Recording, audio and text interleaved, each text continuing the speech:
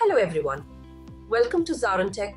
In today's digital age, managing payroll efficiently is vital for organizations.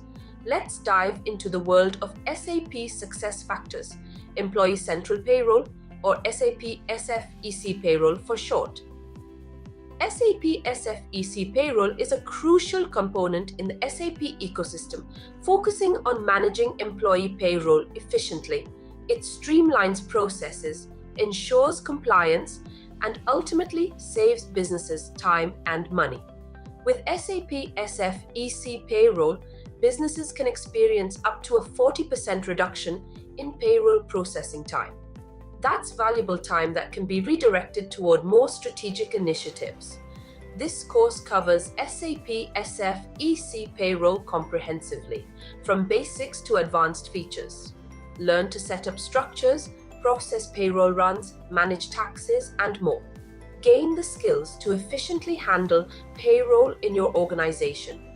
But before we begin, please subscribe to our YouTube channel and hit the bell icon to receive regular updates from us. Now let us look at the agenda. Agenda 1. Overview of SAP SF EC Payroll. 2. Mapping tables. 3. Employee Central configuration steps. 4. What is a professor's RSA? 5. Mapping modes. Let's dive in. There are generally what exactly these days that SAP is prompting or SAP is telling how the payroll deployment options to the partners that they want to do it.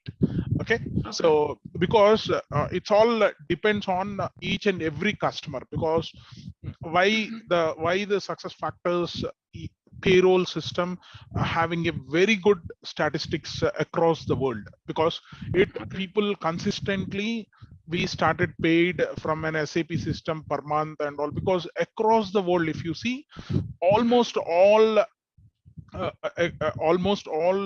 brands such as maybe all the brands such as Adidas, Nike, Puma, global retail brands, all Disney, Sony, everybody, all these days they were doing it SAP payroll only. They were having SAP payroll in the premise systems.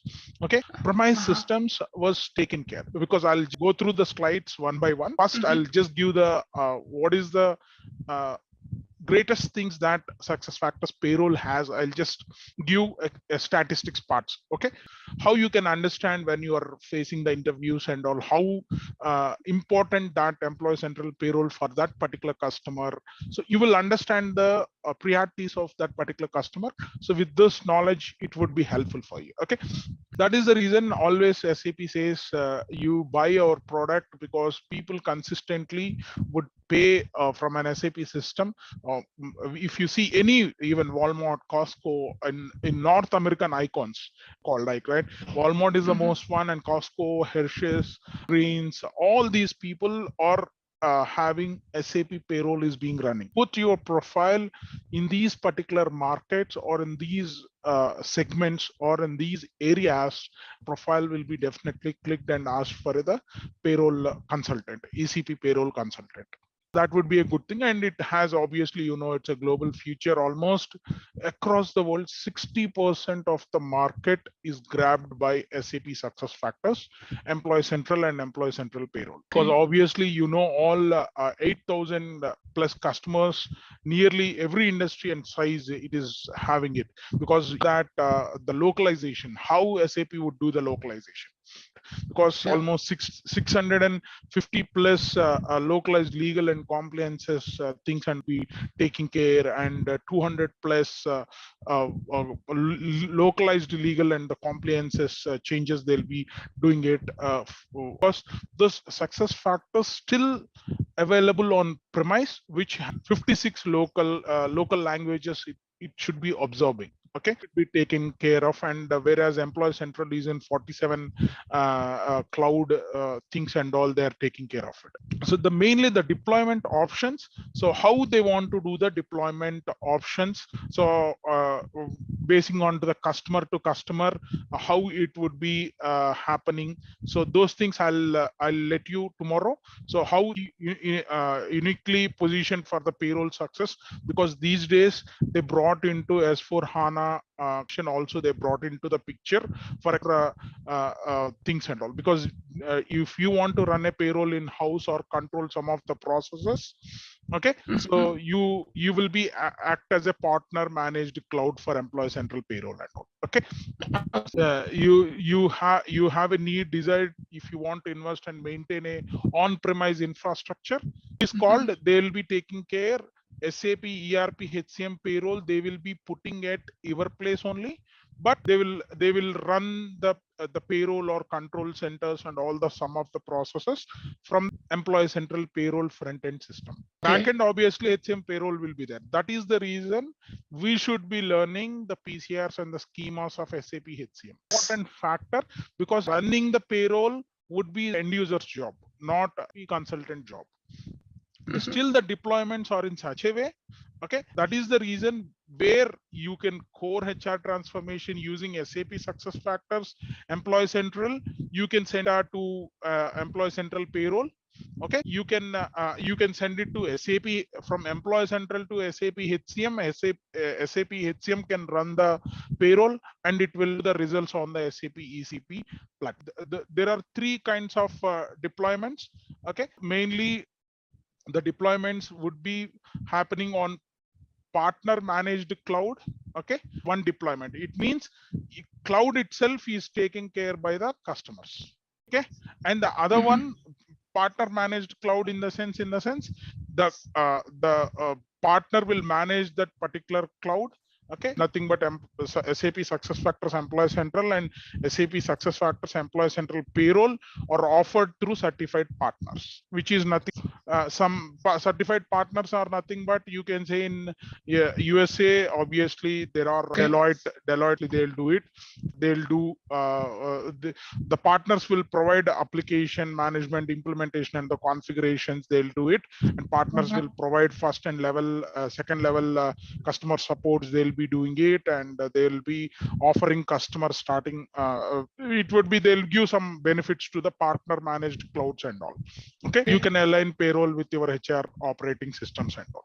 And recently they have come up with a SAP HCM for S4 Hana private cloud edition, because it is more of a security based. Move to the cloud at your own pace with a service they want to give it, very secured service they want to give it. They want to save. First one would be partner managed thing, which is like partner will be having the implementation partner will be doing it, and he will be care of it.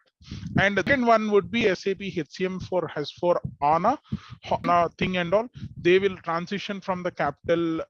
What they'll do is, like existing customer, they can keep HR, time, benefits, and payroll as is in their SAP HCM payroll system. Full SAP country scope will like that only, and it will be running on S4 Hana system. Okay, HANA system is nothing but, because earlier how we used to log in into SAP HCM, we have to go through a SAP GUI. Now SAP S4 Hana, what they're doing, they're giving a user URL kind of thing. With that URL, you can go and log in into the SAP HCM system, running on a hyperscale scalar infrastructure. They'll just call it like full provide SAP ERP on a exceptional basis functionality, which is nothing but need not to install GUI on your system. They will whenever if it is on remote, okay, you can go to the remote and remote desktop and you can access, or with the URL also you can just log in into the URL, and the screens and all, it should similar like our SAP HCM system, how it will. So it will offer highest flexibility. So this is a second kind of thing, which is nothing but obviously it is giving a feature of cloud edition. So that is the reason they'll call it like a private cloud edition. Okay.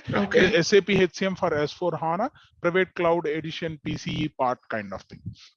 One is partner managed cloud for employee central payroll. It means the partner only can log in that cloud SAP HCM system, SAP employee central payroll system. Only partner can manage. Partner in the sense, obviously the partner Deloitte, CTS, Cognizant, Accenture, they will be managing it and they will be giving the services to the customers. And the second one would be, you can, the customer itself, you have to feel like you are a customer. Okay. Customer itself having a private cloud edition, they can do it SAP HCM HANA system. They can go and they can, in that it will provide full core HR, time, payroll, functional scope comparable to the ECC. How our ECC system will be? ECC is nothing but SAP HCM, SAP ECC system. It will be like that only, but the platform would be on S4 HANA system. Okay.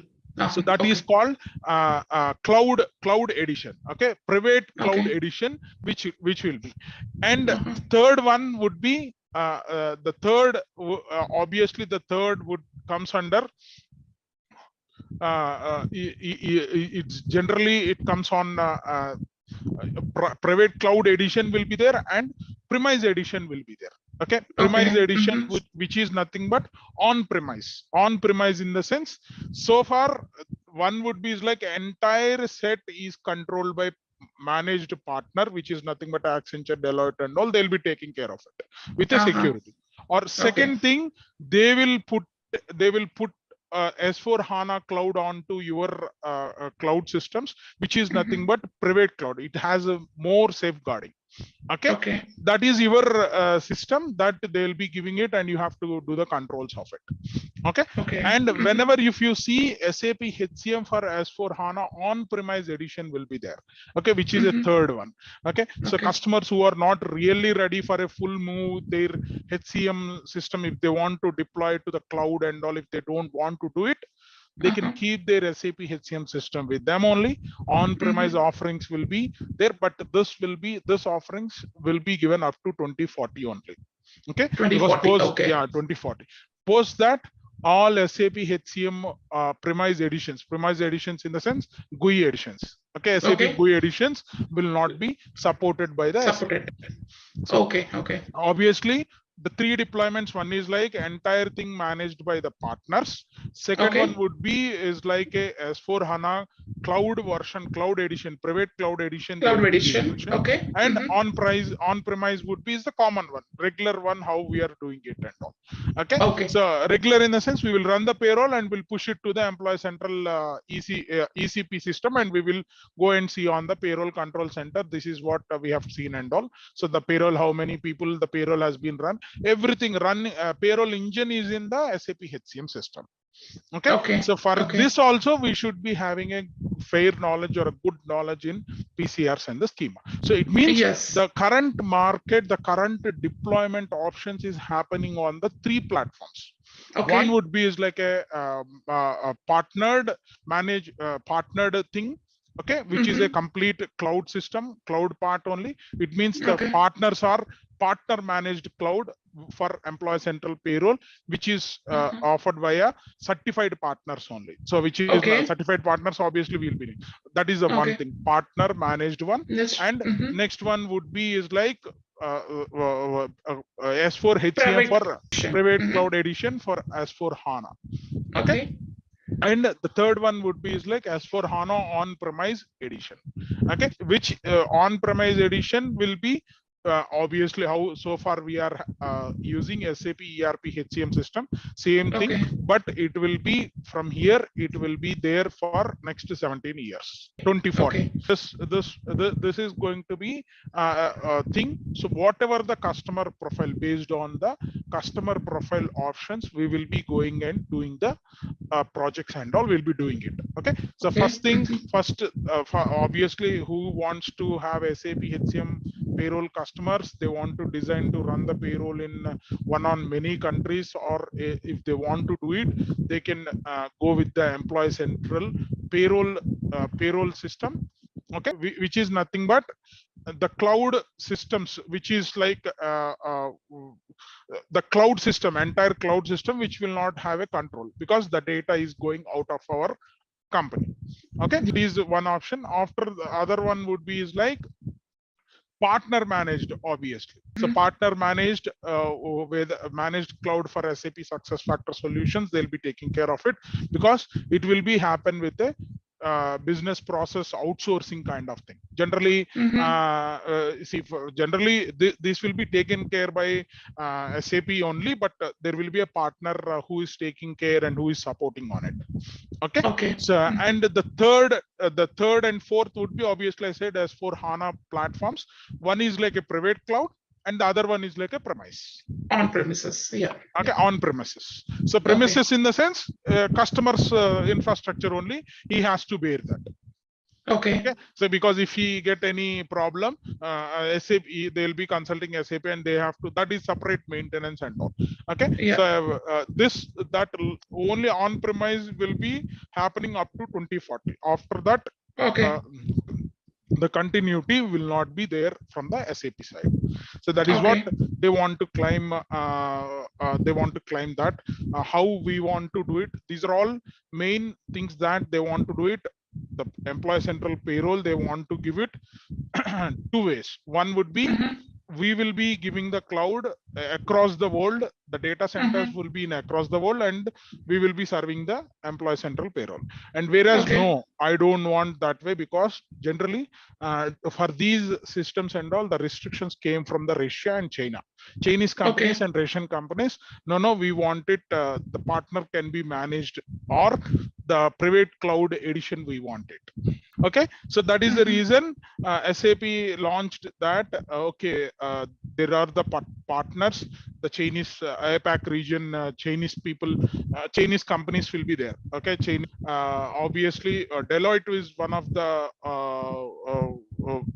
more good company for China and APAC region. Okay, and Deloitte will take care of it. Or one of the other thing is like rolling arrays company, also they'll be taking care of these partner edition, partner managed cloud and all, they'll be taking care of. Okay, so these are the options. The recommended options would be employee central payroll would be deployed, either SAP will take the full control, or partner will be having, which is nothing but private cloud. Okay, partner will manage that, or they will be giving it on partner managed and private cloud edition and on-premise edition. Total 4 deployments will be there. Okay. So this is the main things that we have to understand. Whenever you are stepping onto a project, you should understand what kind of deployment. If you are going, if it is a scratch implementation, then you have to understand what kind of implementation or implementation deployment process is happening. Okay. So then if it is a support project, you should understand what exactly the deployment was happening. What is going to happen and what happened was happen when it comes to support projects and all.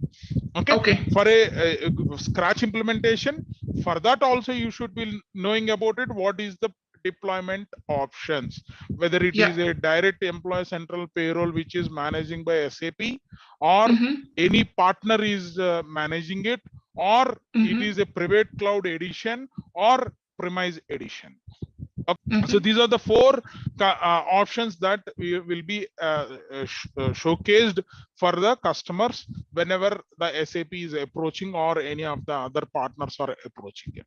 So generally, whenever you see the projects, obviously you might be knowing how the SAP SuccessFactors projects will happen. Here is like, the first thing would be either SAP will recommend the implementation partners, or implementation partners directly go and approach the customers and take the business.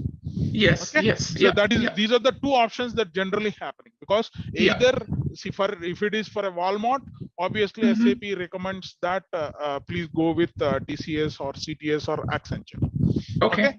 So if it is like a Costco, Obviously, SAP recommends our implementation partners like Deloitte, they will be doing it for you. So you can, otherwise sometimes what will happen, TCS directly go and visit, they go and visit Mesis, or they go and visit Gap, okay, GAP Gap, or maybe they go and visit, and they will give the quotations that we will be going and doing the implementation. Okay. So that way the projects will nurture, or that way the projects will start or execute the ways.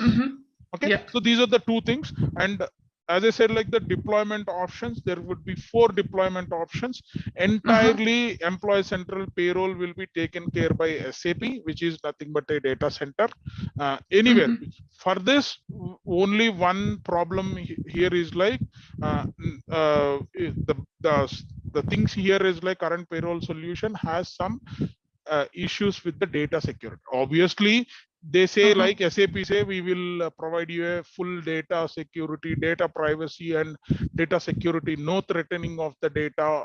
They will say even if it is anything happen, we can sue it from a customer side. We can sue it, but it is like a public cloud. Okay, the public cloud would be in the sense in one data center there could be a multiple customers payroll systems will be there.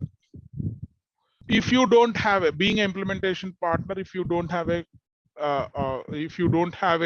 trust, or if you don't have a gut feeling on SAP, what you have to do, you will be going for the second option or a third option, which is nothing but third option would be like obviously private cloud edition from okay, or you will be going for a partner managed, because you believe if you are not believing SAP, you are not believing the partners as well, right? So that is the reason most of the customers, if that is the reason the SAP released 4 deployment options, especially for the payroll systems. Okay. For Employee Central or PMGM or whatever it is, they'll say they'll say we have only 2 deployment options. Whether one would be like a public and a private cloud. That's all. They don't give any options to you other than these other 2 and all. They're not having a partner managed cloud. They will not be giving it.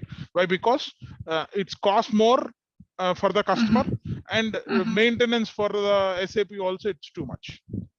Okay, but this is like a payroll system where the salaries of the employees, the entire revenue, it's not a revenue generation, but revenue expenditure will be known to the markets. Companies, the competition will break off.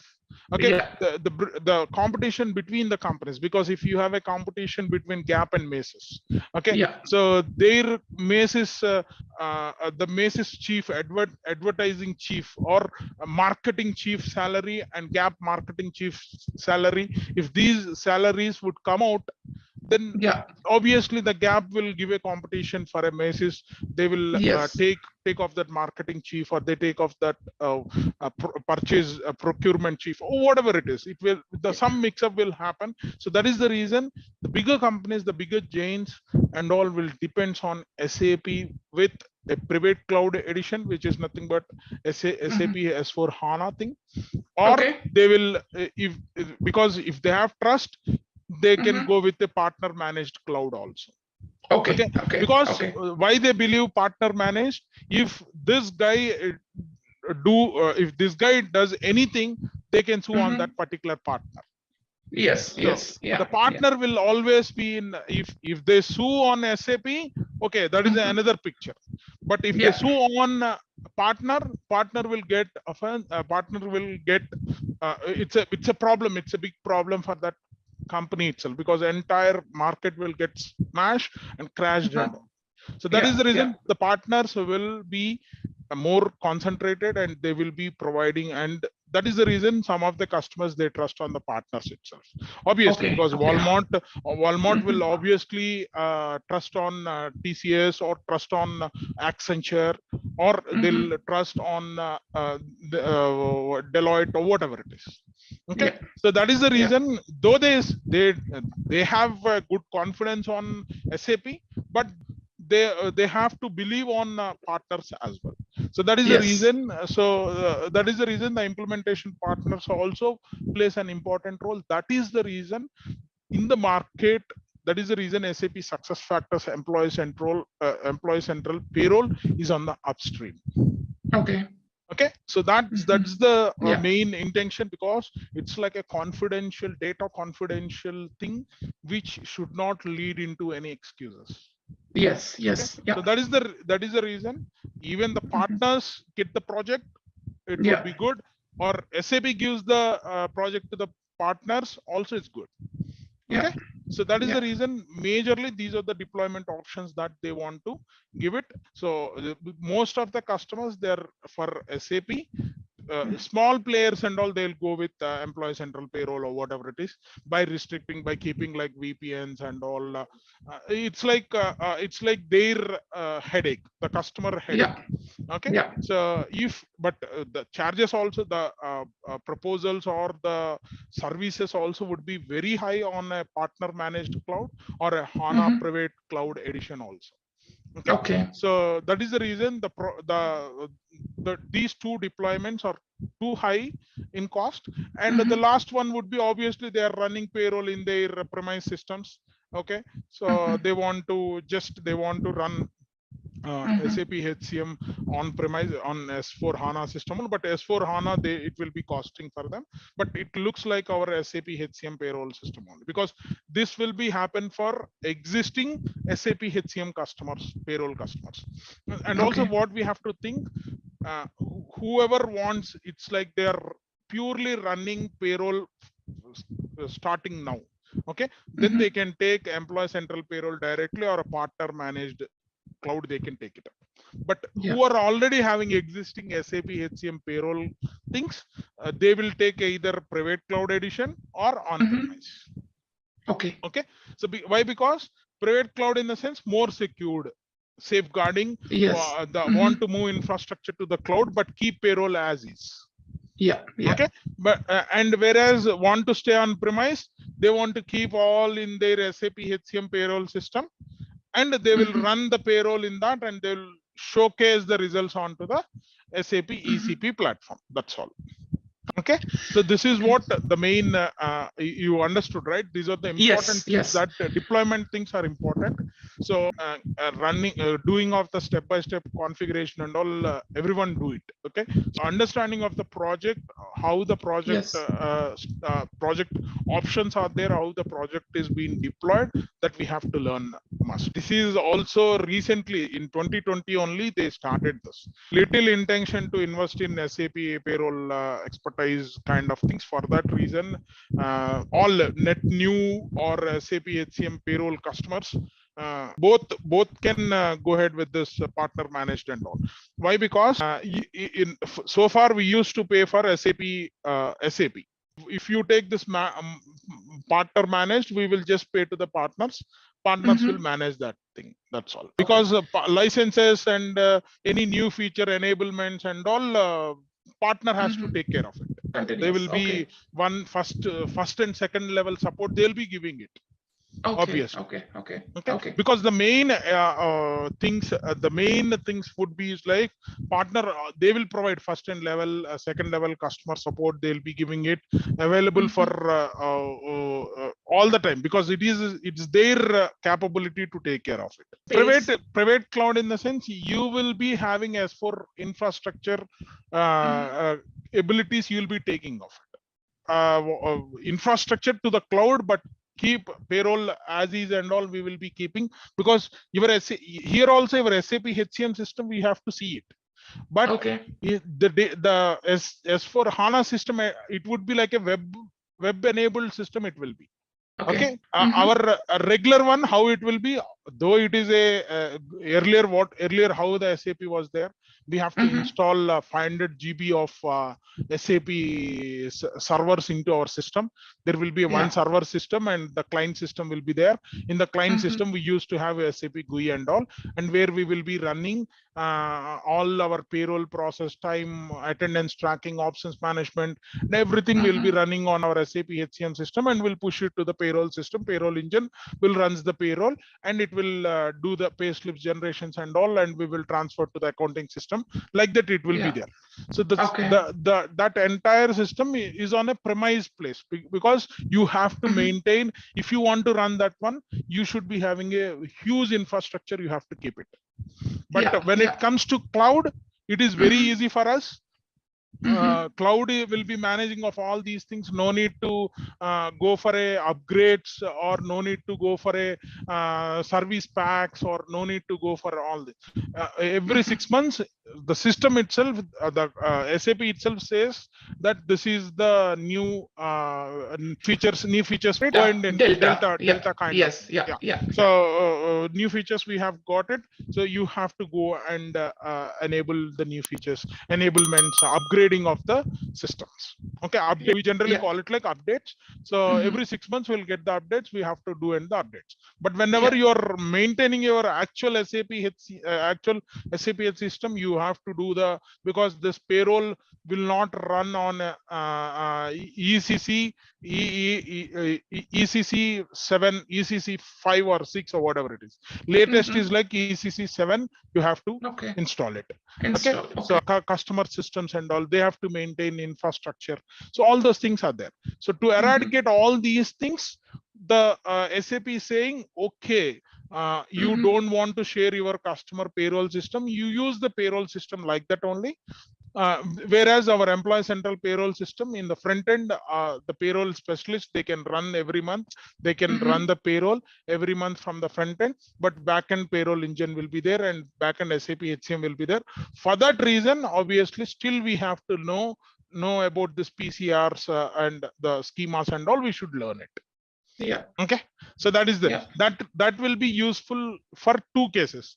One would be for private cloud edition, and the other one would be is like for premise systems. And partner managed, nothing. The consultants, obviously they're also partner managed in the sense nothing will be there. Okay, so obviously you have to, the partner also will be managed. This is like a deployment part. Okay, deployment activities and all. But in the partner, if you are working on a customer side, partner will take care of it. Okay, but if you are working in the partner company, obviously you have to know about SAP HCM perfectly. Especially payroll part. So that is what the main things. So how they want to do it and all, like this. These are the things. How migrating from on-premise to the cloud, how what all the things, what are the steps which are doing it, system transformation and migration, payroll. So migrating payroll to employment payroll, what are the steps I'll discuss. Okay, so tomorrow I'll discuss with those couple of things and all, how to do it and all, because I'll just prepare one couple of slides of that particular PPT part, and then I'll show it to you. Okay, now the second thing, coming on to this second part. So the overview, and for next 2 to 3 sessions, we will discuss about overview and the mapping tables. What are the mapping tables, and the configuration steps from the employee central side, what we have to do it. Okay, so configuration steps, employee central payroll side, what all the things that we have to do it. And now I'll explain about how the employee central and employee central payroll integration overview we will discuss. So the first thing would be the first steps majorly, because whenever you're working on this particular EC employee central payroll system, okay, so the this system would looks like this. Okay, so the integration would works on this particular part. Okay, so each and every thing because the integration between these things will happen. Okay, integration to employee central using a point-to-point integration methodology. Okay, if you see in the picture, you can see the blue colored one would be like a point-to-point connection part. Okay. Okay, so the first step, obviously, so you can see the first, because understanding the business integration between Employee Central and Employee Central Payroll, obviously it will happen through a point-to-point method. And whereas some other integrations also is there, which is nothing but cloud platform integration. If you want to integrate with any of the third-party systems, maybe for example, your system is in Oracle, your HR core HR system. If it is happening from a third-party core system, because see, the things here is like, here also you have to keep in mind the integrations, how it will be happening. Okay. If it is integration between SAP HCM to ECP, okay, Employee Central Payroll will happen through a point-to-point integration. Okay. Employee Central Payroll using point-to-point integration, which is integration between Employee Central and Employee Central Payroll. Okay, so Employee Central Payroll is nothing but feel like it is like a SAP HCM payroll system. Okay, so Employee Central is a SAP SuccessFactors Employee Central, so that it should be connected to Employee Central Payroll, means point-to-point methodology should be happen. Yeah. Okay, and if any third-party systems like Oracle HRMS or PeopleSoft HRMS or Workday HCM, the Workday HCM, in the sense they are maintaining the core employee data in which is nothing but employee records. Okay, employee records. If they are maintaining the employee records in SAP, either they will be maintaining in Workday HCM or PeopleSoft HRMS or Oracle HRMS or some other HRMS systems. Okay, but they want to run the payroll in Employee Central Payroll system. How they want, how they will integrate it? They will be integrating with a CPI, cloud platform integration. So that is a big picture, because that you have to learn once you've done a couple of implementations on these ECP point-to-point methodology, then you will be learning in that way. Okay. For that, that is a different role, which is called, there should be help of CPI would be there, but your job being a SF consultant, your job would be to do the data replication. How you will be doing the data replication in point-to-point, the same thing there also you'll be doing it.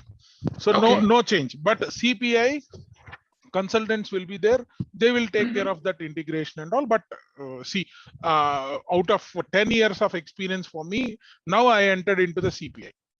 So that is the time frame that we have it, or timelines that we have it to have it. Okay, because this is like a system which emerged very fastly so far. So that is the reason, obviously, the integrations would come into the picture, because first thing would be is like what you may have a question, what these 10 years Ruben has done, because I have done multiple projects in multiple modules. Because to understand SAP employees and SAP SuccessFactors itself, it took 10 years. Okay. So because we will not stay with one particular module, right? We will be jumping onto recruiting, PM, performance management, goal management, and then coming to the Employee Central Payroll, onboarding, analytics, SAP Analytics Cloud, workforce management, workforce analytics and planning. All these modules we have to cover it. Then only we can enter into, because the CPI is nothing but it's a code where we have to do some XML coding. A strong XML coding and ABAP coding also is required. So being a functional consultant, whether it is good or bad, we have to learn at some point. Okay. So that point, obviously, it comes between 6 to 10 years of time. So now actual for me, when I was coming from a SAP HCM background and to a SuccessFactors. So obviously I was at a 6th year of my SuccessFactors implementations. Okay. Earlier to that, I was in SAP HCM implementations. I've done complete implementation for all modules. Okay. So this would take you as a ladder for you to step by step. You have to learn, means it will take a little time. So for that reason, CPI for systems integrations with third-party systems, you can keep it little later. Okay, but Later. now Okay. first Employee Central Payroll, how the understand the business integration between Employee Central and Employee Central Payroll using point to point, how we can do it. Okay. The first step, obviously, Employee Central is a mandatory system. Obviously, Yes. Yeah. it's a record for employee. It's a system of records generally. Okay, Yeah. so all HR events, anything managed in Employee Central Payroll, all payroll relevant data it should be replicated to payroll or maintained in Employee Central part. Obviously, you can see all our tiles you might be seeing in Employee Central UI mashups that we will be calling it like, right? So obviously will be maintained in Employee Central parts only, but integration should be taken place taken place part and all. So the first thing would be HR. Obviously, you might be seeing this picture, right? In SAP SuccessFactors Employee Central system, you will be maintaining of all these personal as a EC payroll consultant. You have to maintain it. Obviously, who will be maintaining the HR administrator centers, employee and employee related data into Employee Central system. Okay, once the employee enters private contact data, all biographical data, all payment informations, everything, there'll be even HR administrators enters payroll related informations, maybe the pay groups as well as compensation informations, all salary or pay rate in Employee Central systems and all. Okay. Yeah. HR administrator most typically they'll maintain all additional tax and social insurance, social all SSN detail, all the things and all they'll be maintaining with respect to compensation, time, benefits and all. But whereas the financials will also integrate in the bottom, if you see financials are there. Okay, so these financials will be coming from a it could be any system, whether it could be third-party system or whatever it is. So they will be, it could be like a project-based systems, okay, PBCS systems, maybe JD Edwards systems kind of thing, or even SAP FICO system, HANA finance systems, like that. Any system which will be also integrated with EC. So these systems will integrated through a CPI. Okay, so the data, the finance data, either we will be doing it, the replication and all, we will be doing it through through a load also. Some of the companies like the finance system will send a report to SAP EC system. Okay, SuccessFactors Employee Central system. Okay, so that way also they will be doing it. Okay, so in between the point to point, what it will do, the point to point, if you see, the employee data will send it to the payroll system. The payroll system, what will be doing, the payroll system, payroll processing. Yeah. Okay, it will process the payroll system and any legal related reportings in the sense, if it is USA, all the tax related, state-wise tax related or FMLA things and all need to be reported correctly. Okay. So legal activities and all should be, and communication to the authorities. The communication to the authorities in the sense, once the tax is being paid, we have to give it to the tax body. Okay, how much IRS, of the tax is in IRS? Okay, and the salary payment for the employees and pay statement printing also should be taken care. Okay, all these 5 activities will be taken care in Employee Central Payroll system, whereas the data, employee data is coming from Employee Central system, and whereas Employee Central Payroll will do these 5 major activities. Okay, for this activities only, to map these systems, we should have the mappings. So the mappings, mappings can happen through a point-to-point connection. So once the mappings is done, once the payroll processing, legal reporting, communication to authorities, salary payment, pay statement, pricing is all done, after that, it will send a message to Employee Central system, confirmation message, and payroll results will be published in the Employee Central mashups on the tiles. On the portlets, it will be shown to them. Okay. So I'll show it to you, because if you jump onto the system, very eager to learn and everything, we will slowly go it, because step by step we will go and we will jump onto the system. Okay. So that is what will happen. One, payroll results will be published on to the SuccessFactors Employee Central system, and if any payroll postings, obviously from Employee Central, how we will be doing postings in SAP HCM? Because the backend system is SAP HCM system only. The payroll here, the payroll part, the payroll processing, legal reporting, all communication to authorities are happening in the SAP HCM system only. HCM. But the showcase, whether the showcase is happening on-premise showcase or cloud showcase, we have to observe. That's all. Okay. It means cloud showcase means it will be sitting on the HANA, S4 Hana system, the SAP HCM payroll system. The ECC box is sitting on the HANA system. So then that's why we call it like a HANA HCM system. Okay. This is premise HCM system. Okay. So these are the two things that we have to observe carefully. Okay. So that is what the employee central payroll mainly talk more about on this. Okay.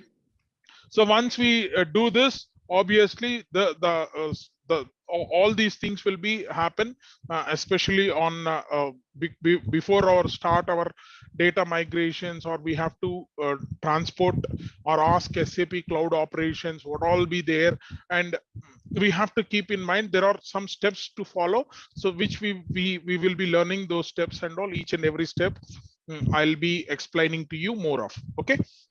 So mainly the understanding here is like this is what we will do in point-to-point connection. That is our main course. Okay. So what we will be doing in this point-to-point connection, how the employee data is moving into this particular employee central payroll system. What are the info types that are matching to the employee central employee data? Okay. All those things we will be seeing in the point-to-point connection. Okay. So after that, obviously, once it is done, obviously from SAP HCM to we will do payroll postings to the financials. Obviously, we'll do the payroll postings.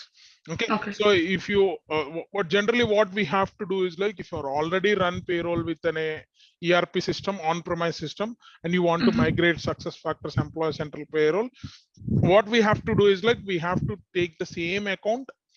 Continuation of SAP ERP on-premise system. The system is initially set up an empty system with the employee central payroll with the higher version of whatever it is we have to keep in, and then only employee central payroll will work. Okay. So that all highest version of the software components. If you keep ECC 4 and if you're trying to do a payroll system, means employee central payroll doesn't work.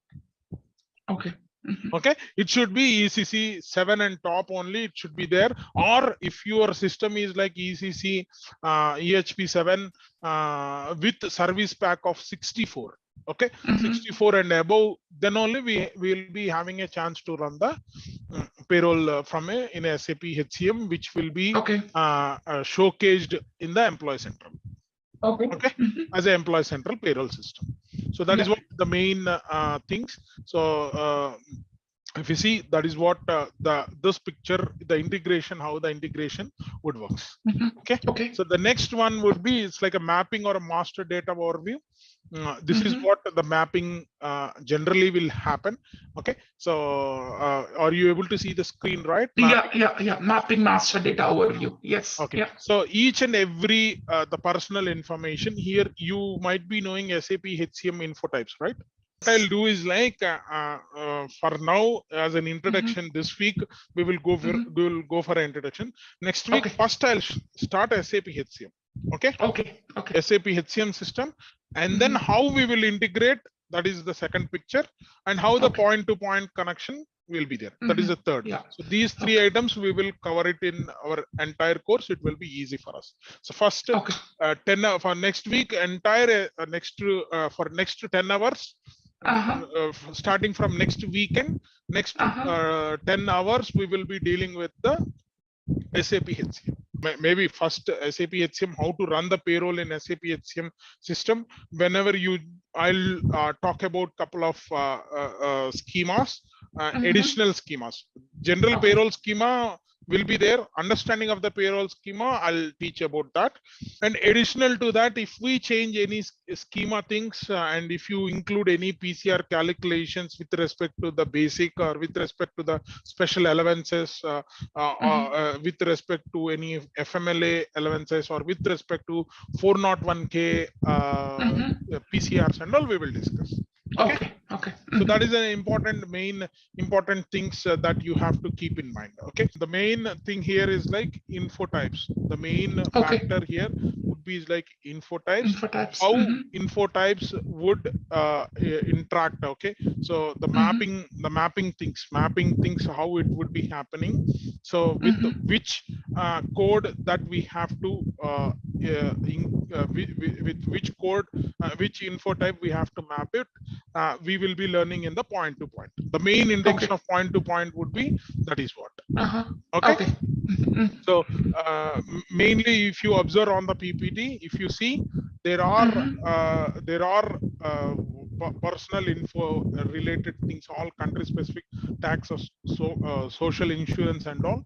You will be integrating with biographical information, which is nothing but info type 2, info type 01, info type 2, info type 21, 6, 9, 41 and 15 and 105 and all. Majorly, obviously the payroll thing will be there in the system, right?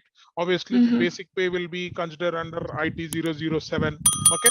So these are the main important, because what will be considered from the EC will be going to the ECP system. Okay. So majorly date of birth, country of birth, place of birth, birth name, region of birth and all will be comes under a biographical information. Okay. Whatever you captured in EC, it should be pushed to the employee ECP. ECP on premises or S4 Hana thing. Okay. The first name, last name, or all these status, gender, all comes under the personal, which is also comes under for ECP. It would be like info type 2. Okay. So dependence, first name, last name, DOB, all these comes under dependence info type. Address, 21. Address information 21. 6 it will come. Emails and all 105 will come. Job information.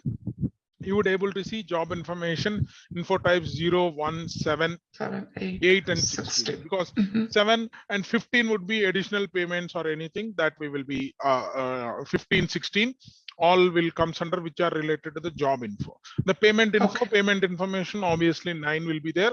So the basic pay and all will be there, and after that the payment will shown in 9 info type in SAP. ECC.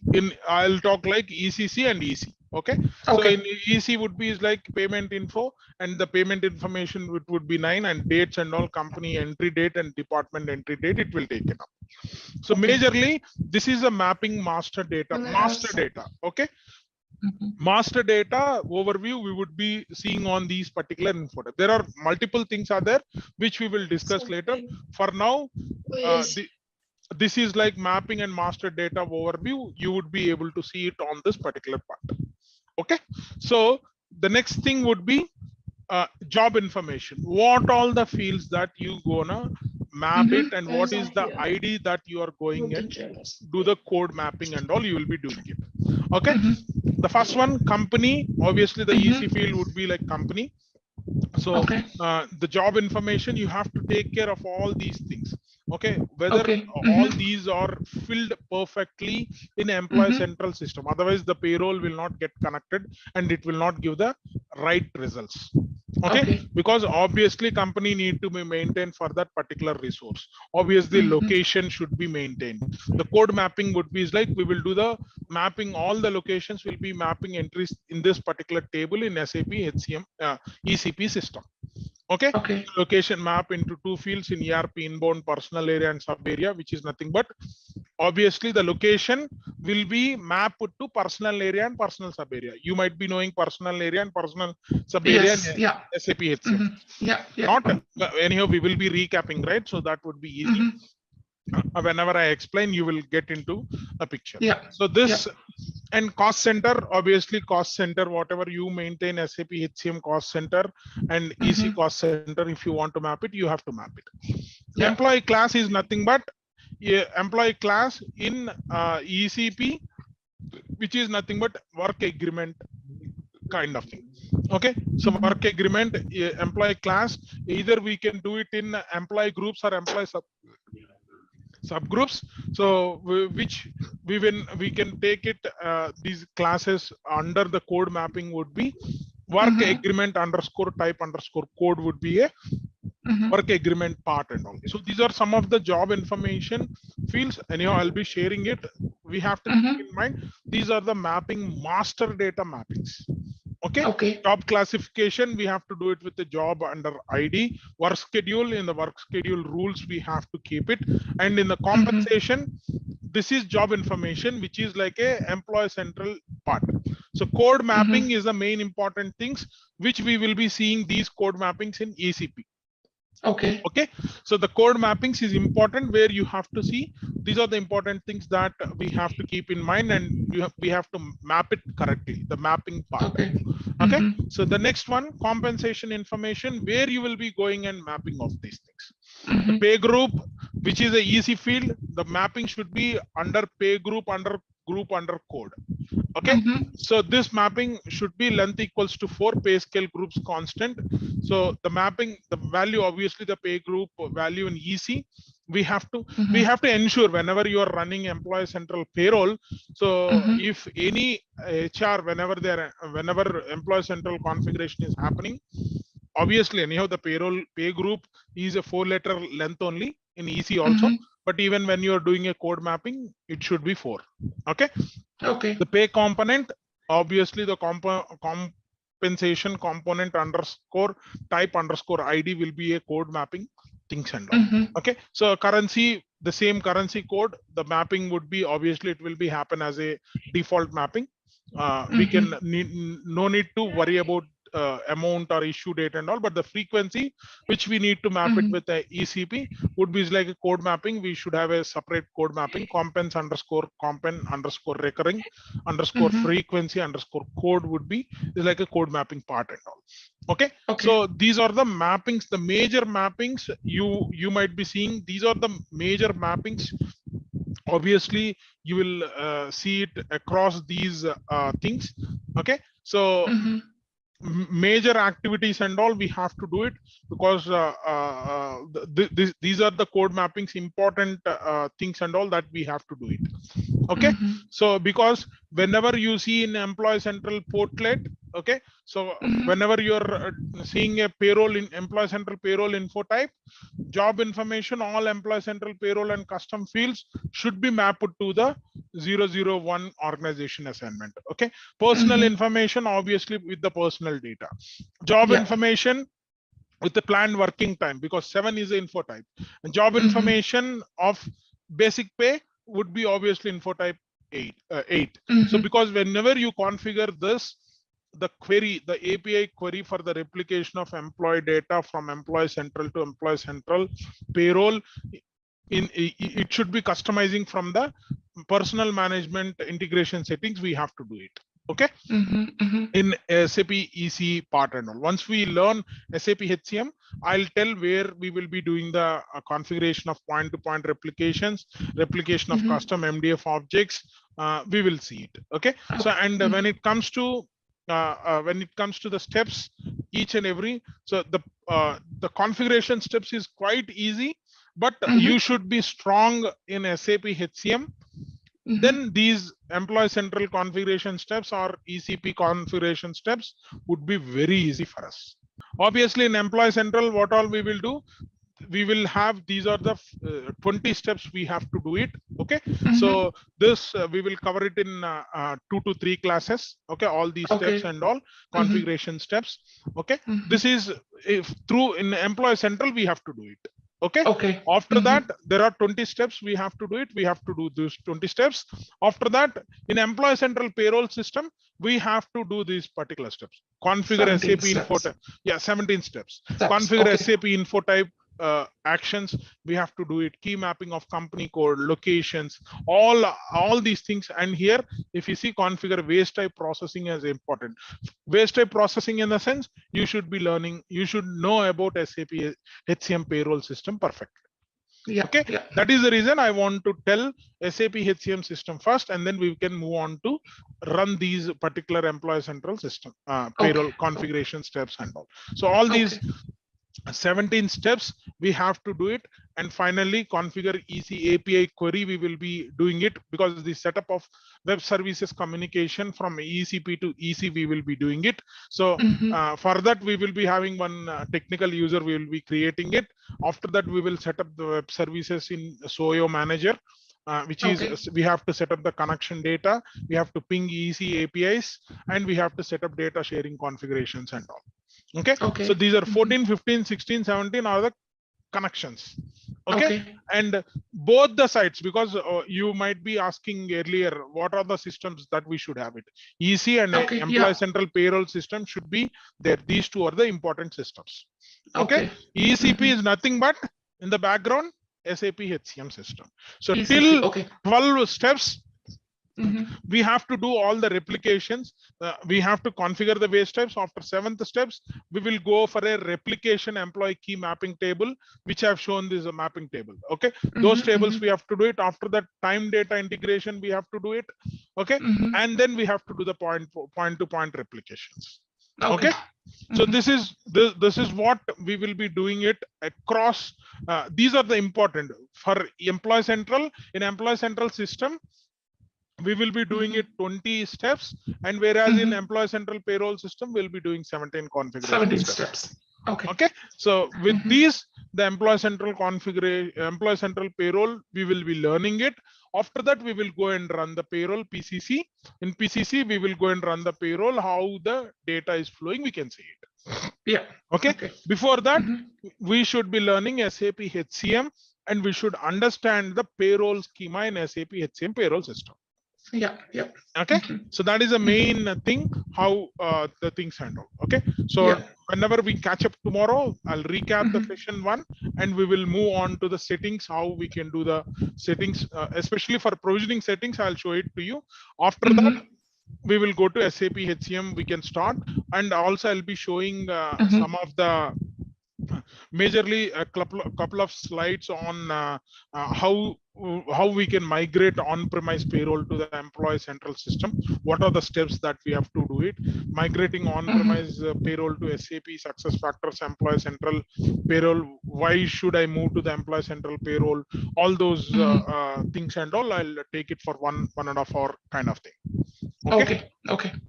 So this is for today, because if I inject more also it would be so to recap, I've discussed about the deployment options and how good the employee central system, and what are the mapping things, and how the architecture of ECP we have seen it.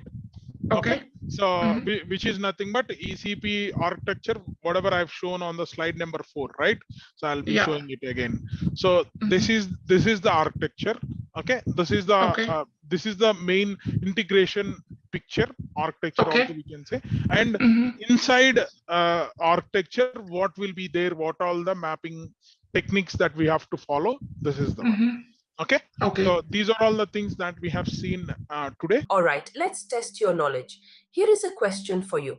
What is the purpose of the SAP SF EC Payroll module? Option A, to manage employee recruitment. Option B, to handle employee time and attendance. Option C, to process employee payroll and related calculations. Option D, to handle employee performance evaluations. Take a moment to think, and when you are ready, choose the correct option. Remember, each choice holds a key to unlocking the answer. Good luck. Type the correct answer in the comments section. Hey there, ready to dive into the world of SAP SF EC Payroll? Our course has got you covered. You can learn at your own pace right here on our platform. In this course, we will walk you through SAP SF EC Payroll. It's like a magic toolbox for managing payroll smoothly, making sure everyone gets paid on time. Our comprehensive course covers everything from the basics to some pretty neat tricks, crafted by experts who know their stuff. Your instructors are seasoned pros with years of experience under their belts. They are here to guide you through and answer any questions you might have. And guess what? Our students absolutely love this course. Folks just like you have found it incredibly beneficial. And the best part? It's super affordable. This amazing opportunity won't break the bank. Ready to become an SAP SF EC Payroll whiz? Sign up now on our page. And for more details, visit ZaranTech's website. Just to recap what we have discussed yesterday and all, go through the slides. So are you able to see my screen, right? First thing we have discussed about deployment models. The first deployment models, whatever we have shown, it would be is like the majorly the four deployment models. Okay, so obviously one would be is like quick. It's like a employee central payroll, which is like a cloud contract with SAP. The another one would be like a partner managed cloud for SAP SuccessFactors, which is like a contract with the partner. And after that, the other one would be like HANA private cloud edition, which is with contract with partner. And the other one would be is like a on-premise, which is obviously contract with SAP, and the infrastructure and all, the company itself, they have to maintain. The customer itself, they have to maintain because they want to stay on premise, right? SAP HCM, keeping payroll as is like that. So that is the four deployment options we learned. And then after that, we learn about the architecture, which is like integration overview, how SAP SuccessFactors Employee Central, which I'm showing on the screen, right? So all the point-to-point connection, what exactly the employee data, how it will transfer to employee central payroll system, and whatever the once the payroll processing is done and legal reporting is done, so we will publish the payroll results and all, we would able to see it. Okay, so that after that we have discussed about with mapping and master data overview, and what all the master data overview parts and all we have discussed. And also we have discussed about more on the compensation information and the job information portlets, what all the mapping and master data mappings, what all the things that we have to do it, we have discussed. So, and then after that, we have checked with the configuration steps we have to follow with respect to employee central side. All the 20 steps that we have to follow.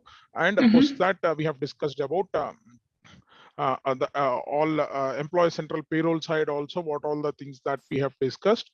So 17 configuration steps we have discussed and all, but in detail, each and every step, that is the part that we gonna do the configuration, and we will I'll be explaining it in our payrolls, employee central payroll training and all. Before that, as I said, like I'll be giving the training, SAP HCM training on HANA cloud itself, S4 Hana.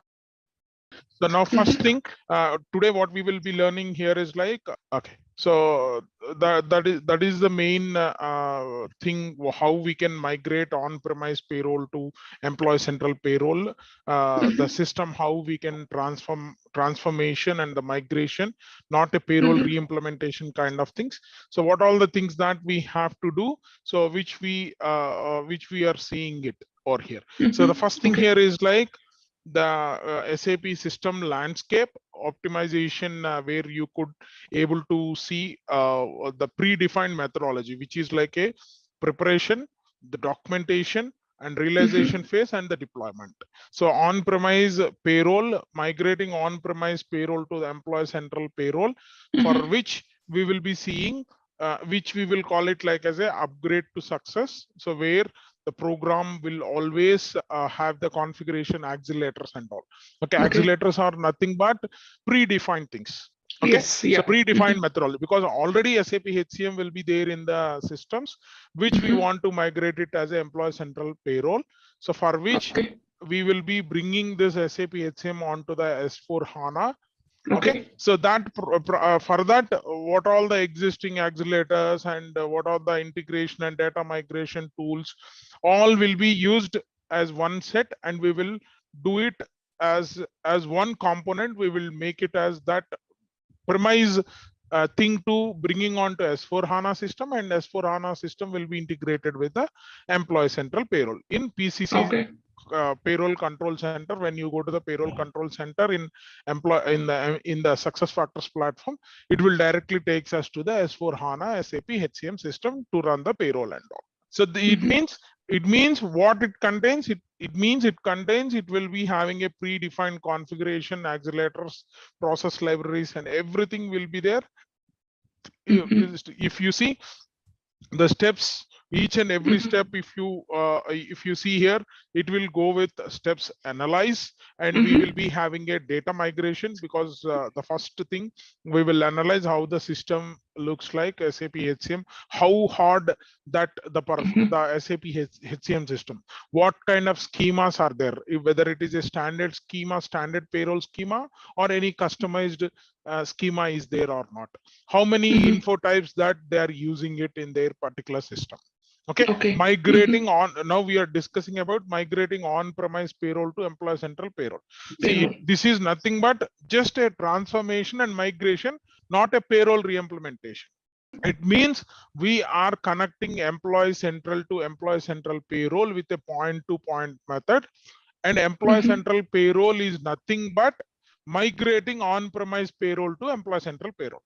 It means so far your SAP HCM system is on premise, but now we are moving on to the HANA cloud system. Okay. So for that, what we will be doing, first we will analyze, and what is the data migration, including customer specific data rules. Rules is nothing but PCRs. Okay. So personal calculation rules, what are there, the personal calculation rules, and what is the customizations that we have done for that particular schemas, and what is the payroll history, how long they are doing the payroll processing. So it could be for 10 years or 20 years data we have to bring it upon. Okay. So we have to bring it, because on premise is one system enabled one. It means in that particular server only that payroll details will be there in the premise. Bringing on to the cloud, okay, the platform is like S4 HANA platform, so which is nothing but Employee Central Payroll only. Okay. So for which how the system would looks like. Okay. All we have to log in through we have with the URLs only we will be logging it. How the login would be, the PCC through PCC Payroll Control Center. If you want to start the payroll or run the payroll, and you want to stop the payroll, and if you want to do the calculations and all, again you have to come to the SAP HCM system. But how SAP HCM system we will be logging? We need not to go for a GUI system and all. We will be having a S4 HANA platform. So on that platform, we will just go and go to the URL, and we will be logging with the URL part. So that is what the steps for that. First, we have to analyze it. Okay. And after that, data migration, we have to check it. What are the specific data? Okay. Data in the sense, because if they have a very big payroll, okay, which contains of various elements as part. Okay. Various clauses they have put it, various rules they have put it. Okay. Especially we'll discuss about US payroll only. So there could be many benefits are there, many state to state there could be a differentiation is there. Yes. Yeah. Okay. So all across the US it won't be one kind of payroll. It is different from state to state, because in California it would looks different, whereas in Virginia or whereas in New York it is looks different. Okay. So that specific data related customer data we have to analyze, we have to check the data migrations first. Okay. And interfaces. So what are the interfaces? If they have ID05 interface. Okay. So especially for US, we will be having a interfaces. These are the document related interfaces, because we have a lot number of documentations in US. Okay. So for to achieve those things, all these interfaces, because the interfaces is nothing but some other repository documents. When these documents are meeting the requirements, meeting the expectations, then the payroll should start and from the starting of that particular month. Okay, if they don't have state insurance, or if they don't have SSN details, if they don't have a valid details, so if they don't have a valid visa process, all these things we have to keep in mind, and then only we will be starting of the payroll. Okay, so for which these are the interfaces which are connected to the payroll system. So those things we have to check it. After that, obviously rigorous testing, because we can't move all the things on-premise. Payroll is directly moving to the employee central payroll, means everything will not be moved. We have to test it. We have to do the regression testing, and we have to implement any new things that we want, any new policies that if you want to bring it, we have to learn for it. Okay, so next the tools, obviously the predefined tools, because all the preparation phase, which is nothing but only simple thing is like already premise system is there, that is a preparation. So directly we want to migrate that on-premise payroll to the employee central payroll.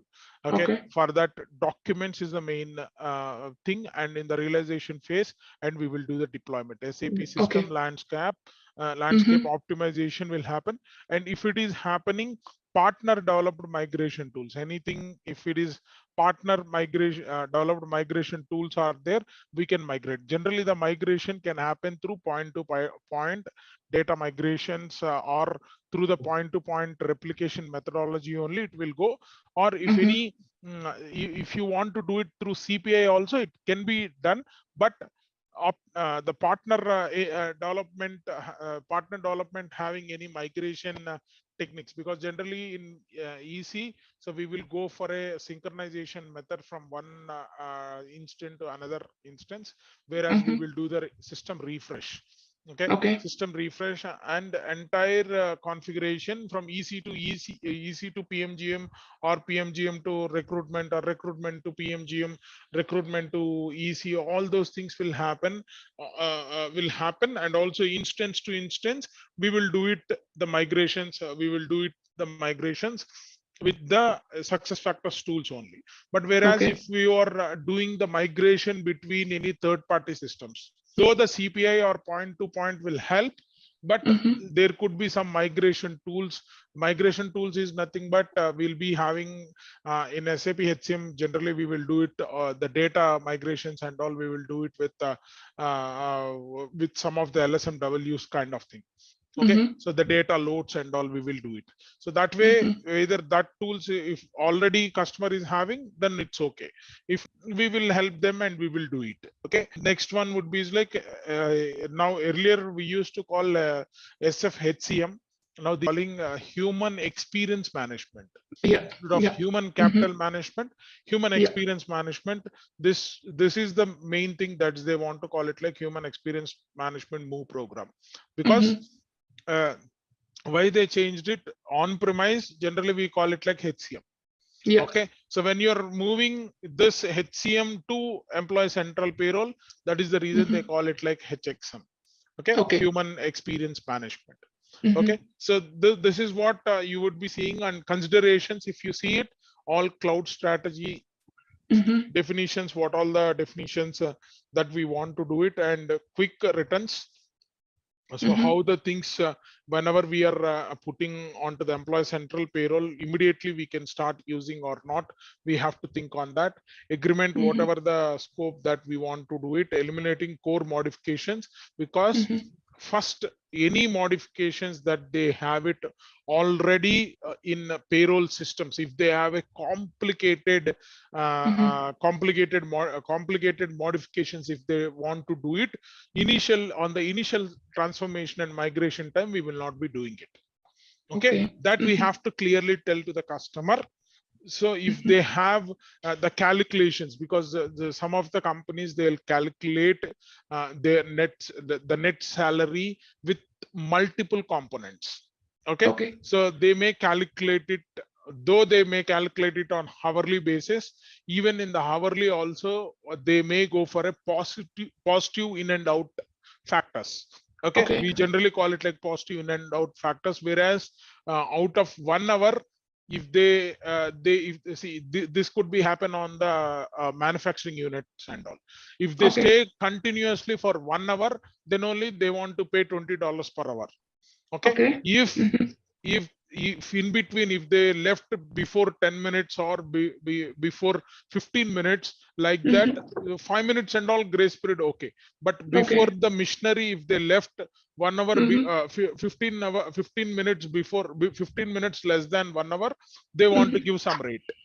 Okay. So these kind of calculations would be like core modifications and all. Okay. So if they want to do such kind of, at the time of migration, they don't want to make it the modifications. We want to eliminate those modifications and all, because in manufacturing units, they want to pay the salaries or pay the amount as a each and every peanut point. They want to consider each and every hour or even each and every minute also. Okay. So generally it is happening on because of whatever the customers have seen, it was happened. So we have to run the payroll according to their modification, custom modifications. Standard will say hourly. Okay, hourly, these many hours. If they work for a week, 20 hours, 20 into $40, give the $800, give them. That's all. So that is a standard procedure. But in some of the companies, they go for a positive based on that positive time management, because the employee logins at morning 9:15 and he left at 10 o'clock. No, he should be stay till 10:15 only. Then I want to pay $40. If he stays only up to 10 o'clock, then it calculates for a 45 minutes. Okay. So that is the reason. So all the modifications, many customers don't have a true core modifications and all, but generally that level we don't have it. For one of our customers, I have observed it. So that is the reason I've just given him one example. Okay.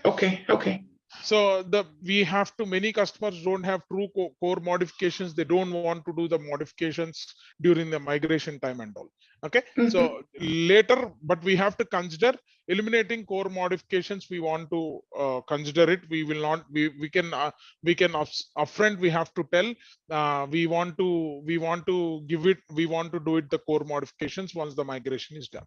So that is what we have to do it, and plan on historical data. Obviously, if the historical data is not there, so we will be, it will be a big trouble, because if any employee wants, if that HR wants to see last year salaries, okay, so that is a history for them. Okay.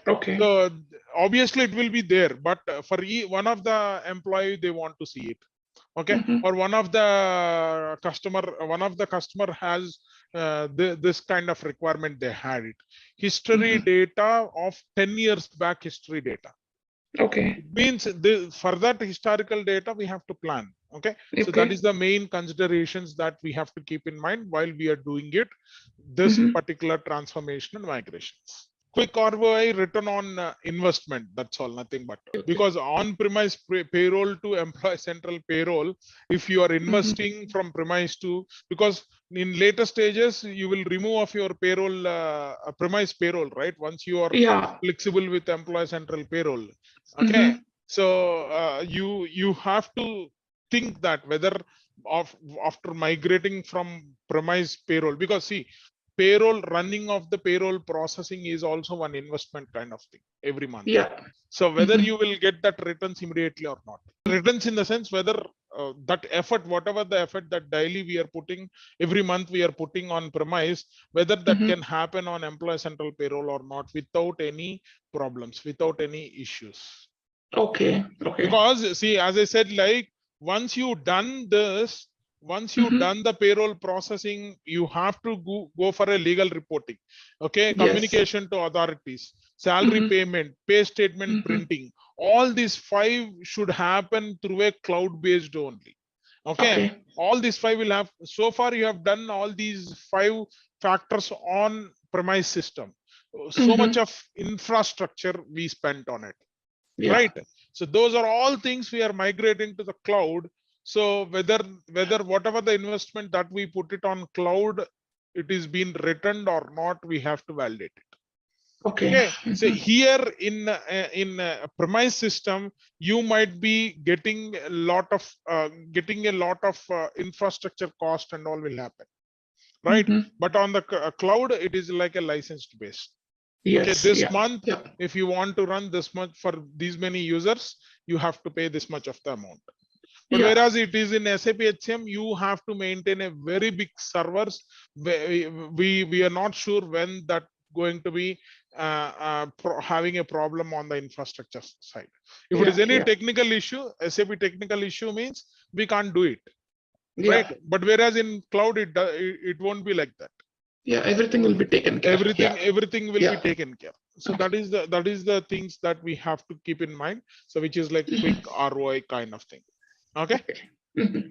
So and coming on to the migrating on-premise payroll to SAP SuccessFactors Employee Central Payroll. Why should I move to Employee Central Payroll? Re-implementation is not so necessary. Why you want to do it? Okay. So these are the some of the 4 factors. Maintain investment in SAP payroll. Okay, so reduce long-term total cost of ownership, as I said, like because keeping a very big server that much costs some crores of rupees. Okay, future proof, simplify and innovate. Okay, so which is like only one clickable thing when you run, if you want to run the payroll. Okay, while you are running the payroll, if you get in premise, if you get any technical issues like server crack or server failure or network issue or network failure, on that day you have to wait until that resolve. Right. So those factors are there, but though SAP has given a perfect solution, a perfect infrastructure, though SAP for our IT infrastructure, we should not blame SAP, right? Especially servers, server switches, networks, all those things, customers are bearing on it. Okay. SAP says, for my if you want to have SAP system, SAP on-premise system, this much of the configuration it should be there. Okay, your servers are should be up to date. Even your service packs should be up to date of SAP. You should be on the latest version. Every time, every 3 months or every month, we should go ahead with one service pack. Obviously, we would have fed up with on-premise tools and all. You might be knowing, especially most of the customers, they had a problem with. But it is a nice system to run a payroll or to run the time evolution and all. It is a nice system only.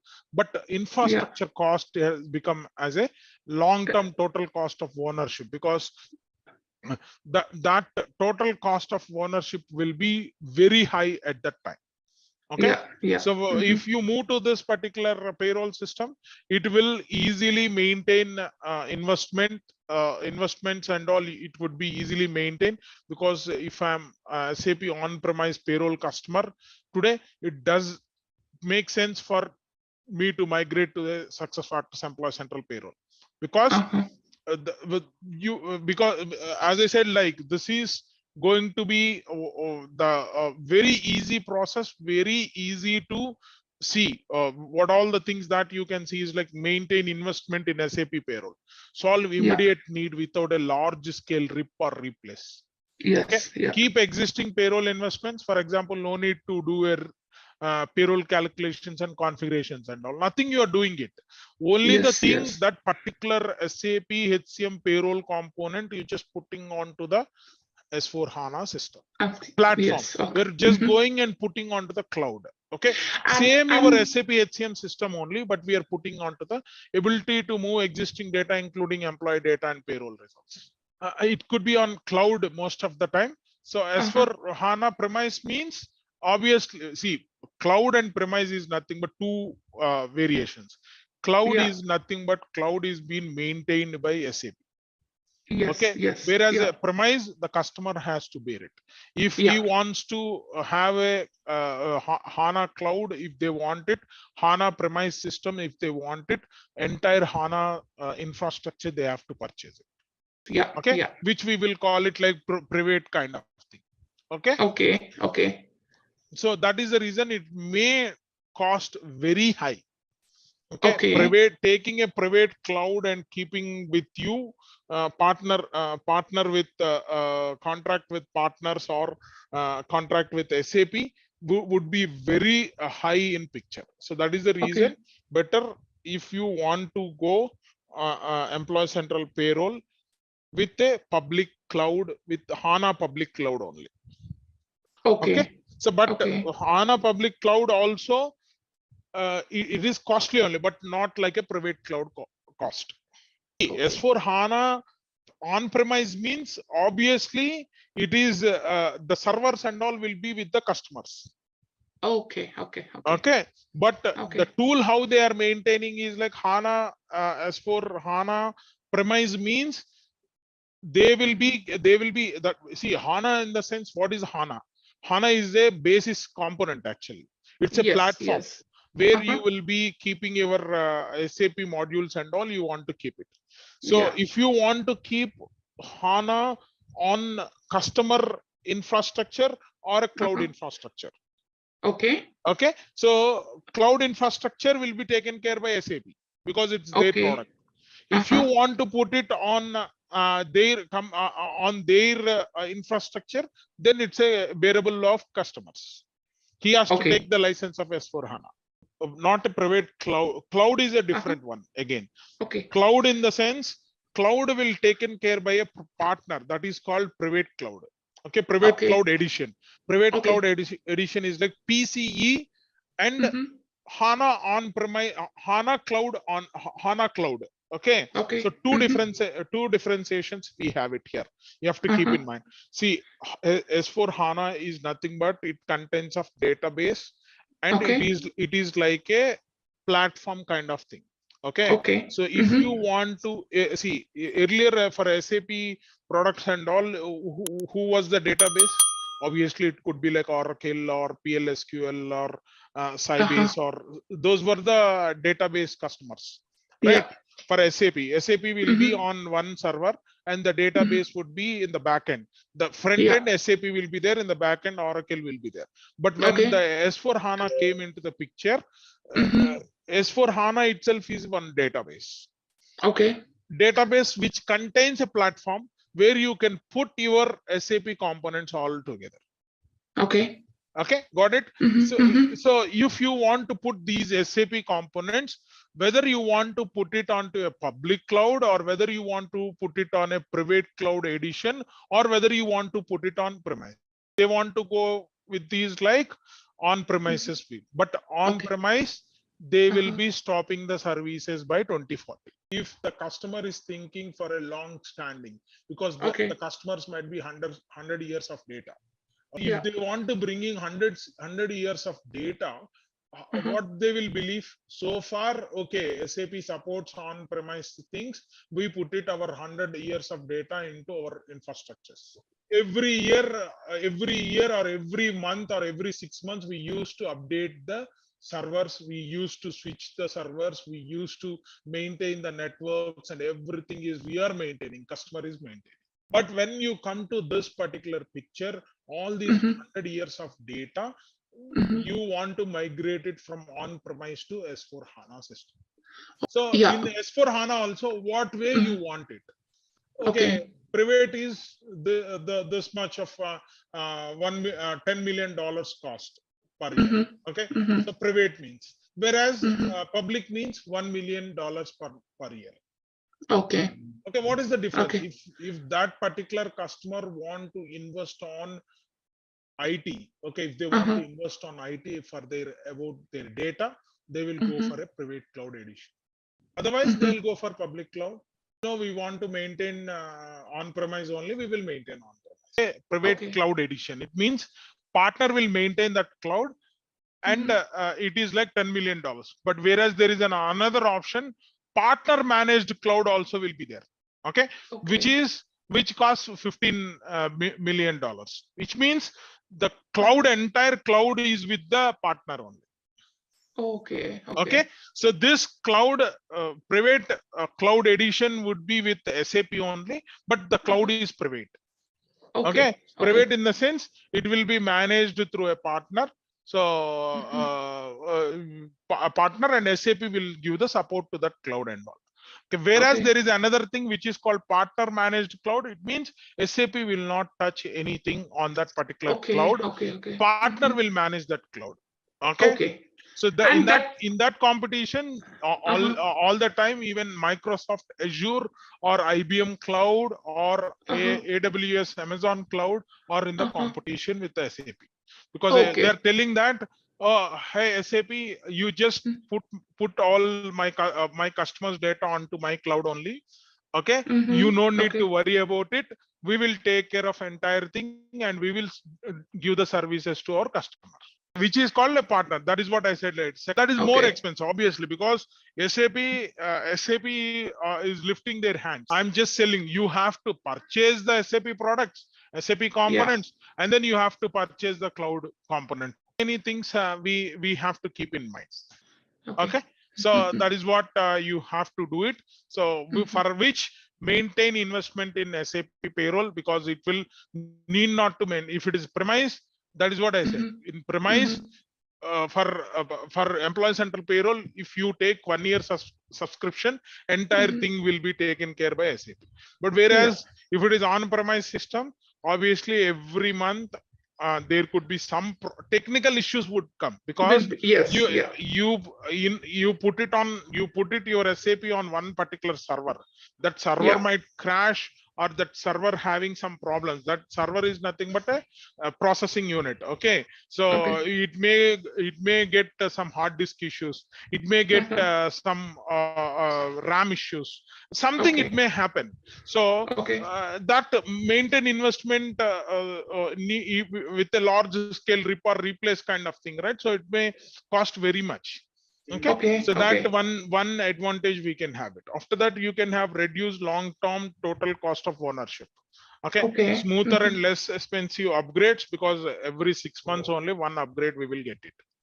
Okay. So, and reduce change management, no physical infrastructure cost. That is what they are telling.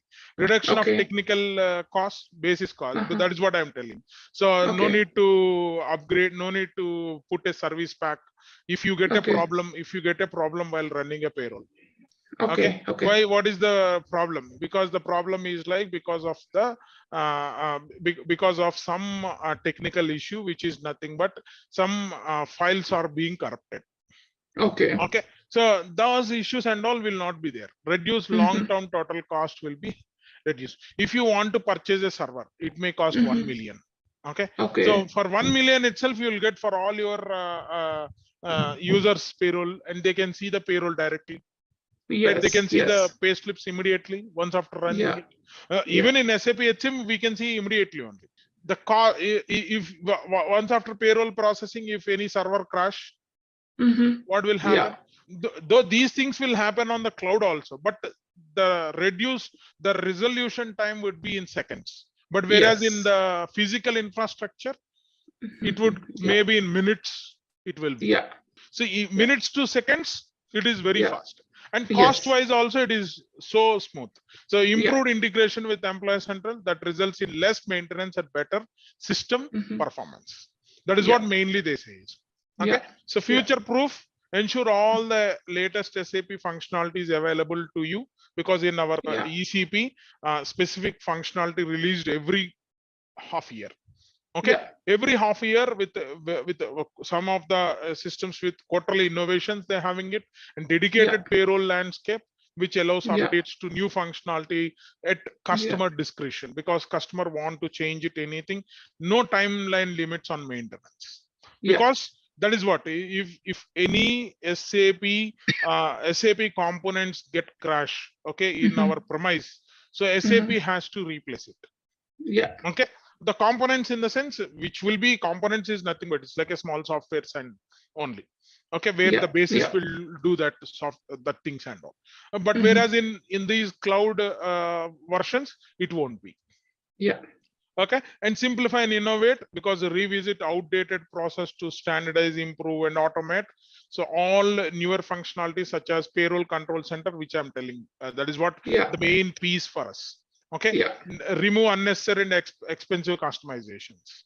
Yeah. Okay, Yeah. so because what they have come up here in PCC is like, see, initial payroll, when we have done a initial US payroll, that time we used to run only a basic payslip content. Yeah. Okay, Yeah. we are Okay. unable to include benefits, we are unable to include calculations, we are unable to include new schemas, we are unable to include rules and all, we are unable to include some discretion methodologies or discretionary bonuses part, or 401k or family FMLA part, nothing, or tax and liabilities, tax slabs and all. We were not able to do it all those. Just the Okay. payroll cycle will run. How much is the salary? The salary per annum, it is like the $35,000. When it $36,000, when it comes to monthly 3,000, in that 3,000 taxes, direct Okay. taxes, some it is being calculated and the net pay will be there. But later we have developed the SAP HCM payroll system with all the calculations with respect to PCRs and schemas. Okay, Yeah. so all those things, they brought it on to one particular control center where you can run it. Okay, if you want to do the changes from payroll control center itself, you can go and connect it to your SAP system. You can open the PC, you can open the schemas, and you can go and change the PCR calculations. Maybe till this year we used to pay 40% of amount as one particular relevance. But this year onwards, the government has changed. We have to pay 50% of factor, 50% of factor we have to pay it. So that particular 10% calculation where we will be going and doing, obviously in premise, we will go into the PCR and we will change it. They're also the same way, but we will go and do it through the payroll control center. Okay, so that is what the main simplify and the innovate. Easy from easy front end only we will go. What it is there, like SAP HCM payroll system is connected to Employee Central Payroll system. Okay, which is payroll. Employee Central Payroll means PCC only. Okay. So when you log into PCC, if you want to do modifications and all, you will go to the you will be logging into the PCC. From PCC, you will go to the SAP HCM system. That platform earlier, see how you might be knowing of it. SAP HCM, SAP, how it has emerged and all. So earlier it is like a standalone system, okay, where you have to install into the servers, and from there you will be logged. Later NetWeaver came. NetWeaver Pictures came. Okay, NetWeaver in the sense some URL level based. Now S4 Hana came. Okay, it means fully web-based enablements. Okay, web-based enablements, fully web-based enablements. No need to log in through GUI and no need to log in and see it. So from next week onwards, I'll show you HANA system, how you can go and log in into the SAP system. Once you learn about HCM payroll, then we will jump onto the PCC. Okay. So this is what the main migrating on premise payroll to SAP SuccessFactors. These are the two important, because these two slides are the main thing, because now we want to give it, especially on this is the main activities. This is the questions that we may get it also. Okay. So why should we move to the Employee Central Payroll? Why, if it is you're already having a good exposure in SAP HCM payroll, why you want to move it to Employee Central Payroll? So some of the highlights we have to tell is like, these are some of the highlights we can tell. Hey there, ready to dive into the world of SAP SF EC Payroll? Our course has got you covered. You can learn at your own pace right here on our platform. In this course, we will walk you through SAP SF EC Payroll. It's like a magic toolbox for managing payroll smoothly, making sure everyone gets paid on time. Our comprehensive course covers everything from the basics to some pretty neat tricks, crafted by experts who know their stuff. Your instructors are seasoned pros with years of experience under their belts. They are here to guide you through and answer any questions you might have. And guess what? Our students absolutely love this course. Folks just like you have found it incredibly beneficial. And the best part? It's super affordable. This amazing opportunity won't break the bank. Ready to become an SAP SF EC Payroll whiz? Sign up now on our page. And for more details, visit ZaranTech's website. We will in Employee Central Payroll System, which is like a HANA SAP HCM system. We will see about these biographical information in all info types and teach about all the info types and how to run the payroll, the HCM side. From once you're done with this, how we can move our payroll results to the financials, all those things we will cover it. Okay, so these are the steps that we're gonna do it, right? So yeah.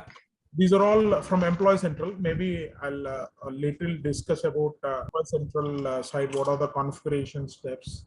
Okay. And, okay. So this is the first step would be like we have to update the data models and all MDF information steps and all. So, okay. So these are the Employee Central side, and whereas payroll side, we will we have to configure SAP info type actions. So this configuration of actions and mapping of organizational terms and codes, update work schedules. So we will create the work schedules, default custom fields for the work schedules, mapping of the work schedules, define data types and the waste types. Along with the waste types, we will discuss about the PCRs. What are the any custom PCRs? I'll tell a couple of custom PCRs and how to choose the standard schemas. These are the 7. Make sure these are the 7 important steps. We will go each step by step. Okay. Okay. Now, suppose that we will have from tomorrow we will start. I think we will get the anyhow. They'll get it. If they didn't get it, I'll do my gut feeling. Okay. I'll show my customers one. Okay. So I don't want more on waiting from their side and all. Okay. So, but for practice, you take it from them. So do it. Okay. But what my worry about here is like, if I do it on one system and if you practicing in other system, there won't be a sync. So that is the reason I'm asking. Whatever I do, what if I create one waste type, you have to create parallel in the same system. So that is what if I create any work schedule, you have to create one more verse as a practice. Okay. Yeah, as a practice. So because this could be like, if I do it in one system, if you are doing it in another system, it won't be a sync, or you will not be understanding of some of the technical issues if we get it on that particular system and this particular system. So I don't want to make you confuse on that. So better you have one system, but anyhow, in the live environment, you have to play with multiple systems. But if you play once, then later onwards you can play whatever. But on one system, it would be good to have it. Okay. So let's open the Employee Central system and how we can have this refining. Maybe you might be knowing in the Employee Central. So first step would be refine succession data model. So we have to refine this succession data model as per the Employee Central payroll. Okay. For this, what we have to do is like we have to update data models and the MDF information. You might be knowing how to download the data models. So from provisioning, we will be downloading it, right? Yeah, let me go through with one provisioning system. So now we have to refine the succession data model. Okay. How there are first thing would be like, after that we will go to the MDF payment information and we will start doing it, because once we done the payroll, once we run or once we complete the payroll result should appear on the payment information. Okay. For that, the first step would be like we have to refine succession data model. So for this, we have downloaded the succession data model file. Mainly, what kind of refinement that we will do it, we will see that. Okay. So what all the steps that we gonna see is like now in the succession model we have to do some changes. Okay. So those are the changes that we have to do it.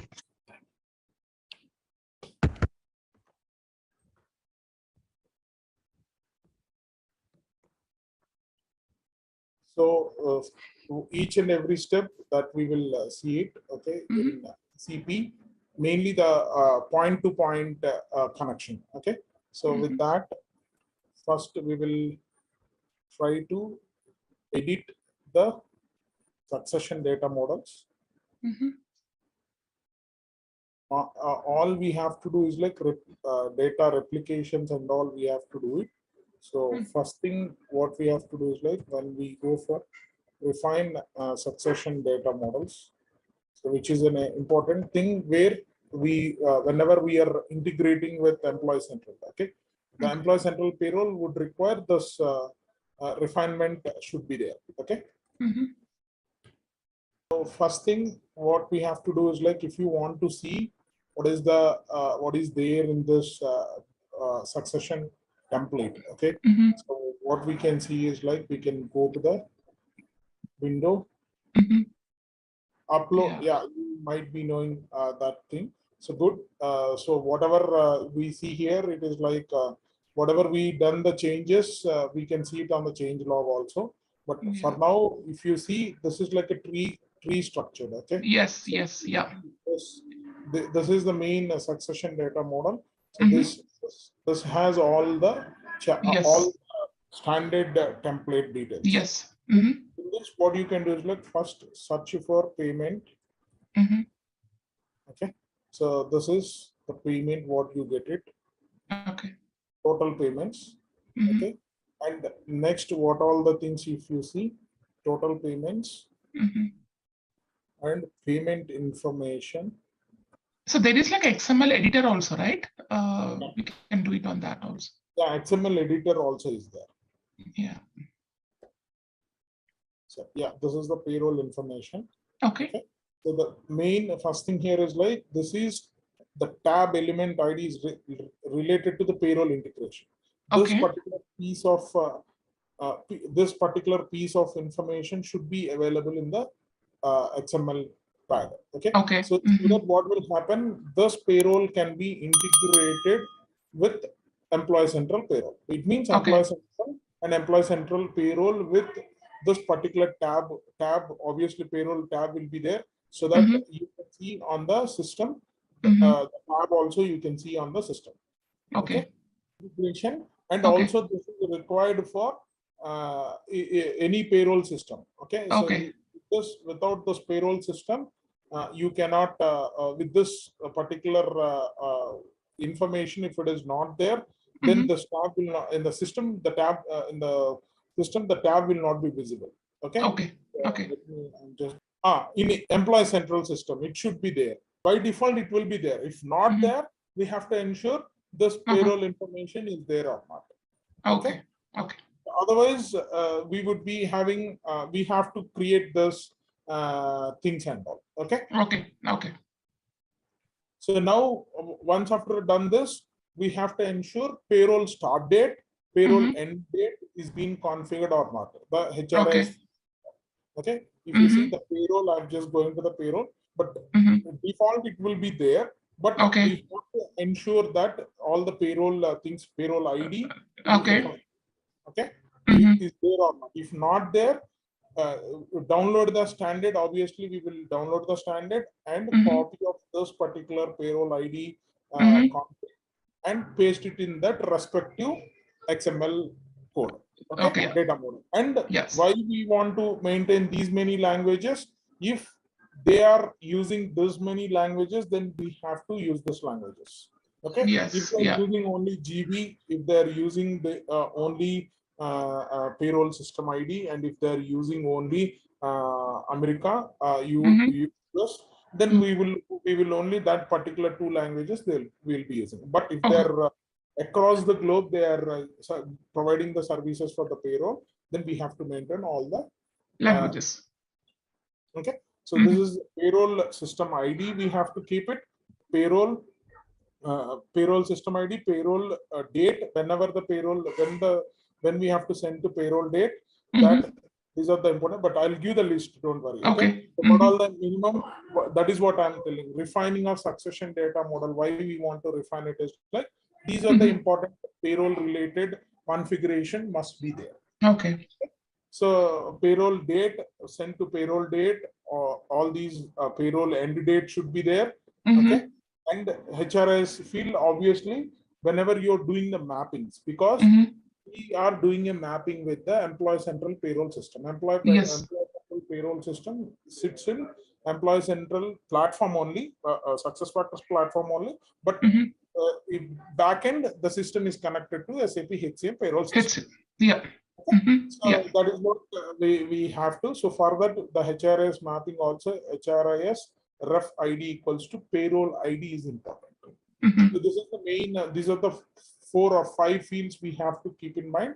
One would be payroll integration field, would be payroll ID, and the start date and the end date of the payroll. Start send to payroll date. And so these are the 5 fields we have to keep in mind. So if it is not there, simply from the standard XML, it will not be there for all the customers. And why? Because if the customer has having a employee central payroll system, it will be visible in our succession data model. Okay.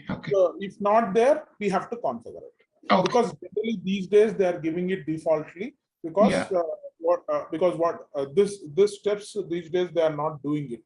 Why? Because these are all in the employee central, it is coming defaultly. By default. Okay.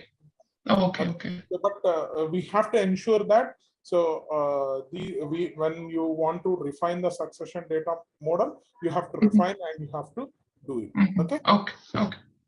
So this is these are the so refine employment type. That is whatever I'm telling it like. So now we have seen the payroll details and all. Okay. First, refine succession data model. Now we have to go to the. Before that, I just want to tell you, here is like, first thing here is like, in the provisioning settings for employee central payroll, we have to activate the employee central payroll integration. Okay? Yes. So first thing is, this is the one. What we have to do is like, we have to go to the employee central payroll integration in the provisioning system. Let me open the provisioning system. I'll just show it to you where we have to activate it. And so we have activated all those 5.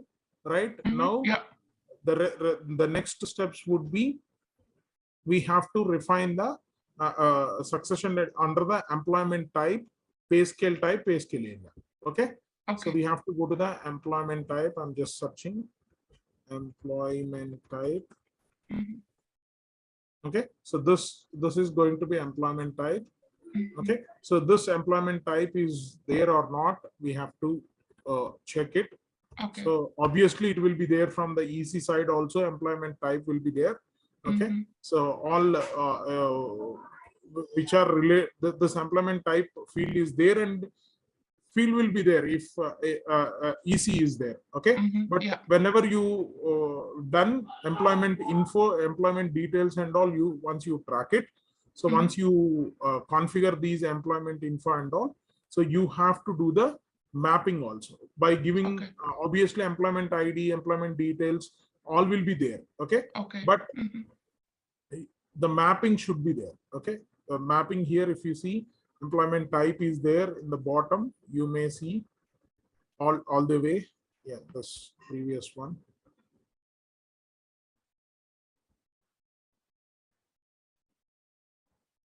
Okay. See, employment info. Okay. This is the HRS element, employment info should be there. Okay. So this is going to be under the mapping. This particular element also is there, along with payroll ID and the employment info. Mapping in the see, this is under the mapping. This is the code that we have written under the mapping here. Okay. All this is related to mapping.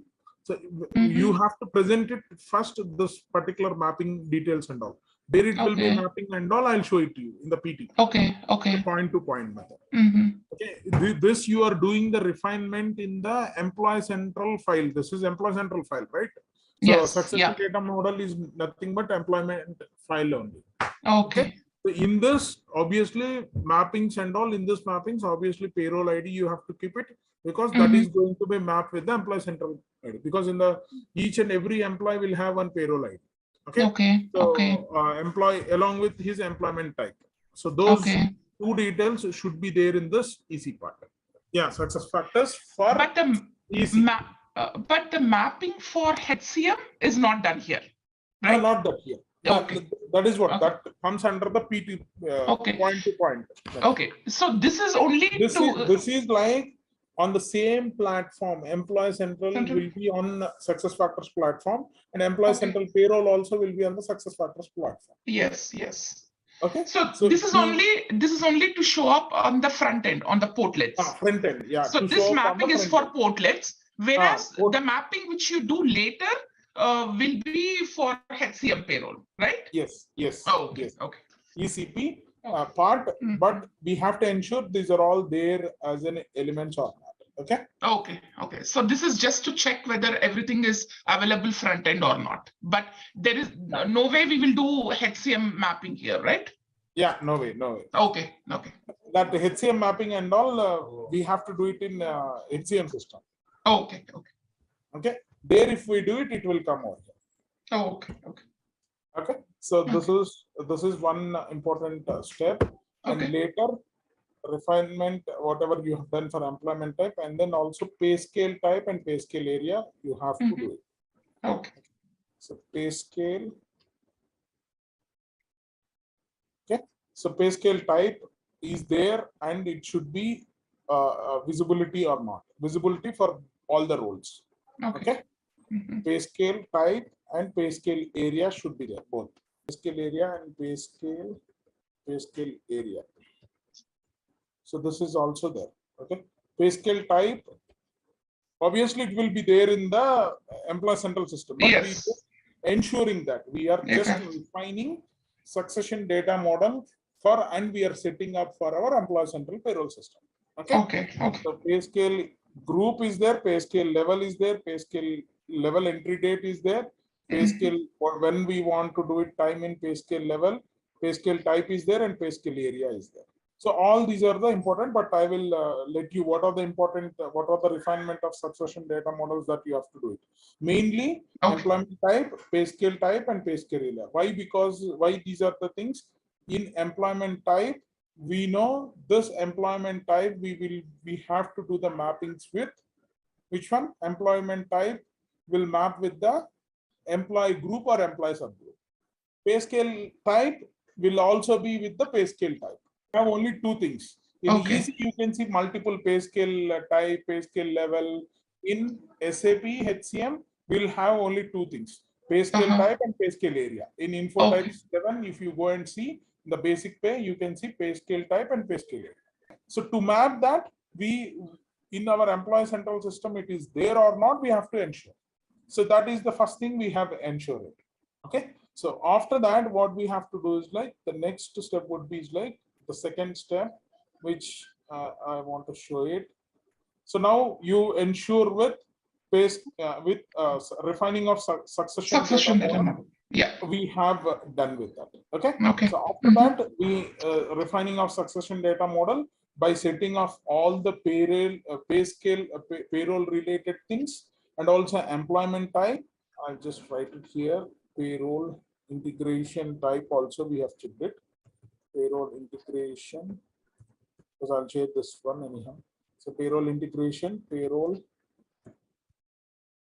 related ones, and employment type, pay scale area, and pay scale type, and pay scale area. Okay. So all these 5 things we have ensured. Payroll under the payroll integration only, the main things payroll ID, right? So all those things we have. Okay. So this first step we have done. Okay. Yes. So I've shown this step also, activating of Employee Central payroll integration. Now setting up the succession data model, we are setting up now. Okay. So for setting up this one, we are updating the data models, which is like we have refined succession data model and validated the payroll integration is done or not, payroll ID is there or not, and type is there or not, pay scale type is there or not, pay scale area. Next one is like we are refining MDF payment information. So payment information details, payment method, bank, country, and account type, we have to check it. So for this, the payment information detail is there not. So how we can see this MDF payment information once we go to the system, incorporate data model. MDF means in managed business configuration, we can see it. Okay, so let me log into the system. I just logged into the system, and I'll open manage business configuration, and I'll share it. Right? Okay. So now we have to go for a payment info. So let me share the screen under the manage business configuration. Okay, so we will open the payment information, payment info. Okay, this is the first thing where we have to check the HRIS, all the fields. So in this HRIS fields, what we have to do is like, we will be payment information detail, payment method, and bank country and account type. We have to configure. Okay, so what we can do is like, either we can configure generally the first one would be like the payment method. Okay, so the payment method, and you have to give the label, and we have to enable it. Okay, so in the details, if you go, so you would be seeing all what is the payment method that you are doing it if the payroll system is there. Okay, so what is the payment method that you have to follow, and after that, once you finish with this payment method, and you have to add another field, which could be like a custom field or whatever it is, because for whichever you are doing it, bank country and the account type. Okay, if because this is like a payment info MDF object. So for this object, you have to configure yourself. Okay, generally for the payroll systems and all, it would be there. Okay, so if it is not there, we have to configure it, because from the scratch we're showing it to you. So you have to configure payment method one, and the custom string, which is for a bank string. Why I've put it is like a string in the sense, this is like a bank country. Okay, so bank country would be is like, obviously it will be a string. It couldn't be a number and all. Okay, so for that reason, the custom string, whatever I have to do it is like, which is nothing but a bank country. Okay, and after that, the country type, you have to choose for a country type. Okay, you can choose any custom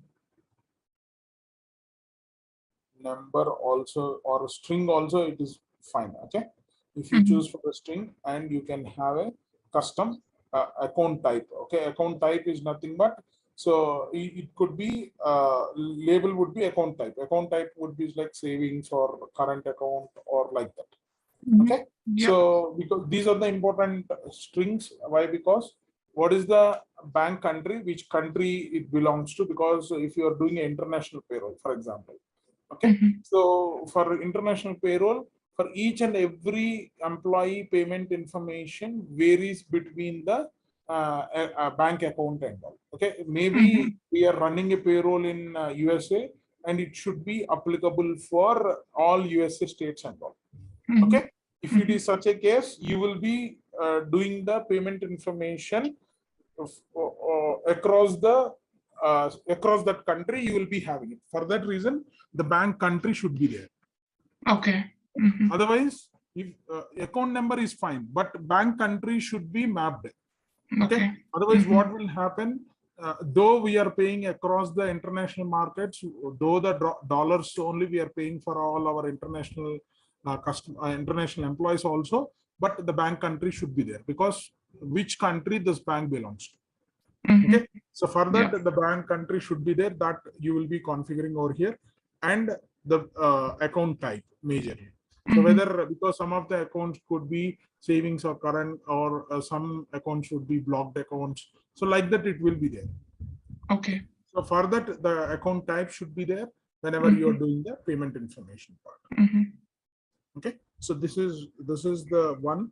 After this, these are the refining of MDF payment information part. In the payment information, three things. One is, what is the payment method? Whether it is like a payment method. If you see payment method, so if you go to the details, the label you can give it, and the type of what kind of payment method that it is. So and also you can have the rules and all, you can write it, which I will tell you what exactly all things. Okay, so for now, you just the primary steps. These are the things. Payment method, because in EC, you will be running it and you will be throwing it to the Employee Central platform, which is like Employee Central Payroll. So for that, whatever you are doing there, it should come over through payment method only. Under the payment information. Here it is only showing off it. Okay? So once you show it, it will just visible with the fields which are required. Okay, what is the payment method? What is the bank country, and what is the account type? Okay. So these are the important. Majorly, these are the important ones you have to look for. Okay. Payment information. This is like only the information part. Okay. The rest other things, for some countries they'll have under the payment information they can have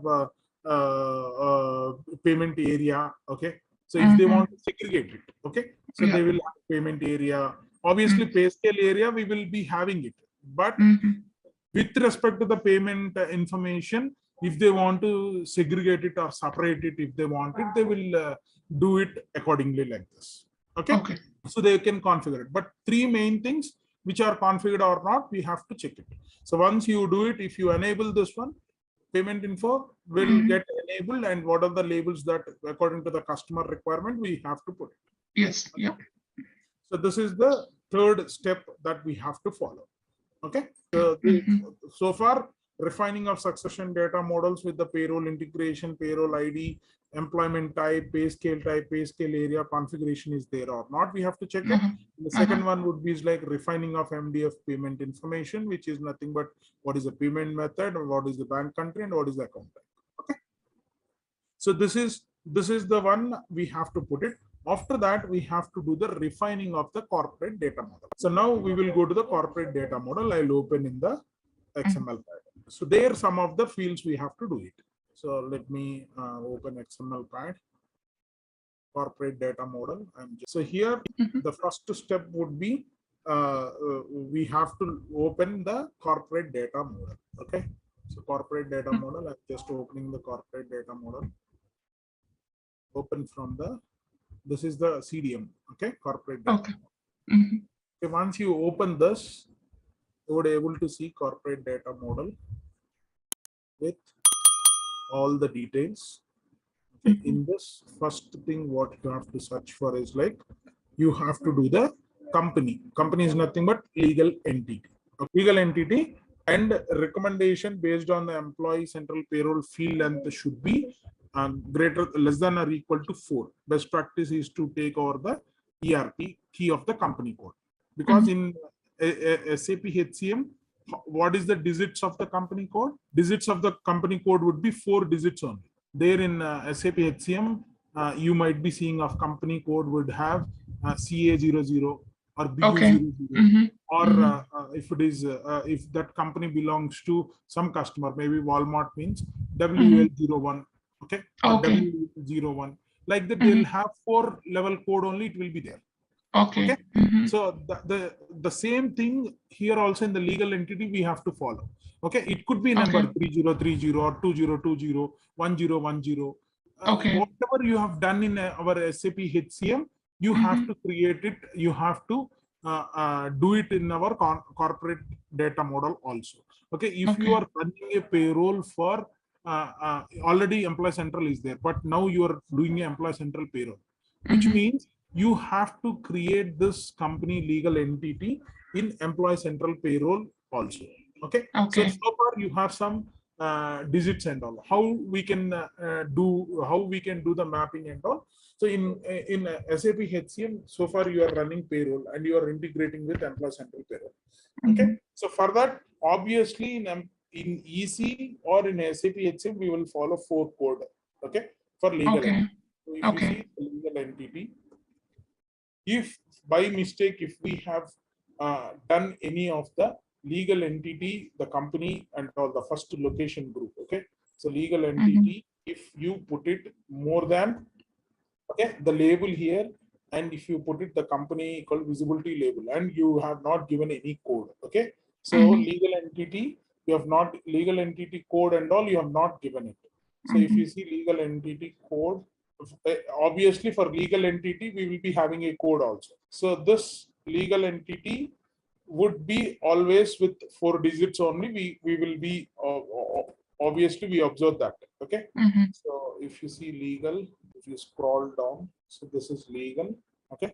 Association also we have done for the legal entity. Okay. So one-to-one legal entity, because this legal entity can be associated with one-to-one entity only. It means legal entity, this company could be associated with the only one location, one cost center, one business unit, one divisions only. So, but the business unit can be associated with multiple legal entities, because now one legal entity is there. Legal entity is nothing but one company. Okay. So the same, the business unit can be associated with some other, for example, the business unit called HR services. HR services for this company would be the same, and for the sister company of that particular, maybe for example, we have some group of companies. Okay. For each group, one would be like enterprises. Okay. The one legal entity will be there. One enterprises is there, and one for products will be there. Okay. Enterprises, products, two legal entities. Okay. So one for one legal entity ID, what we ID we put it for enterprises, we'll put some 3030. Products we put it 4040. Okay, only 4-letter word it should be there. Okay. SAP HCM, what we have to do is like, if we create it differently, we have to map it with the company code. We have to do the changes to this particular company code in our Employee Central also. Okay. Only the code part. Okay. Okay. Code, obviously, in for example, if we put it in legal entity in Employee Central system, we have a max length of ID 20. So, but in SAP HCM, we will have 4 only. So, if you are maintaining 4 or 5, 6 or like that, we have to cut it down to 4. Okay. So, this is what we have to do it for legal entity. So, that defining of the corporate data model. Okay. So, now once you go to this legal entity, you will be going and seeing what is the code, what is the value that is there. How we in manage business configuration only, we will go and check it, the legal entity objects, manage objects. We will go manage organization or manage data. If we go manage data, we will just generally we will go and see legal entity, right? But Employee Central Payroll, if it is there, you have to follow. Okay. So it's like only 4-digit numerical, or it can be alphanumerical. Anything. The same should be there. Only 4 characters. Okay. What we have to do is like, for that only these days, what we are doing is like, this is the legal entity ID. Okay. Obviously, instead of name, if it is not happening correctly, we can map with this legal entity ID. Entity ID here also, obviously, for anything, we will be mapping with the 4 letters. So that is the feature that we recently brought it from SAP. Earlier, we used to map with the name and all, and our legal company with these things we would have doing it. Later, legal entity ID we can map with easily. Even in SuccessFactors also, legal entity ID would be 4 letters. We can do the corrections here. That is what. So if the same legal entity name, if you want to change the ID with respect to payroll and with respect to Employee Central Payroll, you can change it. EC more with the name, it is being mapped all the ways. ID we could change it anytime. And how we can change it also, you know, right? We can go to configure object definitions. Okay, configure object definitions, and you can give the permissions to change it also. Okay, so we have to go to the configure object definitions, and you can search for object definition. You go to legal. Okay, so company wise, if you want to change it, you can come over here and you can change it. Okay. So if you want to take action, make correction, and come scroll down, and this is the code. Okay. So this code would be up to maximum length 32. It is there. Okay. So you have to come over here and you have to map it for 4. Okay. But if you are just following 4, that is fine. So if you go to the details. So earlier it is telling like obviously the code should be 4 only, but now You can maintain it as 4, but in EC it can happen up to 32. But whenever you're having an employee central payroll, but please follow with the 4-letter code. Okay. It should be common or and there. Okay. So that is the first thing that you have to change it. After that, location.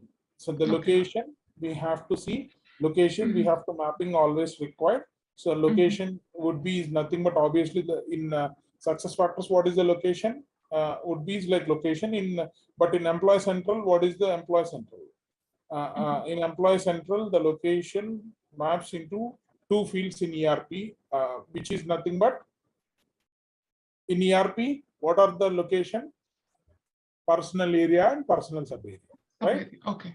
Yeah. So those in location will always maps into 2 fields, which is personal area and sub area.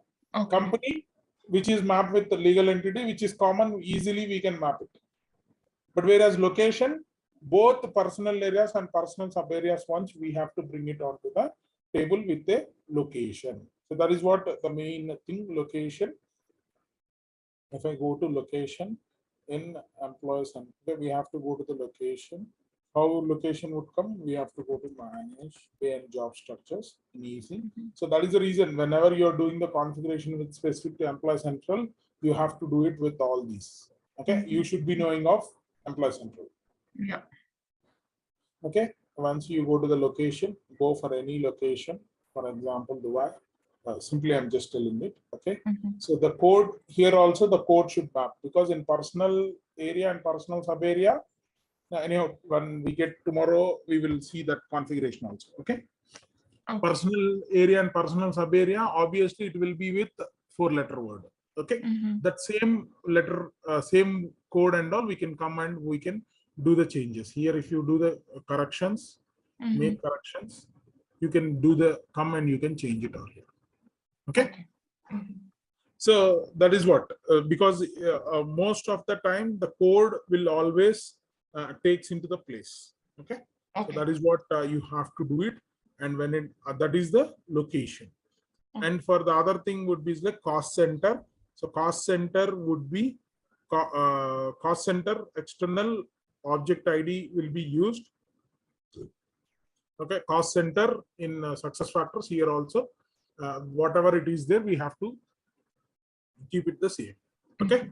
So next one would be like employee class. Okay, these are all job information fields which we are able to see in the corporate data model. Okay.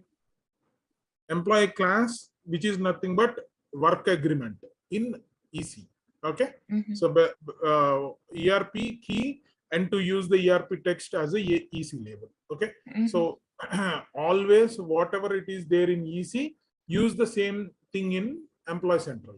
Okay. So if you are using 4-letter 4 code in HCM, and if you are using 5-letter code in EC, means it would be a problem. So that is the reason, always come to configure, always come to manage data or manage organization pay and job structures, change the code to the 4-letter words. Okay. Because for the company, 4-letter word only. Location, because location is nothing but personal area and personal sub area.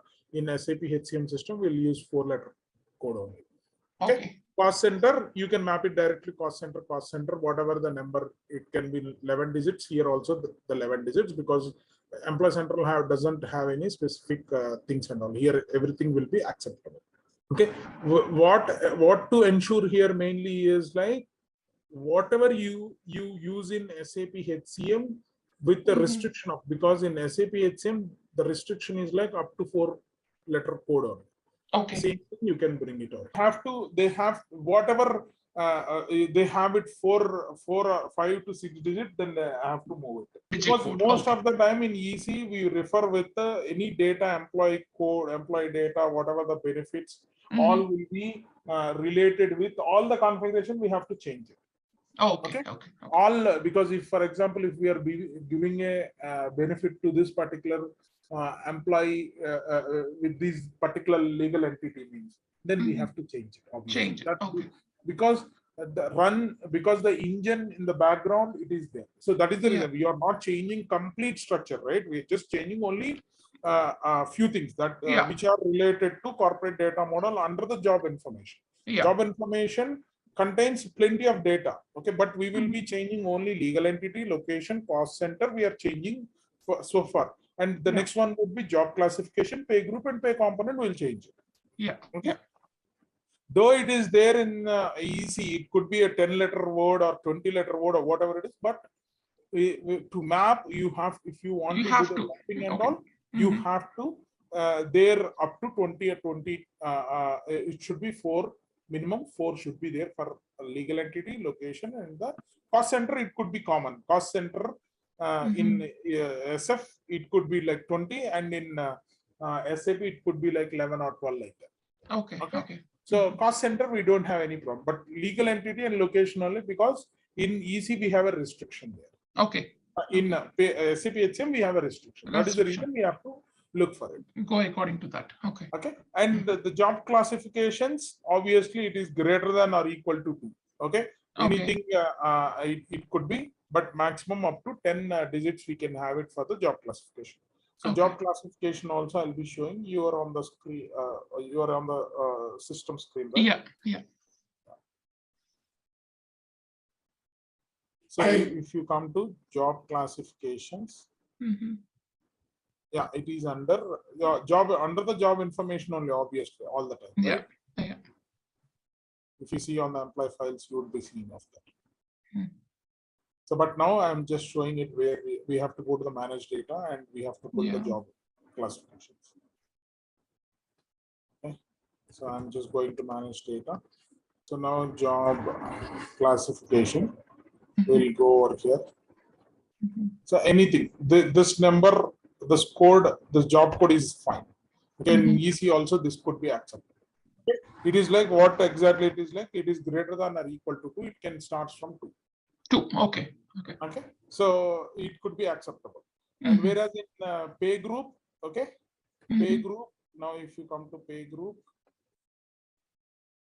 okay.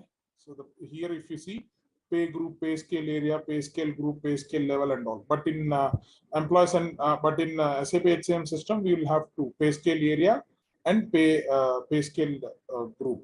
Okay, these are the first. If you go for pay group, first we will go pay group. Pay group will be there in pay group, and pay component will be there. Okay, pay group. We can go to the pay group. And if you choose any pay group, okay, so it has ID with the 2 letters. Okay, in EC all in HCM also, it should be less than or equal to 2. Okay, so that is the reason we will generally follow 2. Even in EC also we follow 2. Okay. So next pay component. Go to manage, or if you go to the pay component.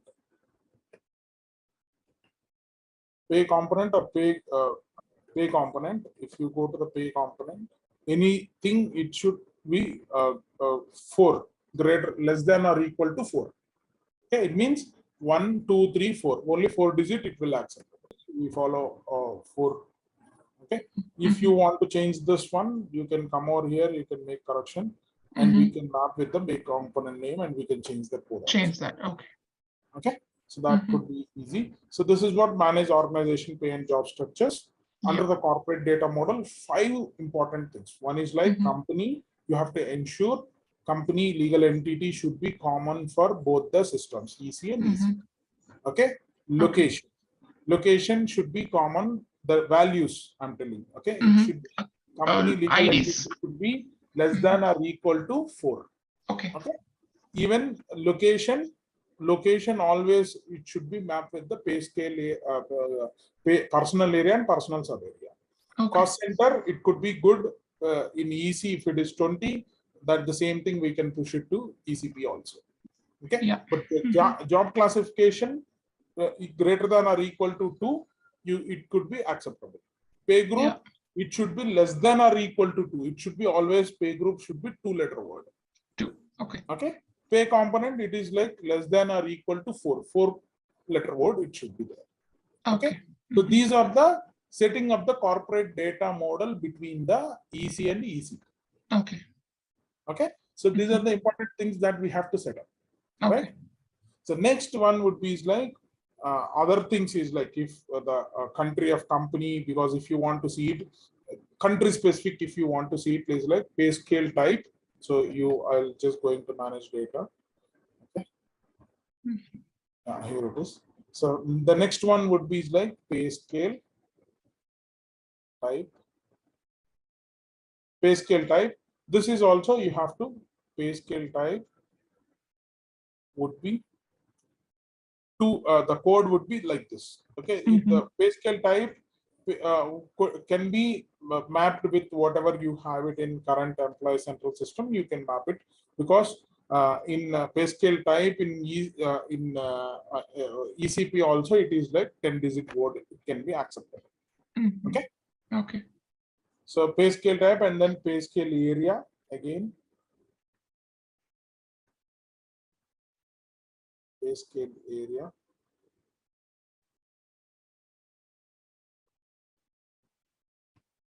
Okay, so this is also acceptable up to whatever you have it in. If you already having SAP HCM system, then you can map according to your employee central. Okay. Okay. If you are having an employee central system, you can map employee central system according to SAP HCM. Okay. So the pay scale type, pay scale area. Okay, these are all country specific because pay scale type, pay scale area, pay scale level, pay scale group, all these related to pay scale differs between country to country. Because in US, there is one scale type, one scale area, one scale level, one scale group will be there. Whereas in UK, pay scale type, little difference are there. So for this, we don't have any code restrictions between EC and employee central payroll system. Okay, so it could be adjoining of anything, it could be fine. Okay, only the restriction can happen for legal entity, job classification, location component is must. Okay, so the location, obviously location also should be 4-letter. These are the important things. The first primary settings up in employee central part. These are the 3 steps. Refining succession data model we have done. Refining MDF payment information we have done. Refining corporate data model we have done. So next would be like the next one we have done with country specific data model. In that data model, 4 things all related to pay scale 1. Pay scale area, pay scale type, pay scale level, pay scale group. We can do the changes without any of the problem, because whatever you have used in employee central, the same thing you can map it in our SAP HCM system when you are not using a SAP HCM system as a fresh system. Okay. Whereas if you're using SAP HCM system from ECP system for all years, you have to go and change the employee central system. Okay. So these are the refinements we are looking for it. And tomorrow, what we can do is like I'll just do some MDF objects things and all. We will see it. Okay. Okay. Updating of some of the employment type, employee class, state_USA, pick list. We will define some of the pick list. Okay. We can see it if our HCM system does not come. Okay. We get it. We will start with SAP HCM freshly. And you remember of 3 steps that we completed under our integration with employee central payroll system. Okay. Under the point-to-point method, we have done some changes in employee central system. Okay. All right, let's test your knowledge. Here is a question for you. What is the purpose of the SAP S4 EC Payroll module? Option A, to manage employee recruitment. Option B, to handle employee time and attendance. Option C, to process employee payroll and related calculations. Option D, to handle employee performance evaluations. Take a moment to think, and when you are ready, choose the correct option. Remember, each choice holds a key to unlocking the answer. Good luck. Type the correct answer in the comments section. Hey there, ready to dive into the world of SAP S4 EC Payroll? Our course has got you covered. You can learn at your own pace right here on our platform. In this course, we will walk you through SAP S4 EC Payroll. It's like a magic toolbox for managing payroll smoothly, making sure everyone gets paid on time. Our comprehensive course covers everything from the basics to some pretty neat tricks, crafted by experts who know their stuff. Your instructors are seasoned pros with years of experience under their belts. They are here to guide you through and answer any questions you might have. And guess what? Our students absolutely love this course. Folks just like you have found it incredibly beneficial. And the best part? It's super affordable. This amazing opportunity won't break the bank. Ready to become an SAP SF EC Payroll whiz? Sign up now on our page. And for more details, visit ZaranTech's website. Okay, so this is like SAP HCM payroll, which we will discuss on the majorly on how to start the payroll, how to process the payroll, how to run the payroll, and how the schemas would work and all. We will complete with some of the basic and also little advanced and the schema and the PCR base. Okay, so it will be for almost for 10 hours. Okay, so however we will adjust it or whatever it is, we will do it hourly. We can adjust it or whatever it is. Okay, so first thing would be is like mainly what you have to learn here is like for SAP HCM.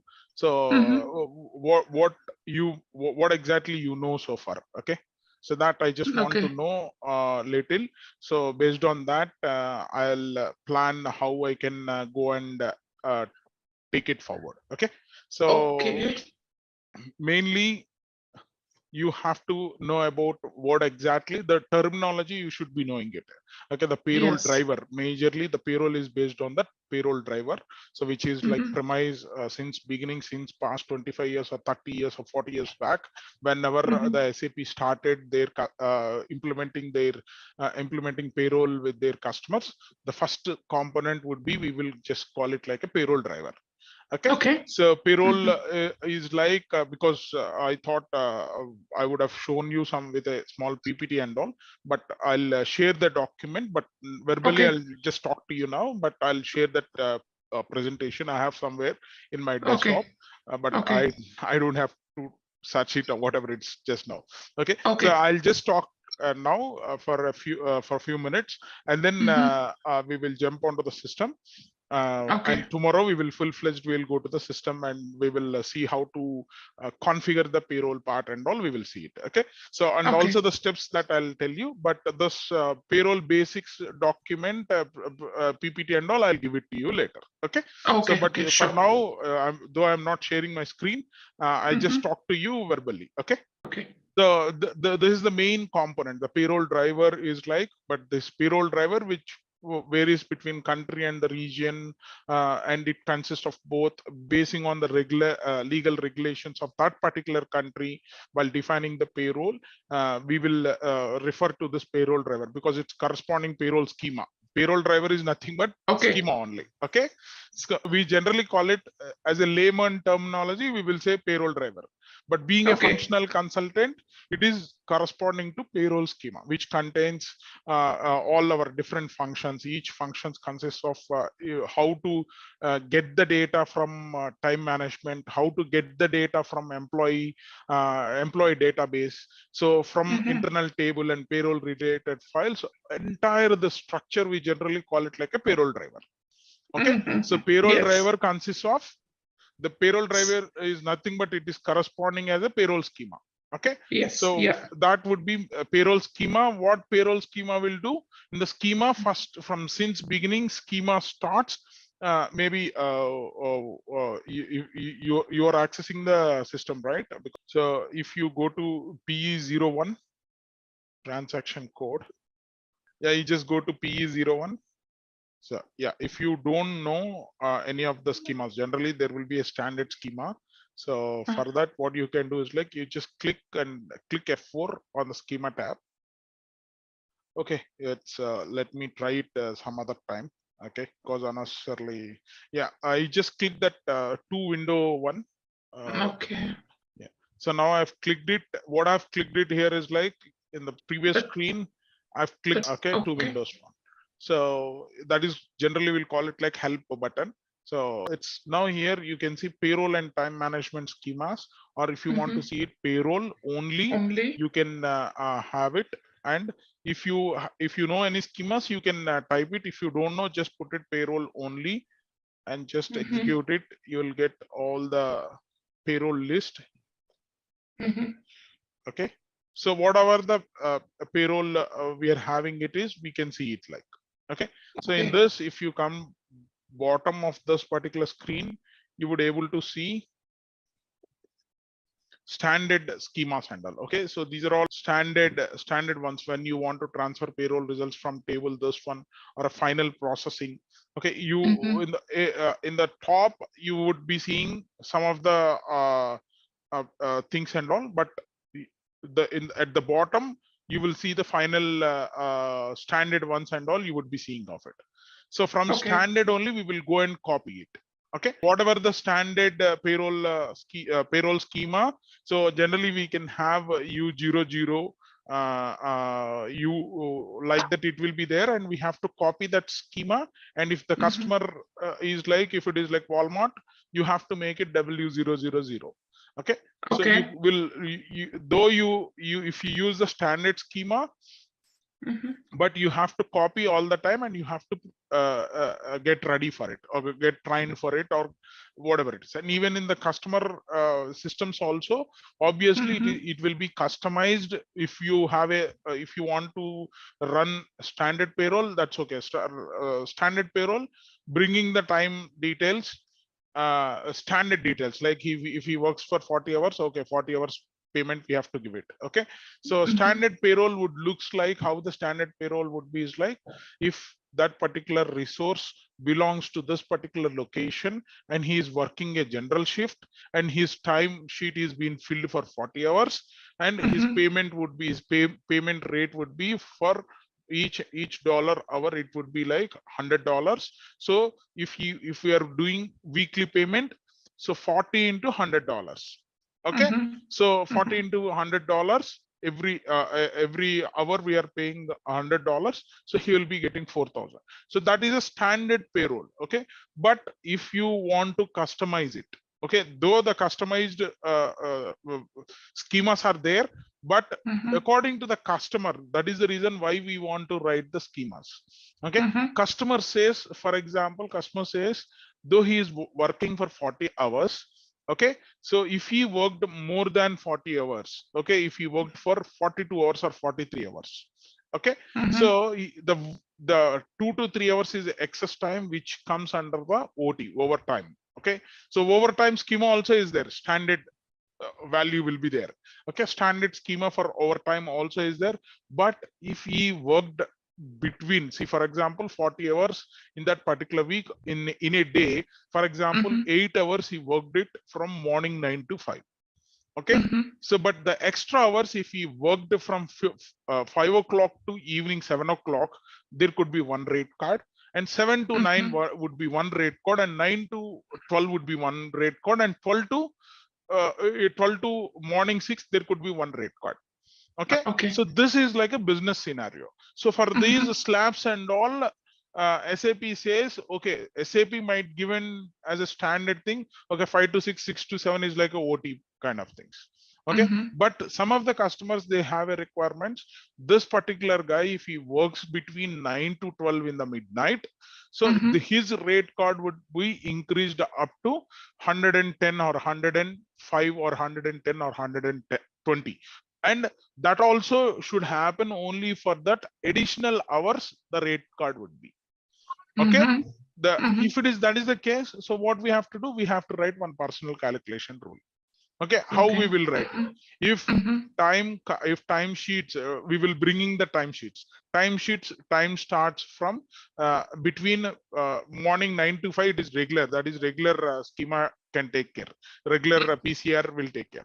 But after 5 to 7, even standard PCR is taking off. But 9 to 12, in that 9 to 12 also, if he is having a grading of the things, only this particular group of people it should come, or only for this particular employee subgroup of people should come, only for this particular group of people it should come.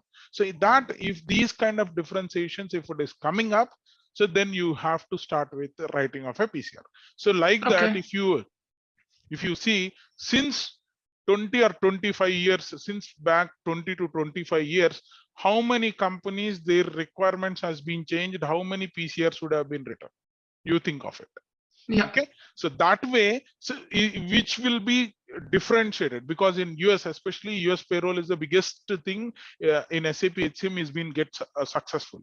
Okay, so in out of 52 states, okay, in 52 states there could be in various payment things are there, various tax slabs are there, and various benefits are there. You might be knowing it, right? Even in one state, there could be a difference for a north zone or a south zone or east zone or west zone. You have a differentiation. Okay, yeah. So like that, so this much of control, it has been taken over across the countries, across the locations wise. Inside the locations also, is groups are there. In that groups also, subgroups also is there, employee subgroups.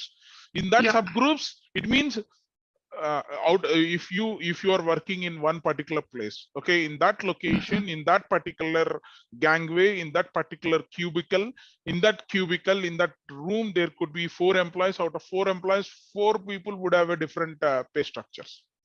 Okay, pay structure is common. Okay, different OT eligibility, or a different bonus type, or a different pay terminology would be there. So to control of all these things, that is the reason the calculation, obviously for basic pay, or obviously for special allowances, or term allowances, all those things, even FMLA allowances, or whatever it is, whatever the allowance that we give it, or whatever the perks that we are giving it to that particular employee, or for that particular contractor, who should be controlled over here. Okay, so for that reason, this entire schema structures would come, and they could able to they could able to write the PCRs and all. Okay, so that is the reason. So we have to look for this particular things and all. We have to do it.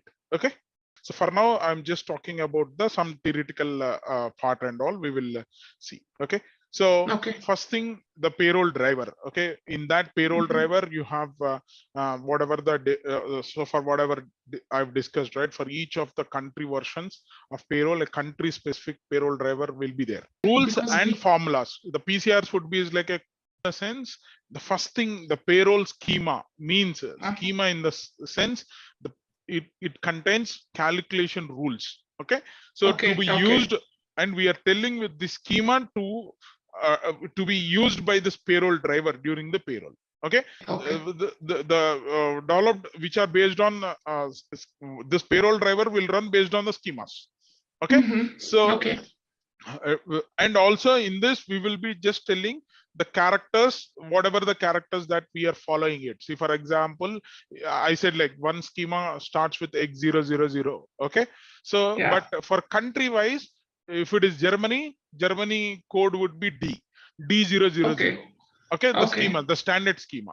So if you just go to the system, I think you know the purpose, right? The purpose of payroll and all. Okay, and I'll explain what would be the flow also, and what would be the result. We will get it. Okay, anyhow, so that I discussed. But for now, I just open the payroll schema.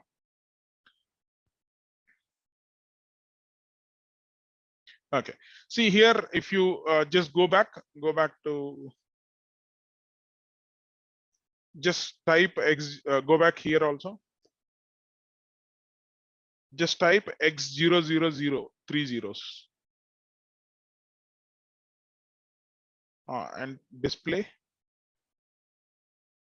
See, this is the call for international personal calculation schema for international purpose. So I'll just, because anyhow in depth we will go what is the function, what is the parameter 1, parameter 2, parameter 3, parameter 4. I'll explain anyhow that when we start with. But simple thing here is like you asked, what is a payroll schema?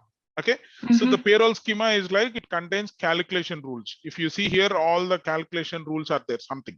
Okay, Okay. so which you can I'll discuss which. Okay, for now you just think of it. Okay, the structure would be is simple. The structure is like the schema will consist of initialization in the sense it starts from first row 0010.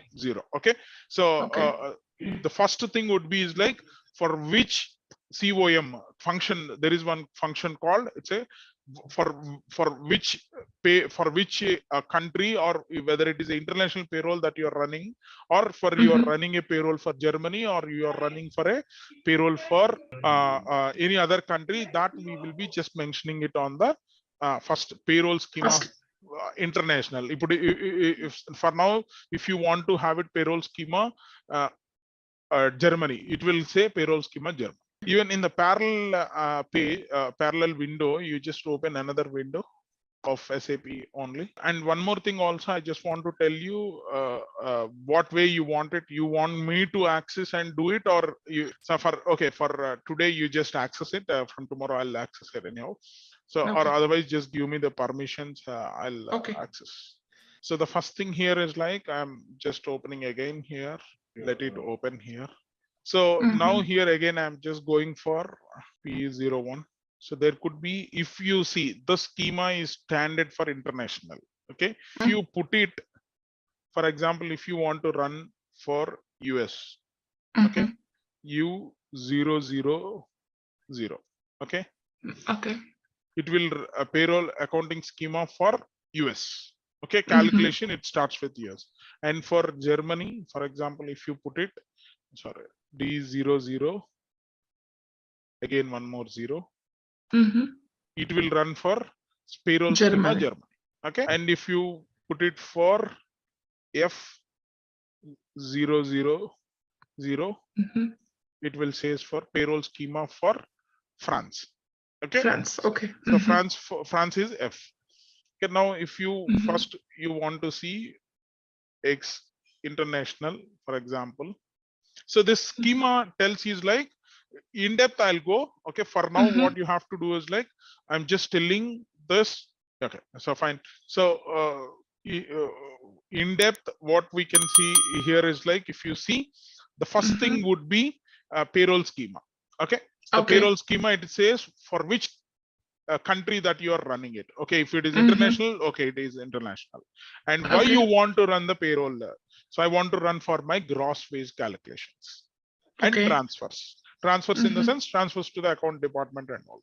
Okay, so the first step, the structures consists of things here. The first thing here is like, schema always consists with the initialization. If you see on the fourth line, initialization, initiate payroll kind of thing. Okay, after that, what it will say is like, we have to, first thing, we are initiating the schema, and after that we are updating the databases. Updating the databases in the sense, updating the data of an employee. Import the required info types. What are the info types of payroll? Which would be the main thing would be is like a basic pay. Info type 7. In that basic info type, we will maintain the payroll things and all. So which payroll, which employee group. Okay, so parallelly, let me open. I'll just open. Then let it be one topic starts with payroll schema. We will complete it. Okay, so let me open. Okay, so now again I have opened one more thing right here. So I'll open one more thing also. New window. I'll just open the transaction to see employee profile or employee data. You have to click PA30. It will open with the employee data. So some employee, if you could not able to find an employee, so what you can do is like, you just go for a search, okay, and search for some last name, Andrew. Maybe we may get some value. I think we didn't get any value for Andrew. Okay. Maybe Joseph comes under first name, but I'm just checking if I get multiple people right over there. I think they don't have data. They don't have data. So then what we have to do is like, I'll open one more in window here. Up to 6 windows we can open. Yeah. So to see some data of an employee, we have to go for a transaction SC16N. Okay, SC16N. Here you can see table, which is like PA001 table we have to open. Okay. Okay. So in this, you would be seeing some employees. So if you see how many entries are there, you just click it, number of entries. So 63 are there. Okay. Okay. So out of 1, we can take it up. I'm just hitting up. So this is like some employees are there. So personal number, this is like personal number. Okay. If you take it, you can take it this particular 20 or someone, we can have it. Okay. Here 20. If I type it, some employee name, we have got it, Tina, team member. Okay. So here it is telling this employees belongs to active employees, and his region would be is like a DE, Germany region 1010. Okay. So an employee subgroup would be like salaried employees in this. So we want to go and check what is the info types. What are the info types that we are bringing it to the payroll system? So this entire gross or net payroll tab, whatever the consists of, they don't have a basic pay and all. But if you see this, if you just create it basic pay, you would able to see some information over here. Okay. So this information you have to import it. Okay. In this, so for our payroll, what is the pay scale type? In our class we have discussed pay scale type, pay scale area, pay scale group and level. We have to get these things. And what is the capacity utilization level? Okay. So how much of the utilization of that particular resource we are using it? Generally we will put it 100%. Okay. And employee subgroup grouping. Okay. Employee subgroups, even for a payroll, there are subgroups. The employee subgroup is like DU. These DUs also we want to bring it in one particular group. Why that particular group called is like, whether you are doing this for this particular group, if you are doing a periodical payments or weekly payments or fortnight payments or monthly payments. So which all, if you are giving a monthly payments, out of, there are 4 employees are there. Okay.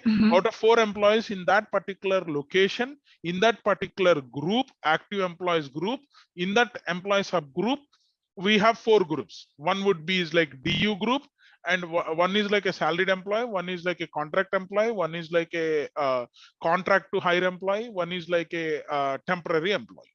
So these are the employee subgroups are there. 4 subgroups are there. Okay. These 4 subgroups. Okay. These 4 subgroups are there. Out of these 4 groups, we want to separately doing the payments. Separately we are doing it. Why? Because for a salaried employees, we made him as a employee subgroup grouping, which is like we want to pay for a salaried employee, we want to pay monthly. Okay.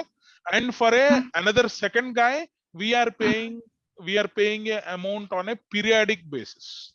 Periodic in the sense, not a monthly payment. Whenever he completes the task or whenever he completes this, we will do the payment.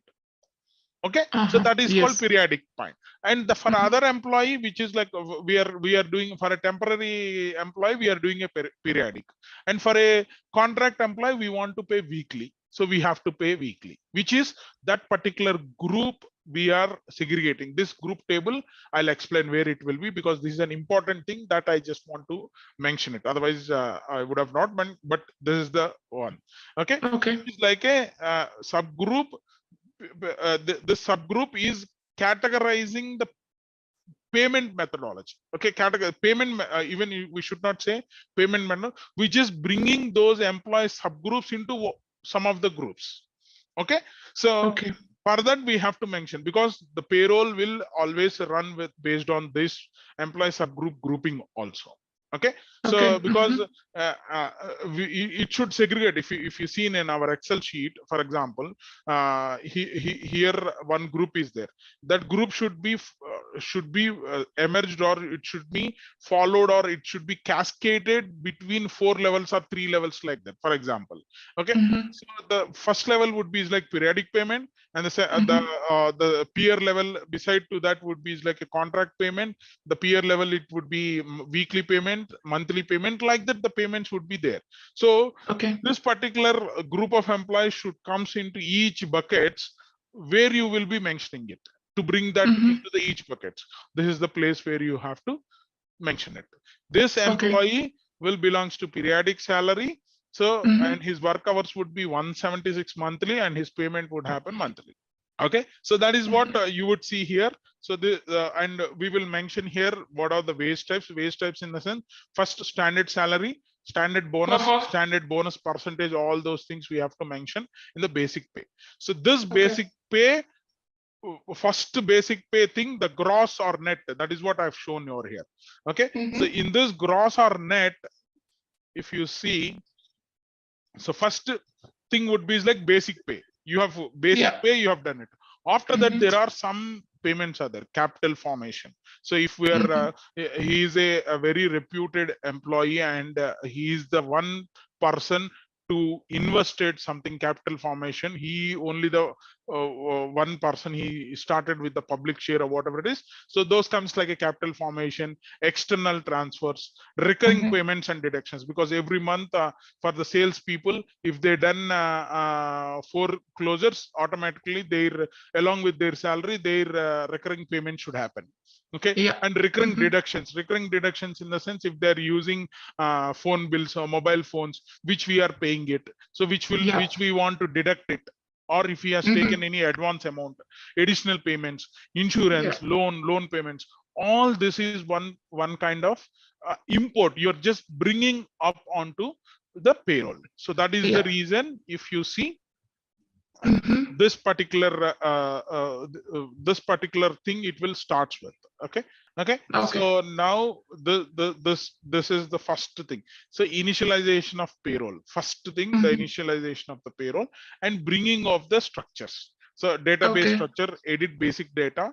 So we are just copying once the initialization of payroll is done, we want to copy the database data. Okay, we want to copy. So for that, edit xbdo copy, you have copied it. Okay, so after that, so this is one of the structure. Okay. Okay, so this is the main structure. We just copied into the driver in the schema. We just copied all the we want to import it. Okay, we imported it. So data which is available in basic pay, we imported it. Okay, so the next structures would be the updating all for why we want to import or why we want to copy this. We want to calculate, we want to do the gross calculation of pay. Okay, so that is a first structure is like initialization. First on the top, we are telling that for our purpose, we are telling this we are running for an international. So the next step, always the schema starts with initialization.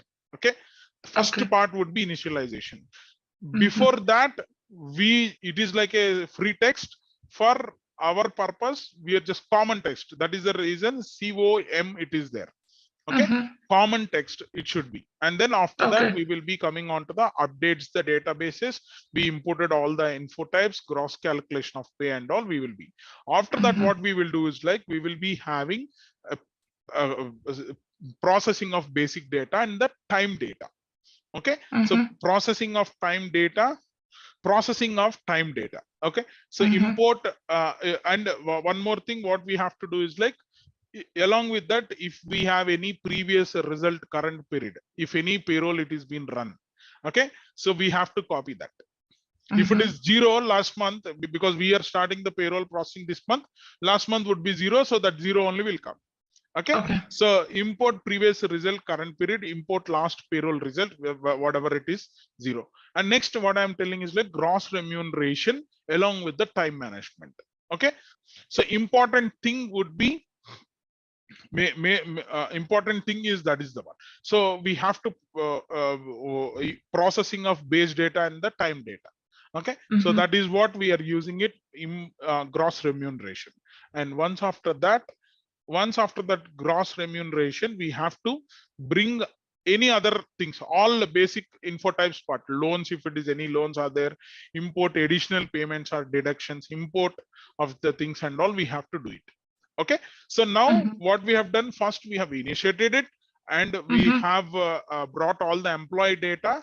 Along with employee data, gross data, we have imported previous results. We have a gross remuneration along with the time. We have brought it, we called it, and we have to if we read the processing of time data, and we have to do calculations, the individual gross values and all.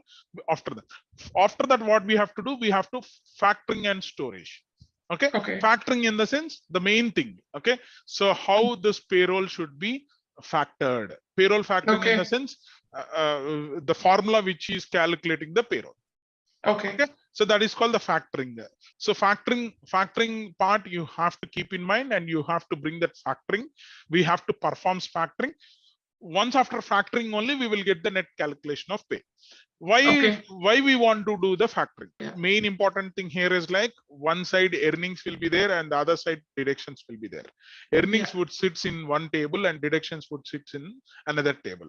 Okay, so to out of earnings, if you earn $4,000 for this particular week, if you run a weekly payroll, okay, out of 4,000, 30% would be the taxes. So that and somehow he has taken food allowances.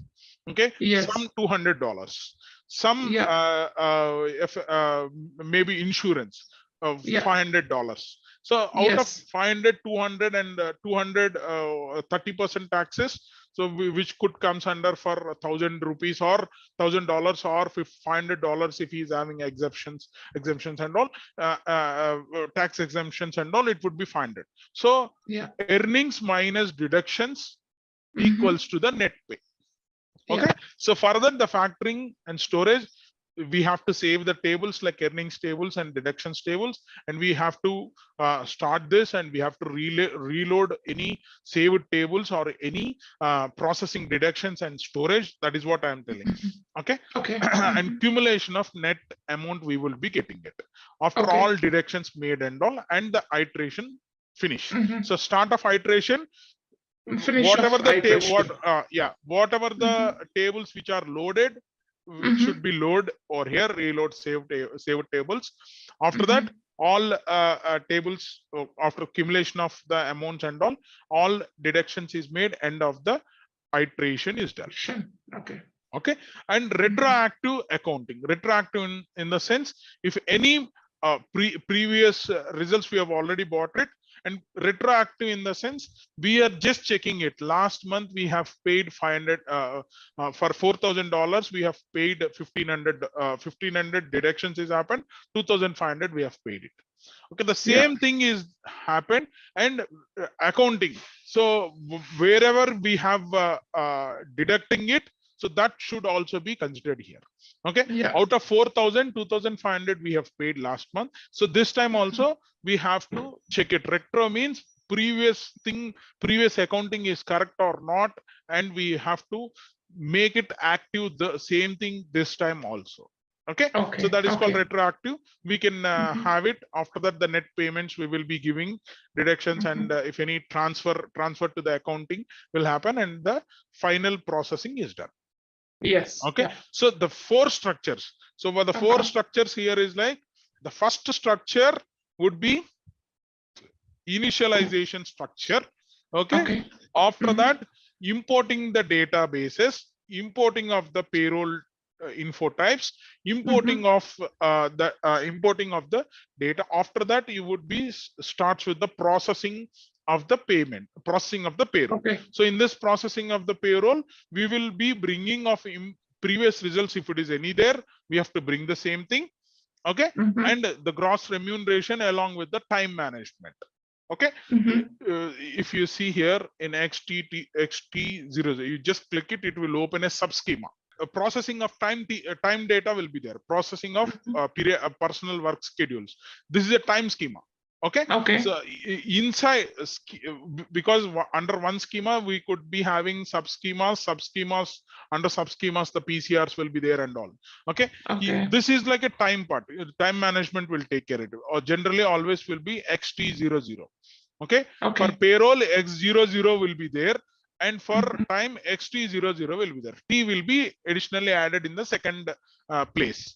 Okay. Yeah. So if it is Germany time, means DT00 will be there. UT00 will be there for US. Okay. Okay. So for India, IT00 will be there. Okay. Okay. So like that, it will be. This is a time thing. Time payroll we are bringing on to the SAP along with the gross remuneration time management. Okay. So because the payroll will run based on the time management only. Okay. So if he is out of 40 hours, if he worked only for 20 hours, the other 20 hours we need not to pay. Yeah. Because he is absent, his attendance is not there, the time he is not allocated out of 40 hours is not allocated. So those details also from the time data we have to bring it. Okay. So that is the reason the gross remuneration time management we have to follow. Yeah. That is the reason XT00 will be there all the time. Okay.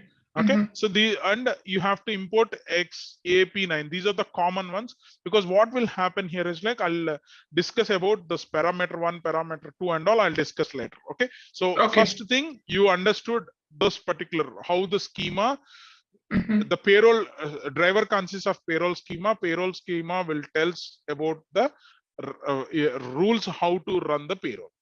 Okay. Yeah. So this is the important thing, because the payroll schema, because after that, once you're done, you have to calculate net remunerations, performs bank transfers. That is the last thing and all. That is called, we have transfers is there in the bottom. Yeah. Okay. So that we will be doing it. But the two main structures here is like what information you're updating the databases, importing of the required info types for our gross calculation, because first we have to bring gross calculation, which is like $4,000. After that, you will be processing the time out of $4,040, because per hour $100 we put it, and 40 hours is a weekly hours, out of which we are validating. This is a gross amount, out of which this validating with the time data, whether he attended for all 40 hours or not. Okay. Yeah.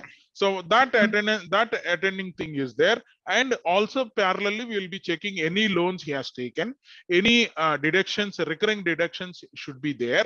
Okay. So these things we will be checking it, processing of basic data and time data, first thing. Okay. So and reads the payroll account in the last period accounted, which means how much we have paid in the last month. Okay. So validating it. After that, we have to processing time data and calculates the individual gross values, the performings of the factoring part, we have to do it. Okay. So factoring in the sense, okay, out of 4,000 he attended only for 10 hours is not there. It means 1,000 rupees need to be deducted. Okay, because he had not worked for 10 hours, 1,000 rupees need to be deducted. So deduction is that one. So and tax out of out of earned amount only we will take the tax. So he earned $3,000 only, out of $3,000, 30%, 300 tax. Okay. Yeah. So maybe 900. So or 10% tax or 20%, whatever. After that, lunch, food allowances or any deductions we have to deduct it, for which we have to do the performance factoring. Okay. Yeah. Yeah. So that is what we have. After that, the net calculation of pay would come. After that, we will calculate the net remuneration, and then we will push it to the accounting, and we will do the bank transfers page and all. We will do it. Okay. So all this data will be stored in the internal tables, and it will saved in the parent payroll relevant tables only in the system. Okay. So that is what you could able to see it. This is like a payroll schema mainly. Okay. So each value, whenever we are modifying it, the PCR time, we will discuss. So this is what the main thing, the basics of payroll would be, is like payroll driver is an important thing. Okay. So payroll driver consists of payroll schema. Schemas will have sub schemas. Schemas. Yeah. Yeah. Okay. So this is what the main steps would be. You got it. The payroll schema, mainly it will the three parts will be there. One would be is like a starting parts, initialization part. Second, the bringing of the databases part, Yeah. and bringing of the processing of time Processing. data and time management. After that, performing factoring, and then the net remuneration. Okay. So this is what the mainly would run in this particular payroll driver, which entire this thing we would call it like payroll driver. Payroll driver consists of various schemas. Okay. And in that schemas, one the payroll schema would be is like X00 is a standard schema, and it depends on country to country. So for each and every country, the country schema specific will be there. First, we have to copy of this one. Okay. And we will start writing off it. So according to the customer requirement. Okay. So that is what mainly we have to learn. That is what, see, standard SAP has given it. Customizations we have to do it. Okay. See, for example, in the factoring only, if you just click this one, it will take, this is the factoring, determine monthly factors and all. If you go to each this one, see, this is like calculations. Okay, what they are telling. So this language we will discuss. Okay. So this is a PCR page. Okay. So this is the PCR. Okay. This XPPO is another subschema. Okay. In this subschema, you will be going for a this XPP. XPP is nothing but factoring. Okay. For if you see this is additional waste types. ADD additional waste types. We are bringing ADD additional waste types also, and this is a PCR. Okay. So this is the calculation. If you see what you are bringing, whatever the generated amount. See, this is the calculation. RTE equals to first RTE minus previous thing, and into multiply with the current rate per employee. Okay. So rate card this is into generate and divided by the additional amount. So some formula, this is called one particular PCR. So for this PCR, what you have to do, you have to click one more PE03. Okay. So far we brought into all the schemas, and suddenly we have come into a PP0 PE04. 1 second. This is a feature. Okay. So this is the rule. XPP rule is nothing but personal calculation rule. Okay. It will not mention PCR and all. Okay. So this is the personal calculation rule. If you want to display, it will display this way. So first, what we are telling is like partial period factor 1, which contains of different periods, and this is the table where it should go and sits. And what we are telling with exact waste types. Okay. So this is exact waste types. In the waste types, one waste type would be is like a this is like determine partial period factors to pay partial amounts and all. It means out of monthly, if you want to pay only for 15 days, this partial amount should bring it up. Okay. It means we are telling that whatever the partial amounts that we have paid so far, that partial amount should come. Okay. Determine partial period factors, which contains which is telling what are the periods and what is the additional waste types that we have to consider in this particular partial period, and with exact waste types. It means if we don't have any additional waste types, we have to go with the standard waste type with exact waste types. Okay. So that period we will be making up, because it differs on company to company, because some companies they'll be having weekly payroll all the time. Okay. So they want to do the payments weekly if it is a manufacturing company, because the daily laborer will be there. So for laborer, we want to do it.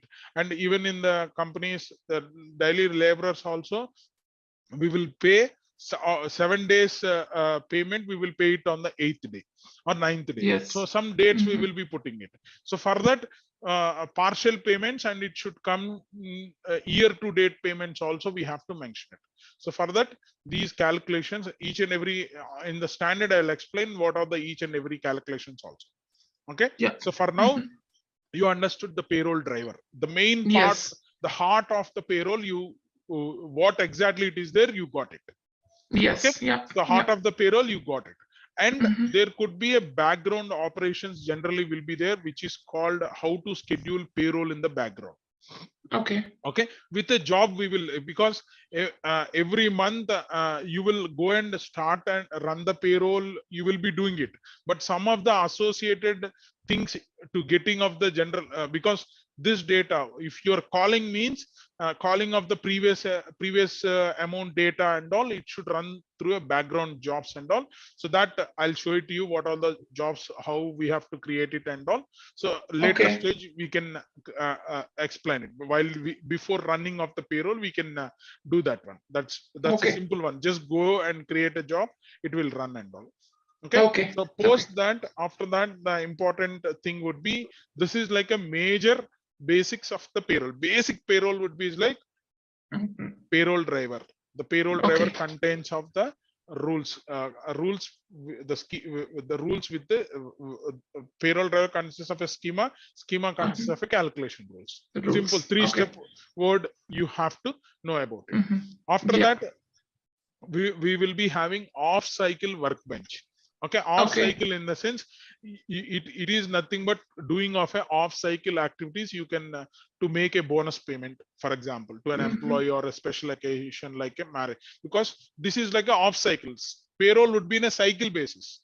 Every weekly we have to do the payroll. Every month we have, every fortnight basis, every periodic we have to do it. Every time we have to. But to make a bonus payments to an employee on a special occasions like a marriage gift or a newborn baby time, you want to pay some $100 or $50. That also should be under the payroll only, but you will be paying it off cycle at one point of time, which is like it should be ad hoc. It will not be a systematic thing. That is the reason you will call it like a off cycle workbench. Okay. So why I'm telling you to use like everything we can't pay it on the payroll, right?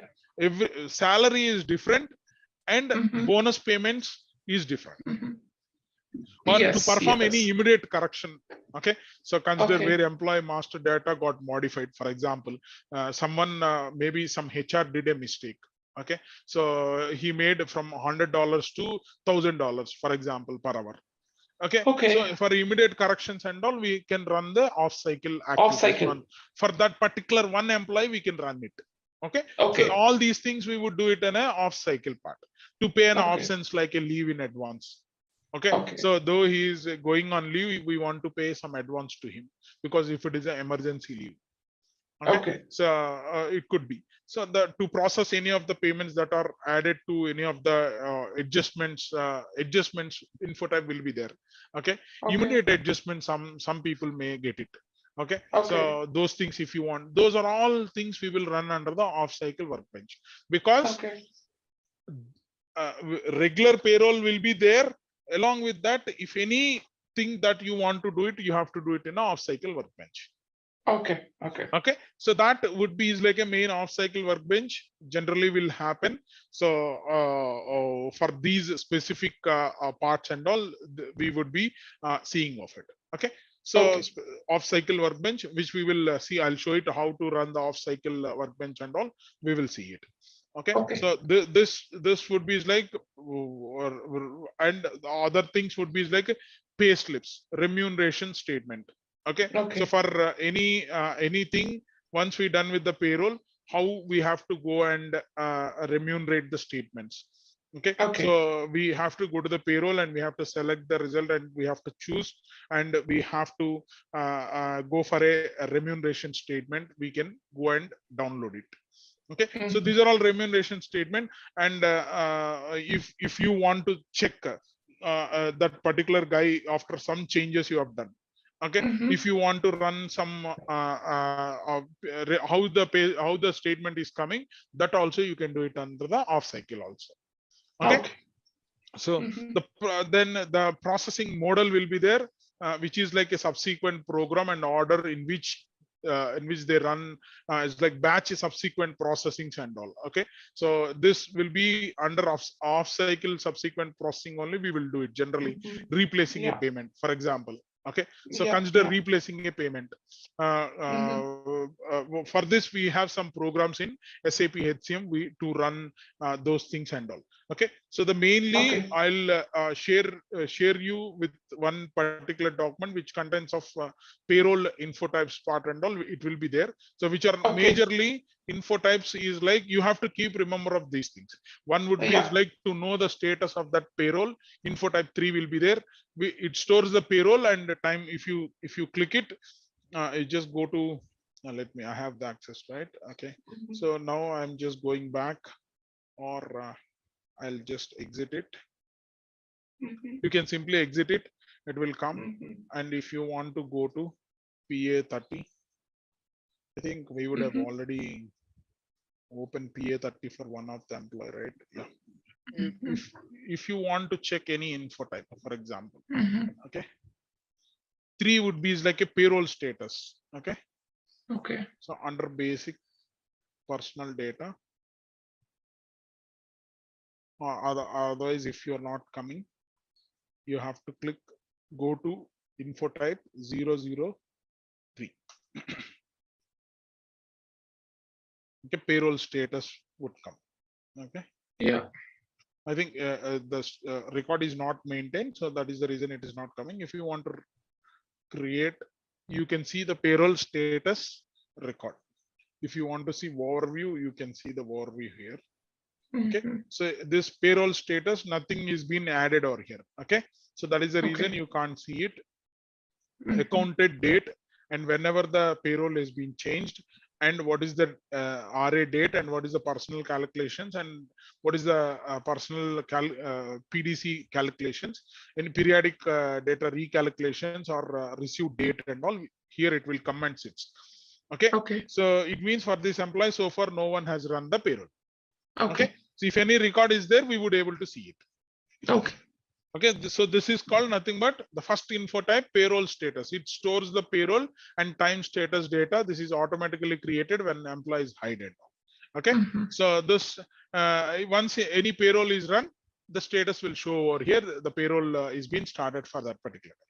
Next one would be info type 8, which we already know. Okay, so this is used to store an employee's basics pay.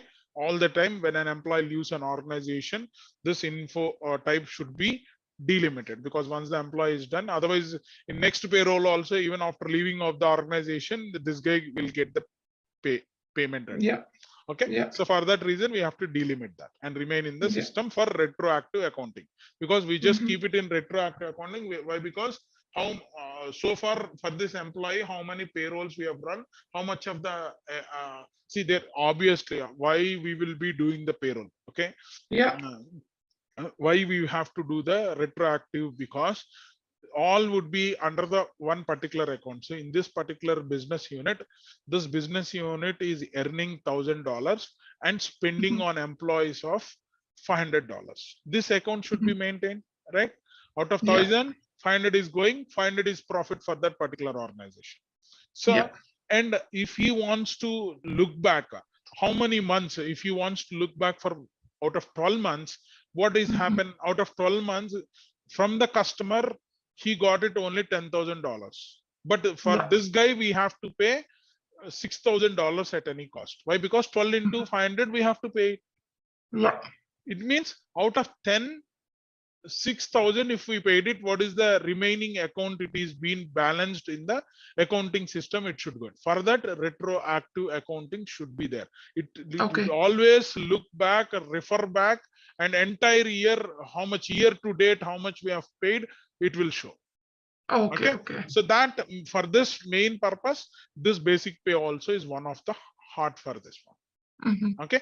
And after that, the 14 info type will be there, which is nothing but a basic pay we have already opened. Let me check. Okay. So the next one would be 14 info type. I think if record is no. What you can do is like you can go and create records over here. Okay. So basic pay, and this is a basic contract. And if you want to see the reasons, you can just fill this one. If you open, there could be reason why you want this thing, reason and all. No reason, because this is a normal salary for you. Okay, no reason, because the records also will be increased. Okay, why? Because now this year you are starting and paying this much, next year it would be increment, so that record reason would be pay scale, pay merit increase, we have to mention it. So the next increase would be 01/01/2024, for example. Okay, that is the next increase for here. And what is the type? If you just click it all the time, F4, you'll get the details here. Okay, so we pay scale, this is like a pay scale type. Pay scale type would be is like pay scale type is nothing but for manufacturing, one pay scale will be there. Okay, for information technology, one scale will be there if they have a group of companies.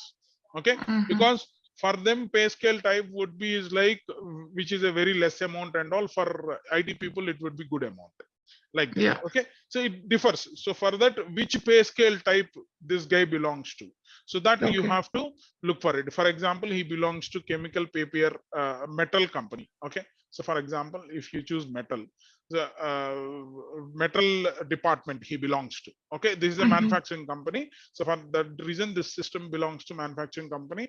In that manufacturing company he belongs to metal. His pay scale types would be belongs to metal, because for metal laborers would be different, because they do hard work. For them we will pay $20 per hour. For a normal operations guy, we will pay only 10 or 15, just switching on the machine and seeing the final product is coming correctly or not.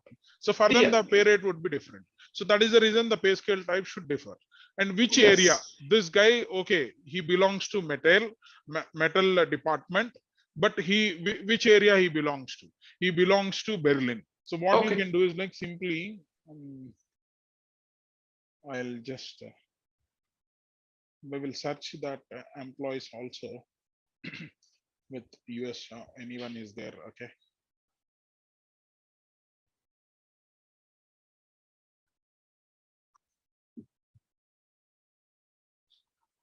okay, in the bottom you can come over here, you can give a country.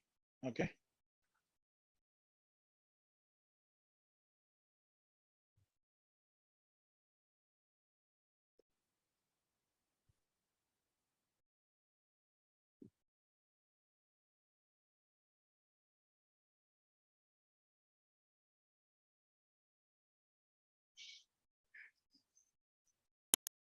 all will be there. Okay, company code, from which company code he belongs to, like that.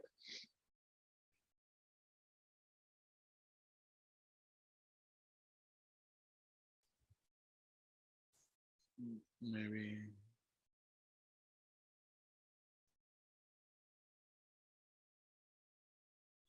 here only will.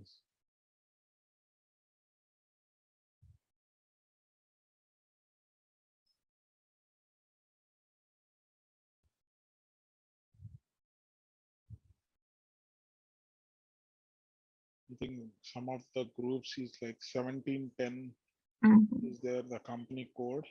Maybe they belongs to US, I think so. We'll see.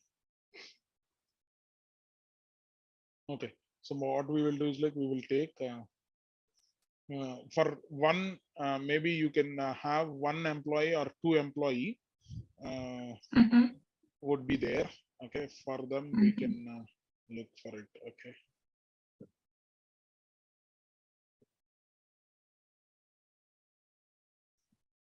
Okay, so first thing we will just create it. After that we'll go for one employee. Okay, so now here this is the group. You can choose any group, which is group is nothing but in the metal thing, what is his group? Okay, pay scale group. Okay,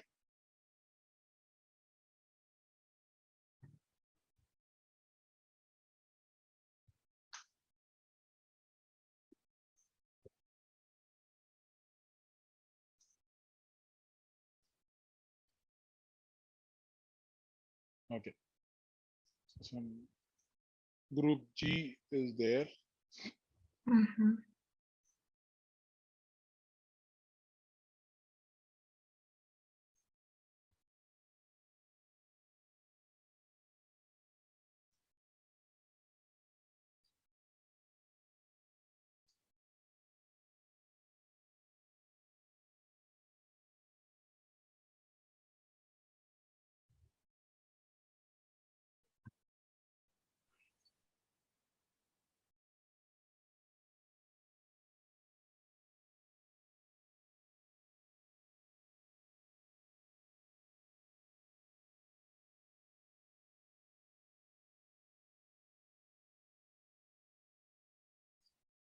Okay, the group is not coming. Let it be. Okay. Group DU. It will be there, I believe. Yeah. Okay, and then level would be.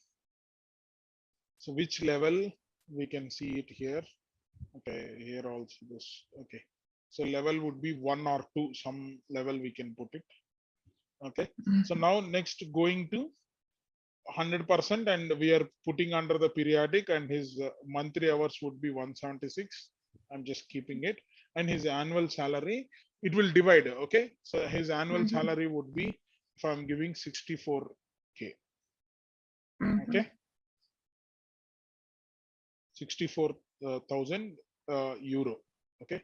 So maybe if I open for you US dollars, it will be easy for you. Okay. So then we can save the record.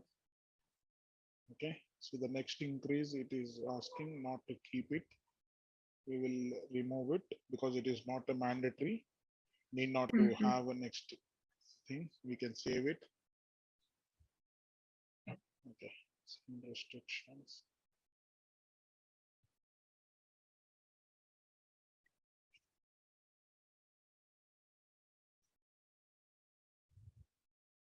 Actually, I'll show it to you what tables all are there and all. Okay. Anyhow, you just check. We will create for 1, 2 and all. We will don't, because I will explain and I'll tell you. Okay. So what is the table for type, area, group and all? I'll explain to you, and then we will, because these are the important thing. So I'll only create it tomorrow. Okay. So for today, you have to learn about the schema. Open the schema X000, so that you can do it. Okay. In the meantime, let me see it for one employee, it is there or not, 1 or 2. If they have a basic pay things, it would be easy for you.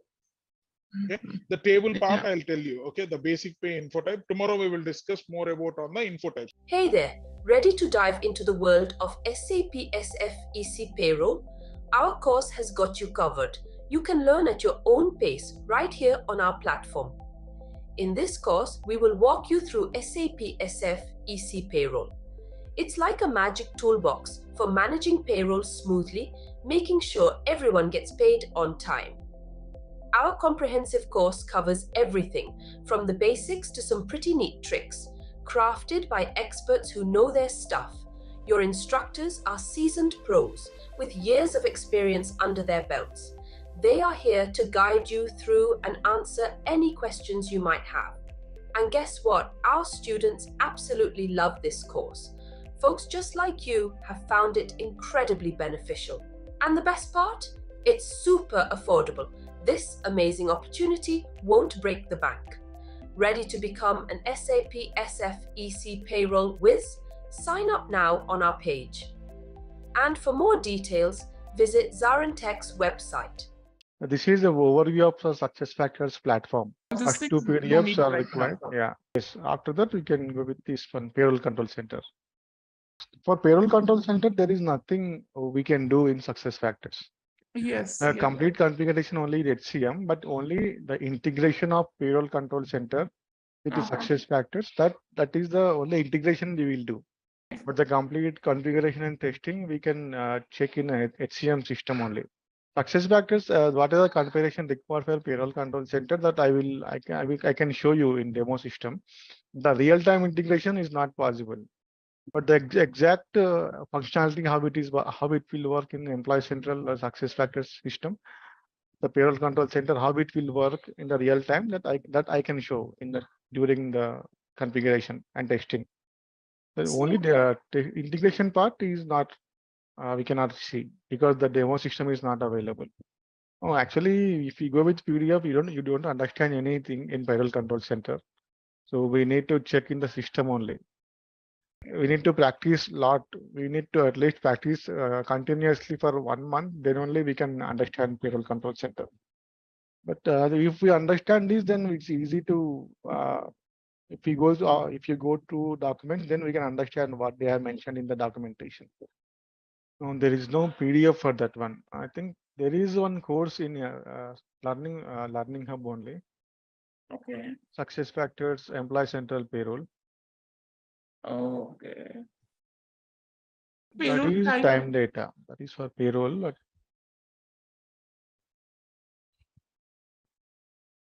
But this is for time off. There is one more document, right? It is showing as PTP. Last document, last one. Second one, the last second. 2-point replication. Yes, it is for the consultants. Like you can use this document as a reference implementation of a employee central payroll.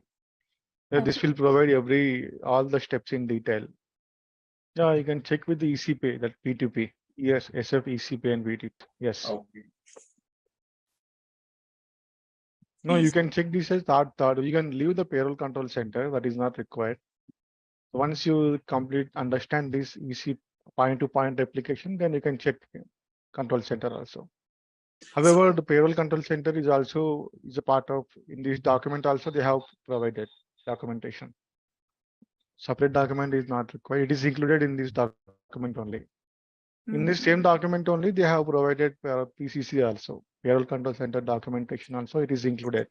That is advanced, recently released functionality of SAP Payroll Control Center. So this is the document. It will show how to do this configuration in Employee Central in SuccessFactors. You can refer this, and you can refer this in the last document be taken care by basis consultants. So how to set up the router and everything, that will be in SAP and basis team. Yeah, Kronos is third-party time application. So where the time data will be replicating to Employee Central Payroll. Yeah, the problem here is payroll is only the payroll part is complex. Okay. The payroll part is mean nothing but your the calculations, different types of calculation, taxes, absences, overtime. There are a number of concepts are there in the payroll.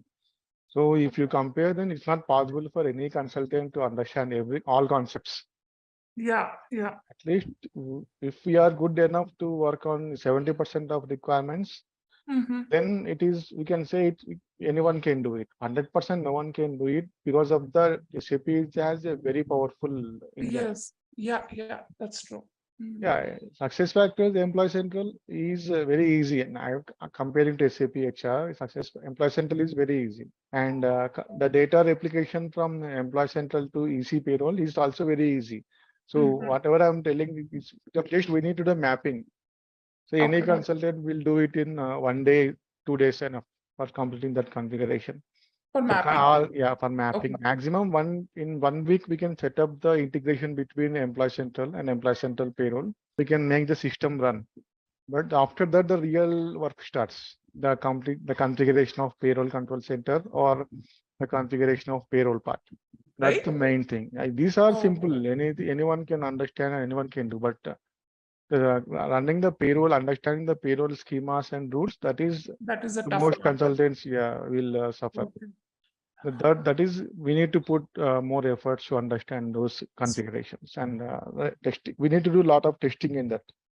Here the problem with US payroll is there is a third-party integration is required for US payroll. Okay. The taxation part we can learn, but it's not like the results are correct. So we can see the end-to-end payroll process, but the taxation part only it's in the US. BSI is a third-party application. It's a federal government, I think, agency, so which will provide the taxation rules and regulations. So in real-time scenario, we have integration with the BSI. But here also we can see, but the taxation part only the real results will be not correct. And we can understand how this taxation will work. The BSI tabs, I worked on. We need to do some configuration also. Complete configuration we have to set up.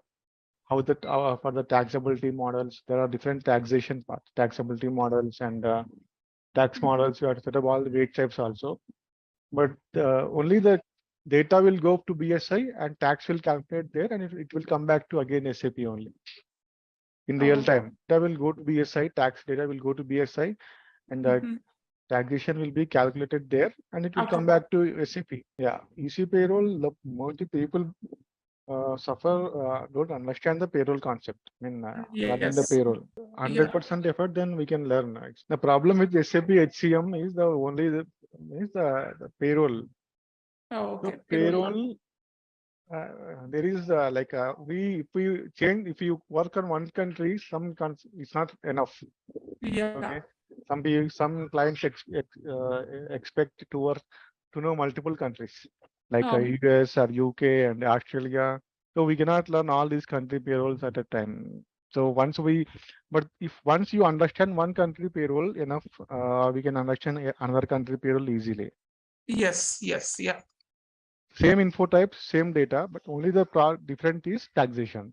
The tax will be different for country to country, but the configuration is same info types and the same data, same work. Yeah, that is the only difference. But if you learn US payroll, then it's easy to understand any other country payroll. Yeah. So now you also know SuccessFactors Employee Central, right? For EC payroll, if you are applying for EC payroll, then you should. So that is very much added advantage. So even for PCRs and schemas, there is no documentation available. SAP is not providing good documentation on those concepts. Yeah, that is the problem with payroll, PCRs and schemas. But it's easy only, but there are multiple lot of configuration is there for payroll, PCRs and schemas. But we need to go very slowly for that. Now you only need payroll, right? Time evaluation is not required. I can just show the configuration of absences and unpaid absences. Payroll time data both are integrated.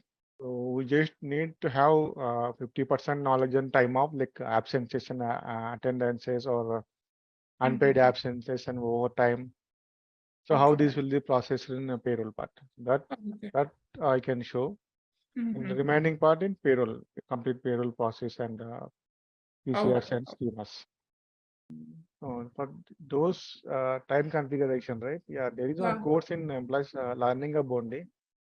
Time evaluation, I think. HCM only. Yeah, that is different module. Time management, time sheet, and time tracking. Yeah, that is only leave of absence. It's easy, but even EC time off is also there. We need to configure EC time off is there. Time sheet and time tracking also is recently SuccessFactors released time tracking.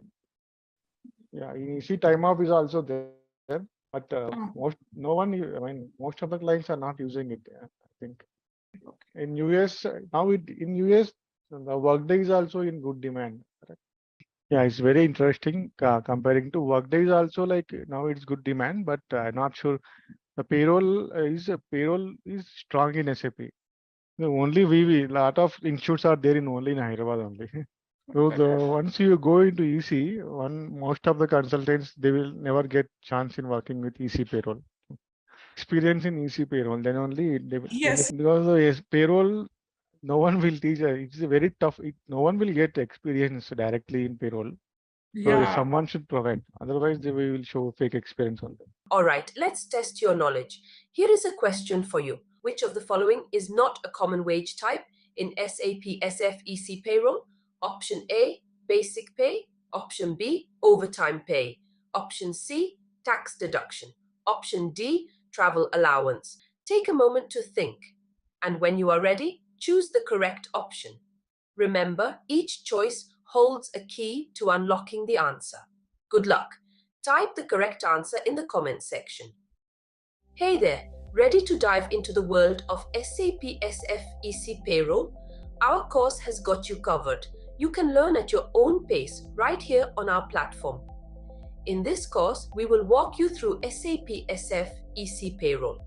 It's like a magic toolbox for managing payroll smoothly, making sure everyone gets paid on time. Our comprehensive course covers everything from the basics to some pretty neat tricks, crafted by experts who know their stuff. Your instructors are seasoned pros with years of experience under their belts. They are here to guide you through and answer any questions you might have. And guess what? Our students absolutely love this course. Folks just like you have found it incredibly beneficial. And the best part? It's super affordable. This amazing opportunity won't break the bank. Ready to become an SAP SF EC Payroll whiz? Sign up now on our page. And for more details, visit ZaranTech's website. So we have seen the mapping of the complete mapping of employee central employee master data for replication. So today I will show what will be the end-to-end process, like how the data will be replicated to employee central, from employee central to employee central payroll. So what I will do, as there is no demo system, right? I will take two systems as a reference and employee data from employee central, and I will hire the same employee in employee central payroll. Okay. So to show how the data will flow. So employee master data replication program, this is the program. HRSF EC P2P underscore EE underscore REPL. So this is the program, and there is a T code also for this program. HRSF EC underscore P2P underscore EE underscore REPL. So this is the program which we will use to replicate the employee data from employee central to employee central payroll. So we can go through this, we can open this program through transaction code. Okay, there HRSFEC underscore P2P underscore E REPL. So we can open this program through T code directly. It will see you can employee data replication from EC to EC payroll point to point. Okay. So this is the main program to replicate employee central master data. And we can also open this program. Don't get confused here. Here you can see this is the program name. Okay. This is the transaction code. So we can also go with SA38. So if you don't, we can check with RPHR SFEC E underscore REPL SA38.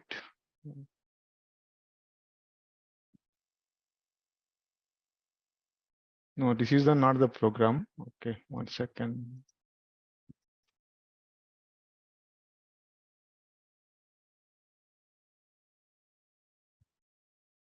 It is showing no program available. Okay. We can also get the program name through transaction code. So once you open the transaction, you can go to system and check the status. Yeah. So this is here you can see the program. Okay, we need to add the RP underscore HRSF E underscore P2P replication. This is the program name. Okay. So we can also open directly through program SA38 and yes, A38. Yeah. Employee replication from EC payroll to EC to EC payroll. Okay. We can execute. So same program will open.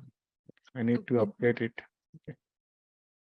No, SA38 here you're going through SA program directly. You are giving the program name. Okay. So if you know the transaction code, then there is no need to come to SA38. Okay. You can directly go through the transaction code. Just enter the transaction code here. So any program we can execute from SA38. If you don't know the transaction, if you know the program name, then you can go in SA38 and you can execute. Yeah, this is the program which we will use to replicate master data from employee central to employee central payroll. Here there are two options: combined configuration and individual configuration. Under configure employee API query, there are. So I said I will explain this later. So I will explain now. Here you can see combined configuration option is there. So if you select this combined configuration option, so if you want to combine, here multiple IDs are there, right? 10,000, 1,400, 4,000, multiple IDs are there. But if you want to combine any two configuration IDs and any multiple configuration IDs, so you go inside the configuration ID and select the combined configurations. Okay, and come here and select the combined configuration. Select, save it. Okay. Yeah. The purpose of combining configurations is, so in under this 10,000, I have maintained some entities. Okay. And only I maintained some entities under 10,000 configuration ID. And another ID, I have maintained another segments. So I don't want to combine these two configurations. I just want to create different configuration IDs, but I want to combine the replication. So that is the purpose of combining configurations. So just need, if you want to create different segments under one configuration ID and some different segments under another configuration ID, but you want to use two configuration IDs in the program here, then you can select combined configurations. Okay. So if you select combined configuration, then you can observe the difference. There is, if you select individual configuration, it is asking for configuration ID. System is asking for configuration ID. Which configuration ID we want to use in the replication program? 1,000, 10,000. It is 10,000 is coming here. Okay, whatever the IDs we have configured. But if we select the combined configuration, that option is not appearing here. It is not asking for configuration ID. So system will select the IDs based upon the option we select here. So if this is selected, then system by default select this one 1,400 and also 10,000. These two IDs will be selected automatically. So which we have configured under these IDs, these two IDs will be replicated, selected for replication. But actually, I'm not sure why SAP has given this enhancement. Okay. This is not useful at all, actually. We can go with individual configuration only. Okay. Under one configuration ID, we can create segments which we want to use in the replication. There is no need to combine configuration. So now I am going with the individual configuration ID. Individual ID. Okay, I'm selecting some 4, 6, some different one. Okay, and external employee ID. Okay, if you want to replicate only one employee data, not multiple employees, only single employee data, then we can provide the external employee ID here. Okay. For example, I am taking any employee ID. So this is the employee which is hired in the system in Employee Central. Okay. So I want to replicate the same employee to Employee Central payroll system. Okay. Same data should replicate to Employee Central payroll. Okay. And I want the same number. I want the same number to be replicated to Employee Central payroll system as well. So whenever we search for an employee, so we can use only single number in Employee Central and Employee Central payroll. It will make easy to identify the employees in both systems. Okay. Before replicating, I will just explain the number ranges. So we have a number ranges concept in SAP HR. So we can create number ranges in P804 is the transaction code. Okay.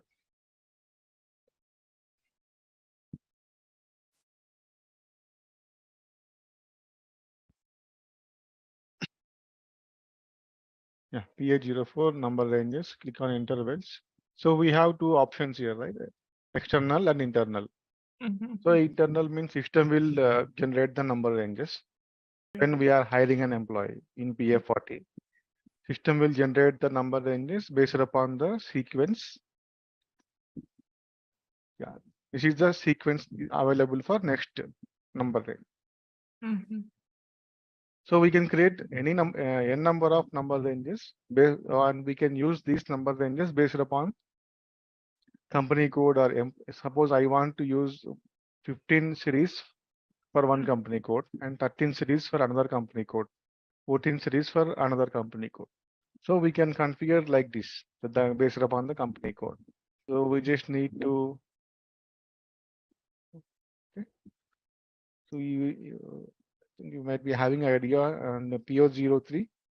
So we have a feature called NUMKR. So here we can define the number ranges for any based upon country and employee group, any selection criteria. So whenever we are replicating the data from Employee Central to Employee Central Payroll, so we need to have always select this external, because the number is coming from Employee Central system. This number is already coming from Employee Central. So it is external system. So we have to select this number range as external. Even we can select internal also, but then there will be one issue. If we select internal, what will happen? There will be one number in Employee Central Payroll, and there will be different number in Employee Central Payroll system. In EC, there will be this number, and when employee replicated to EC Payroll, there will be another number. Then it will be different to identify these employees in both systems. So it is recommended to go with external. Then we will be having same number in Employee Central Payroll as well. Okay, for example, I just select this number and go to the yes means program. So I'm selecting the configuration ID, okay, individual, and enter this number.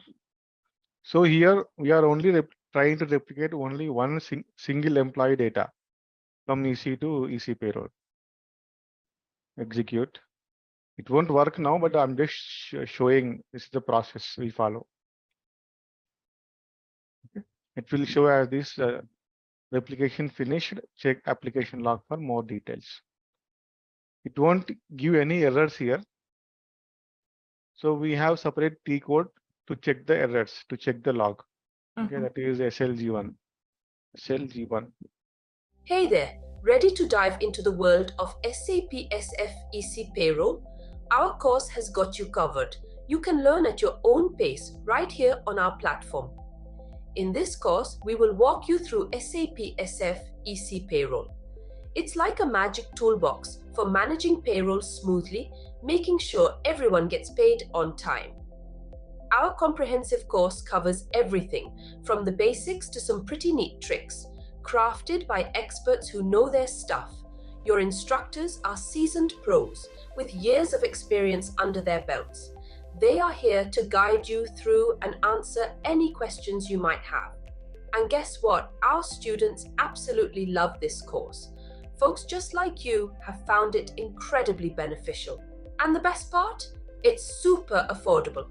This amazing opportunity won't break the bank. Ready to become an SAP SF EC Payroll whiz? Sign up now on our page. And for more details, visit ZaranTech's website. Okay. Go to SLG1. Okay. Now enter all stars. Execute. It will be error only. See, my name is here, my ID. It is showing error because these two systems are not connected. So this is the demo system, Employee Central, not connected to the my payroll system. So it is replication failed. But if the successful in real-time client environments, so if the configuration is correct and everything is properly configured, then we will get a green color here. The replication will be successful. And the same employee number we can see in PA20. After successful replication, we will see if we check that 108 something, 108,739. 108,739. Now there is no employee because it's not replicated. Yes. But if successful, then we can see the employee data replicated to this Employee Central Payroll system successfully. Yeah, this is the process of replication. But here I have shown you only the one employee data replication. But in real time, what we will do we will schedule a job in the backend. Okay. We check this program. Okay.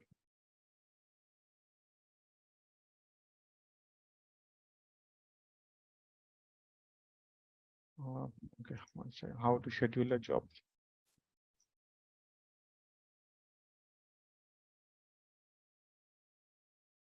Copy the program name, okay, and go to SM36. SM36 job name. We can give same program name, or we can give any our employee master data replication.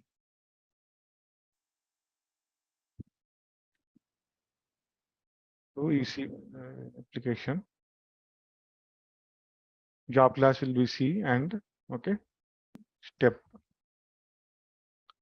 Here you have to define. We are using ABAP program. Enter the program name of the employee central payroll application program. Okay, we have to create the variant also. Okay.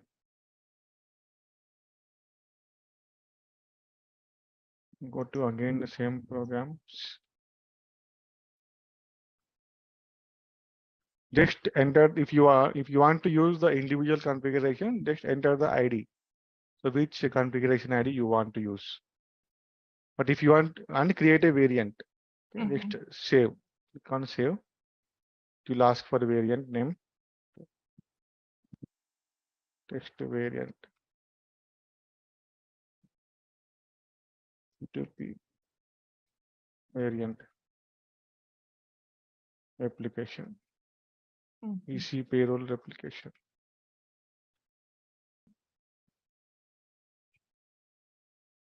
Save. Okay. But if you want to use the combined configuration, same process. Just select combined configuration and create a variant by clicking on save. Okay. Now go back to the SM36 for this replication program name. So we have created the variant just now. So it will appear in the drop down. P2P replication. Yeah, P2P replication. Okay. Provide the program name and the variant which you want to use and click on check. Successful. Then there are no errors. Then just save. It is saved. Okay. Go back and check if it is successfully saved. You can just click on check. It will appear here. Go back and start condition.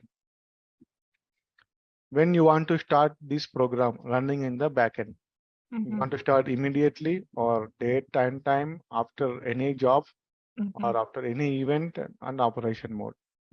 So mostly we will schedule based upon date and time. So I want to schedule this job starting from maybe tomorrow time.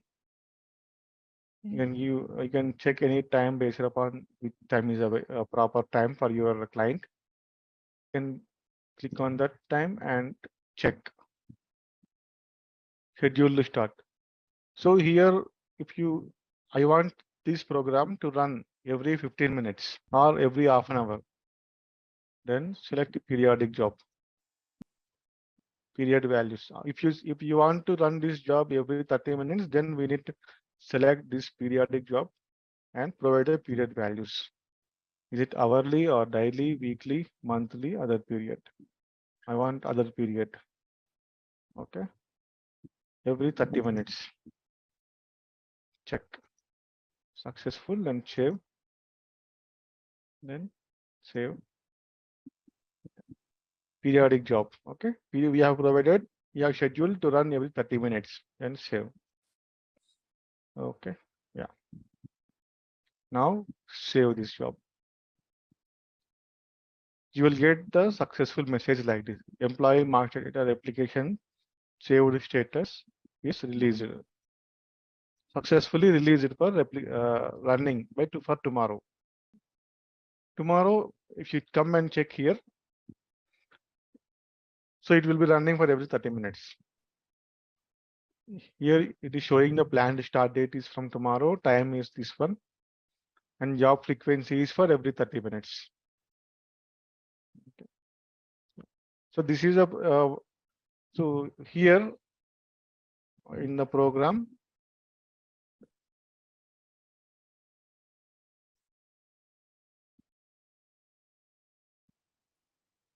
go to variant. Okay, I have created a variant P2P REPL. Here I have not provided any employee number. So if you don't provide any employee number, then it will replicate all employees which are active under this configuration ID. So then system will replicate if there are thousand employees, then it will replicate all 1,000 employees at a time, because here we didn't provide any employee number. In a real time, in the production system, we should not provide any employee number here. We have to replicate all employees data. Okay. That's why whenever I'm creating the variant, just enter the configuration ID, that's it, and create it, save it. Then for every 30 minutes, it will replicate any, for example, for a first time system replicated all employees. Next time, if there are any changes in employees in my master data in employee central, okay, then system will replicate only those employees who got changes. For example, any transfer, promotion, or terminated, only those changes will be replicated to the employee central payroll system. That is the concept of only first time it will replicate all employees, and from second time it will replicate only delta. Delta means the changes. If there are any changes for any employees, then only those employees will be replicated. So whenever we are gone live with EC payroll system, that only one time we will create the job. So automatically it will be running for every 30 minutes. Backend. Okay. Yeah.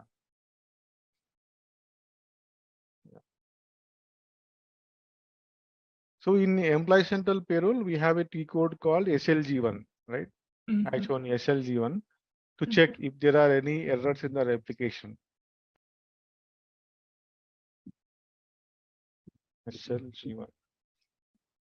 Just you put all the stars, and if you want to change the date, you can change the date from which date the errors from which date you want to see. You can select the date and execute. If there are any errors, then system will show you as a red mark, and if you expand it, it will provide you the error description. What will be the reason for errors? Errors. Okay. But same in Employee Central also, there is no need to come to Employee Central payroll to see the errors. So we can also see the errors in Employee Central also. Okay, go to Admin Center here. Data replication monitor.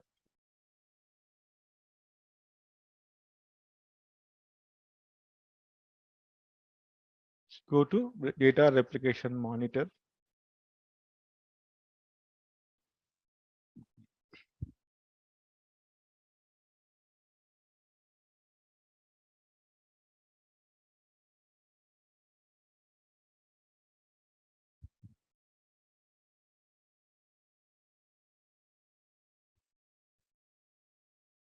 So this is a good tool actually.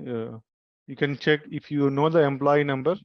You can enter the employee number. You can search for that single employee.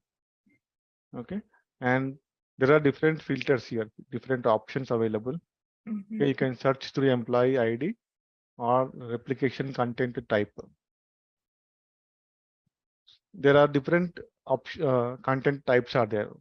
One we have seen is employee master data.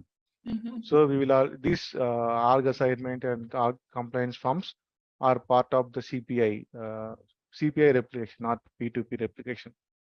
Employee master data is one type, and planned working time, employee absence data, and also time pay components. These are part of the employee central payroll replication. So you can select employee master data component content type. If you know the employee number, you can enter the employee number and click on Glow. You can also provide the status: successful, failed, pending, awaiting processing. So I don't want to see successful. I want to see for failed and processing. and I want to search for last week. We don't show anything here because no payroll system is connected.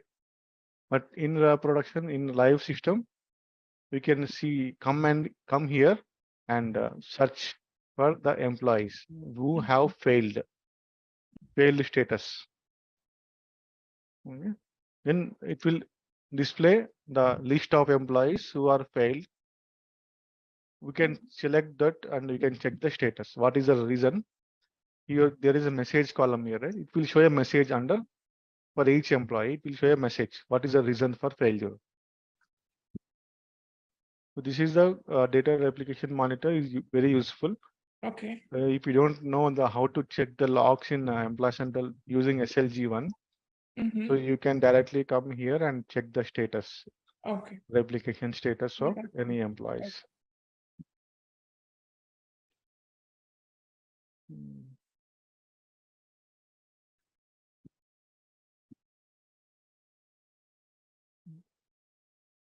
Here also the replication target system is also there. One more option. So in one Employee Central system can be connected to multiple target systems. This is one EC system. It can be connected to the multiple payroll systems. Okay.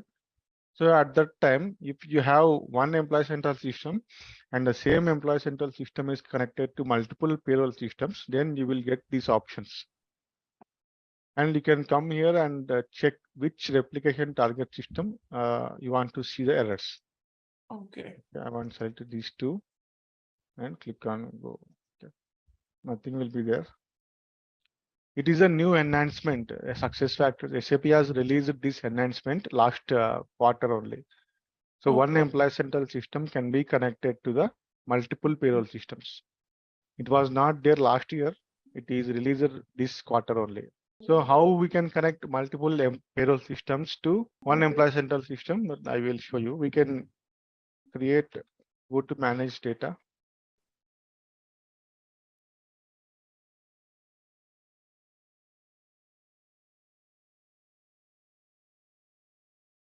So search for replication target system. Replication target system. Select any target system which we have created earlier.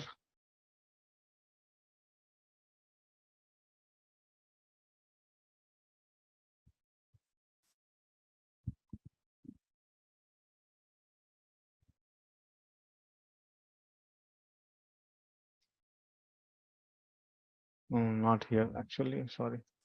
Data replication.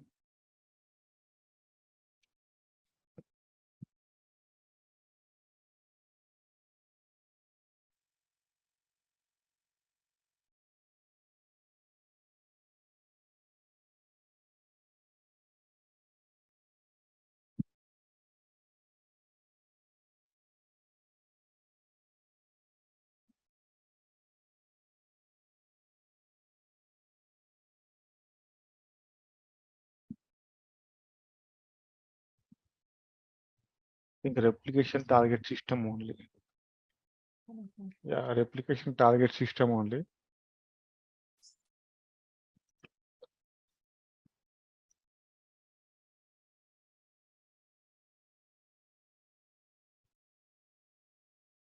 I think this is not, this option is not provided here. Okay. I will try to create a new one, create a new replication target system.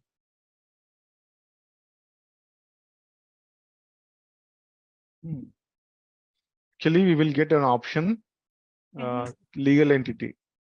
Here it will show a legal entity.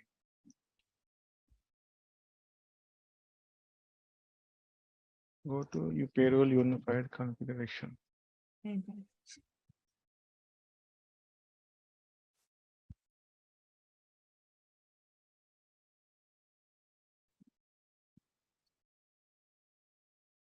So whenever I will find it out. Okay, I am not getting that option. I think this SuccessFactors will upgrade demo systems.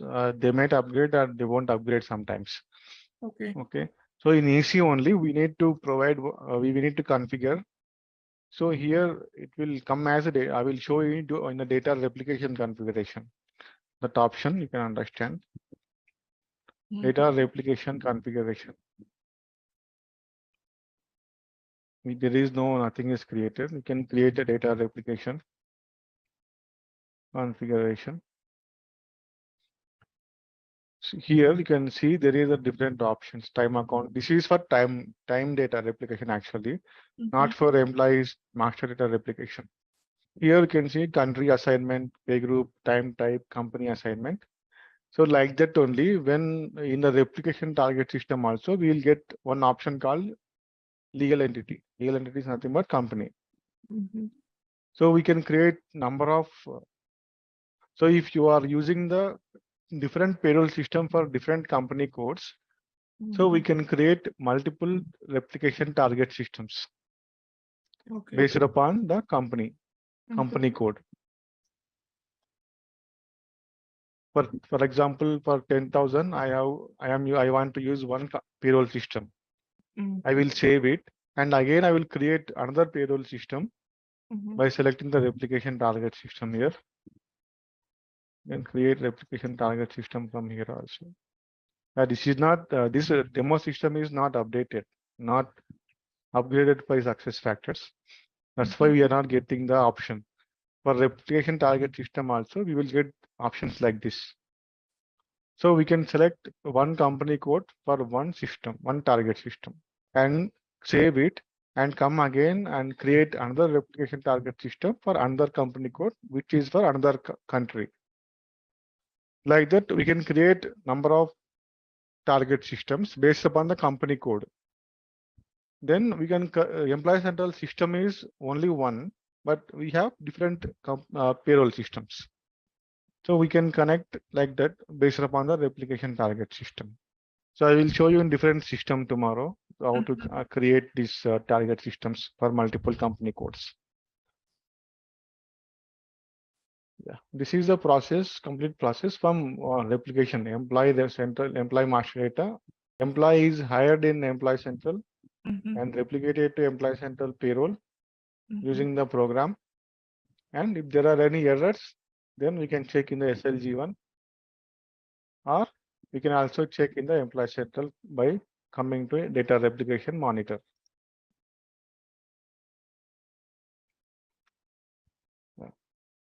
So if we are working on any separate project, then data replication monitor is very useful. So we will check, we will check the number of errors in data replication monitor, and we will resolve those errors.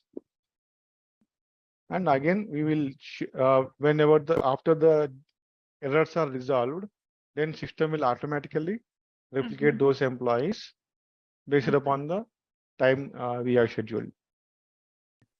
So if the first time the employee got error, so we have resolved the error. So next, after in the second job run, after 30 minutes, those employees also will be replicated. So this is very interesting actually.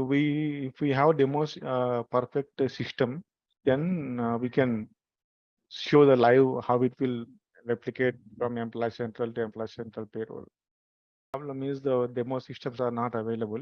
So you were discussing about the number ranges also, right? Your number ranges, if client wants, okay, client wants the same employee number in EC and EC payroll, then we need to implement a body. Okay. This is not standard. This is a standard replication program. Cannot replicate the same EC and same number in EC and EC payroll. So we just need to implement a body to tell the system, keep the same number which is coming from EC, keep the same number in EC payroll. Both systems will be aligned. That body we can check in.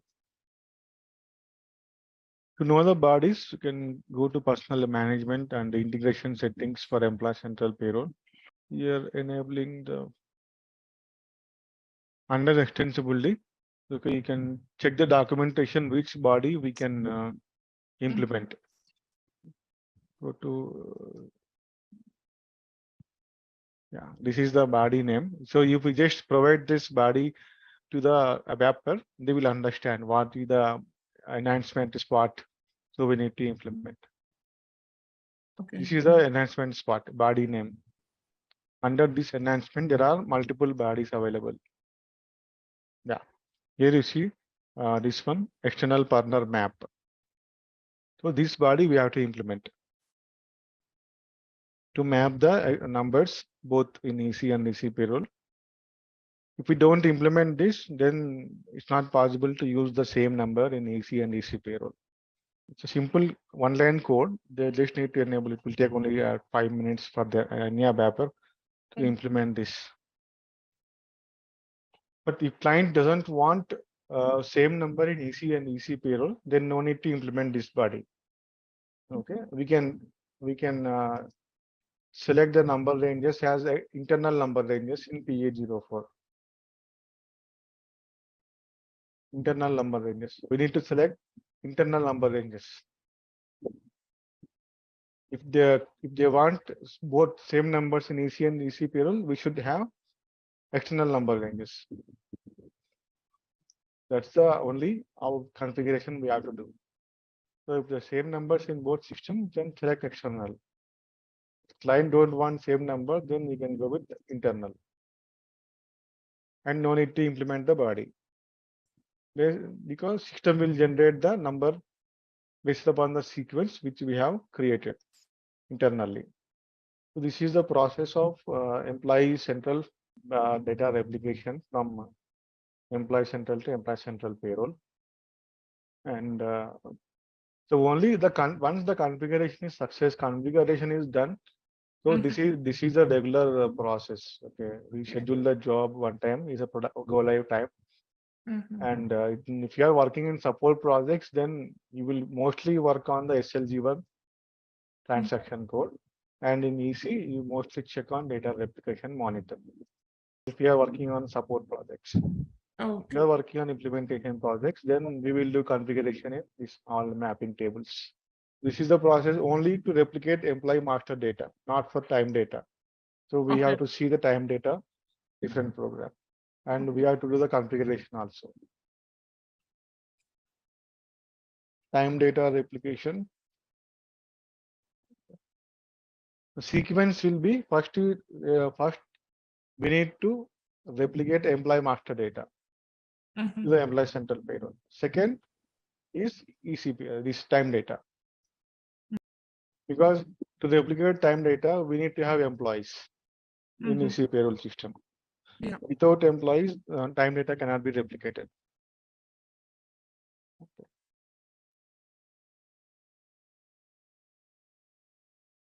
This is simple comparing to the employee master data. This is simple only. Okay. First, we need to first step is data replication configuration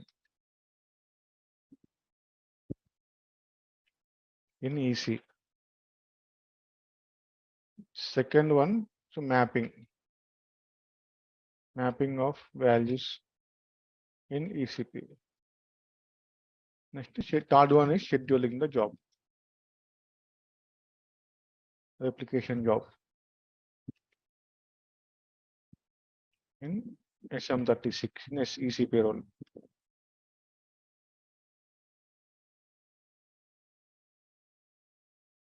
This is a process. So we can see this data replication configuration in Employee Central. Go to the manage data. Go to data replication configuration. Create a new data replication configuration. External code. You can provide any external code, but it is advisable. So you remember when we have created a replication target system. Manage data only.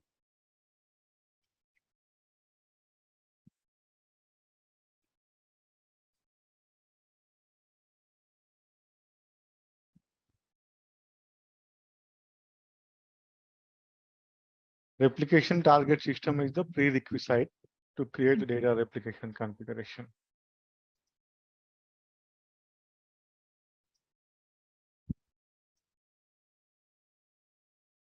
You can provide this, you can copy the same code of replication target system to external code here, but it is to differentiate between the employee master data and the time data. You can just provide time off.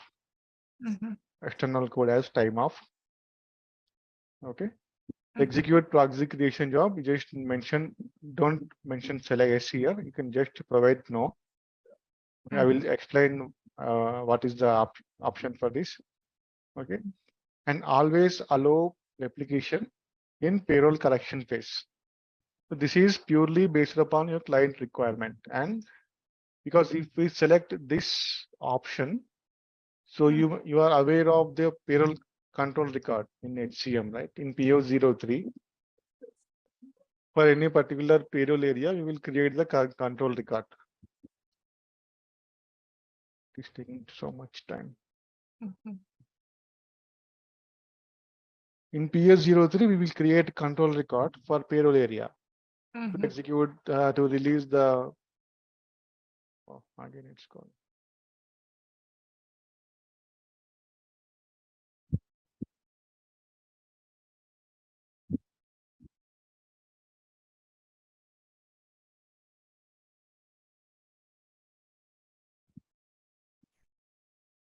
PS03 payroll, for example, I am taking in some dummy payroll area. No, I'm taking any one payroll area 01. So if we release for payroll, then it is not possible to make any master data changes for any employee for that particular period. So when click release for payroll, let's save it.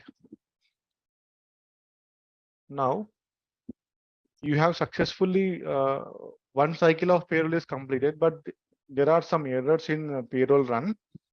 Then you came here and really change the status of this payroll control record to release for correction. Just save it. Display. So this status here, it is showing the payroll correction phase. So when the payroll control record is in payroll correction state, do you want to replicate the time data to employee central payroll?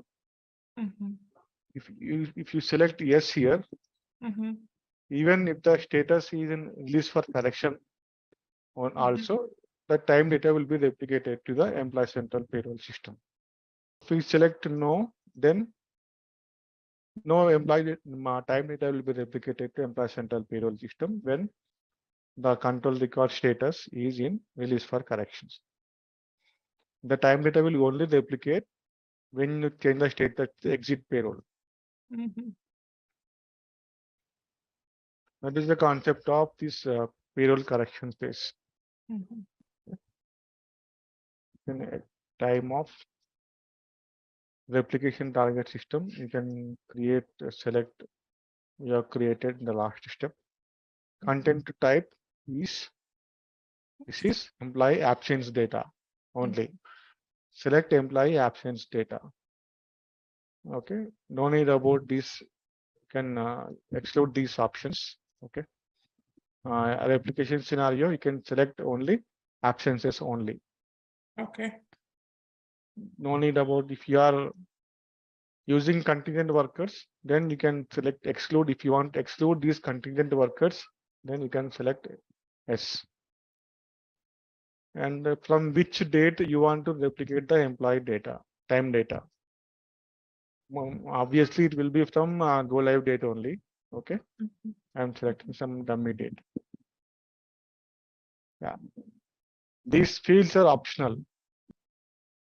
Okay, but if you want to restrict, this data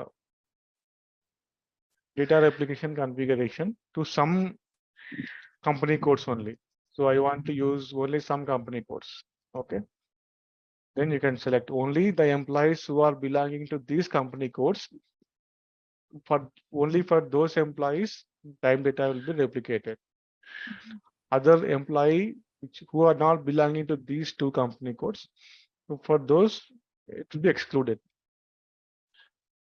Like it is like a filtering the employees based upon the company code. Similarly, you can like select employee if you want to employ under these company codes. I want only active employees will be replicated, or I want only some contractor, employees only replicated, and time account to type. Further filter, even under these conditions, we can also further have some other filters based upon the time account type. Time account type is nothing but your absence quota, like annual leave, sick leave, maternity leave. Some account types we have. So I want only annual leave to be replicated, annual leave or sick leave. Only these two leave types should be replicated to employee central payroll, and I don't want other absence types to be replicated. So we can filter like this, having a filtering criteria. But if you don't want any filter, then you can just remove all this and click on save. Okay. Country region has been added. Time account type is only valid for replication content type absence data. So we have selected the absence data, right? Yeah. Save. And the replication scenario, okay, absences with time account snapshots or time accounts and delete. The replication scenario is absences with time account snapshots. Now, okay. Save.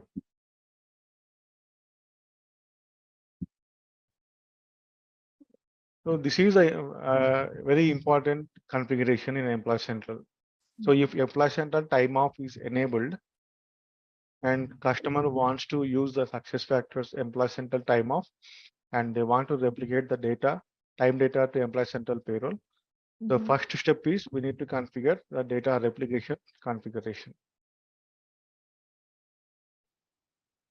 There is these fields are optional. Okay. Important one is the replication target system, replication content type, and the go live date. You can provide the go live date of the project go live here. Yeah.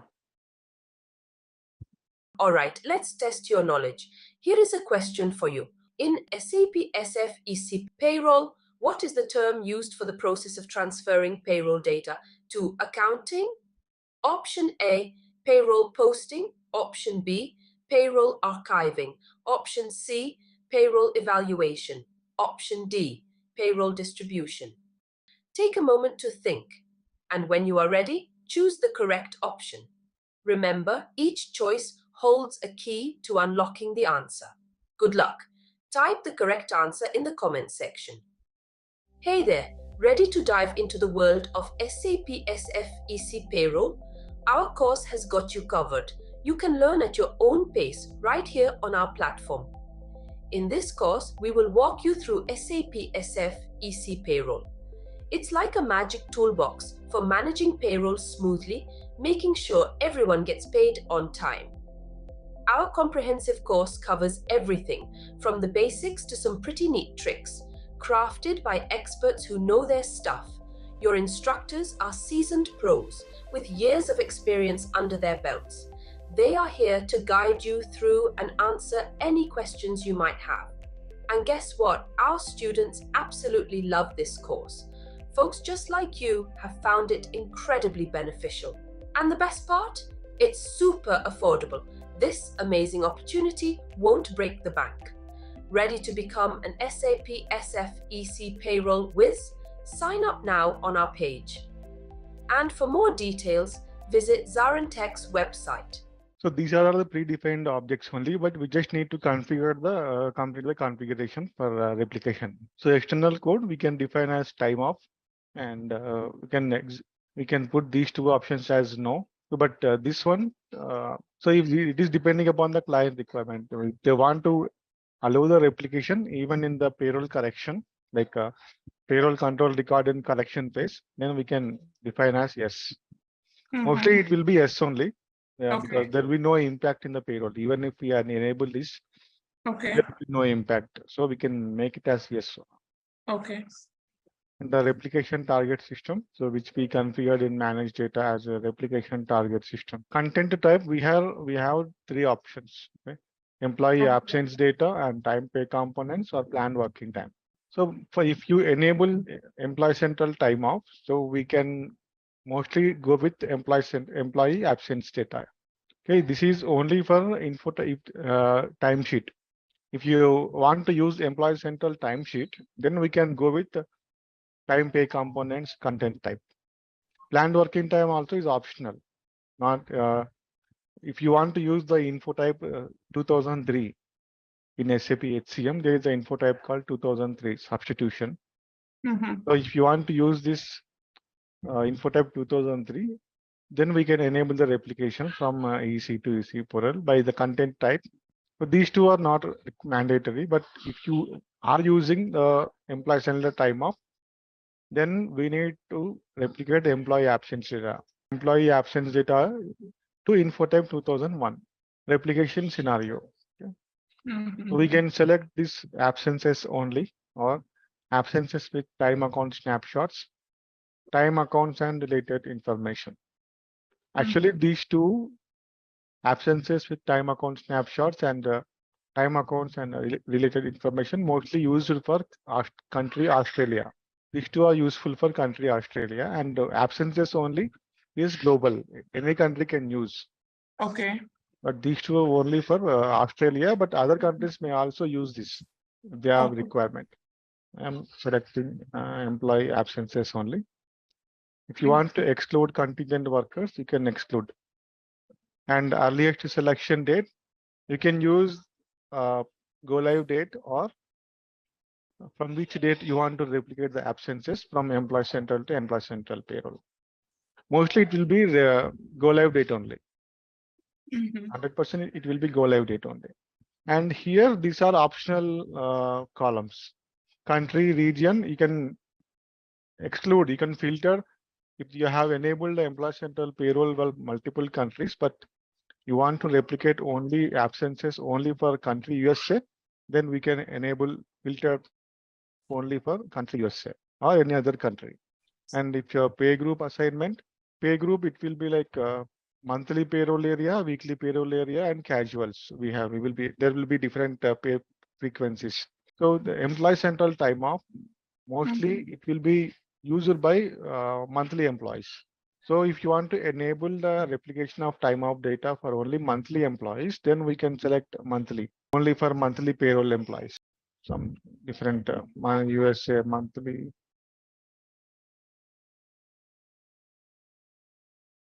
Yeah, monthly employees. And time types. So yesterday, as I said, we have multiple time types. Okay. Yeah. Yeah, multiple time types like annual leave, sick leave, or vacation leave, paternity, maternity, everything will be there. But I want to only replicate annual leave, sick leave, or any long service leave. These three types of leave only I want to replicate to employee central payroll. So then we can filter those, only enable those three absence types, time types. Similarly, company assignment and employee groups assignment. So we can use this. I don't want if we enable this. As I said, this is only for country Australia. Time account type assignment. Employee class, we can. This is like filtering.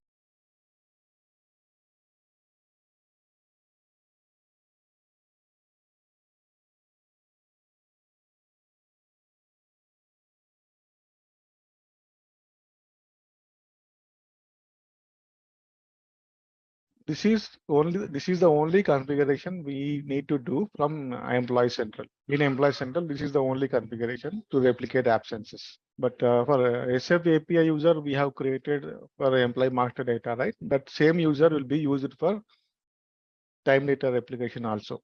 So once we created this, then the remaining configuration of mapping of values in EC and ECP and scheduling the jobs. So 10% configuration only in EC and remaining everything is in EC payroll.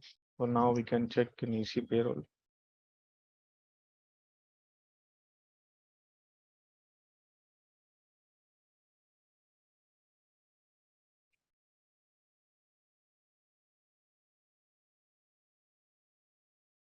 So we have to go to the same node where we have done the configuration for employee master data.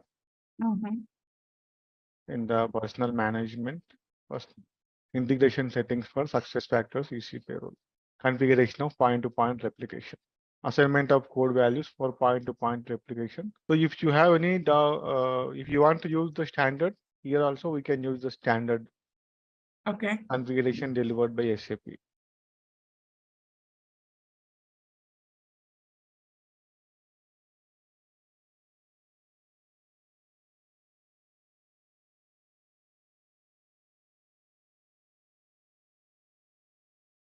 Time account type, time account type, time type. So if you have enabled only absent, if you want to use only for absences, then we need to check the configuration of time type. Time type is nothing but absence type. In SAP HCM, we call it as absence type. In EC, it is called as time type. It is dependent. It is country dependent and mapping via customer table. I think it will be blank here because they have mentioned it is mapping is based upon the customer table, so it is blank. Maintain properties for code value mapping.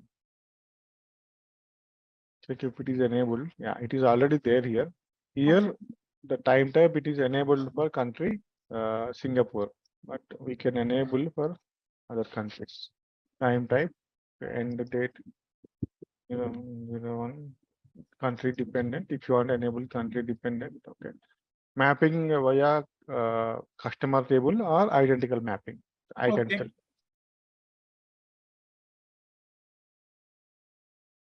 So if you are using the same codes in Employee Central and Employee Central Payroll for absences, so we can system will check the mapping mode. If it is identical mapping selected, then it will replicate if the codes are same. Time type, this is for Singapore and this is for US. Similarly, we need to map. The codes are not same in Employee Central and Employee Central Payroll. Then we need to map the values. New entries. Okay. EC data type can select the time type which we have created in the last step. Time type. Yes, for code US. EC code value.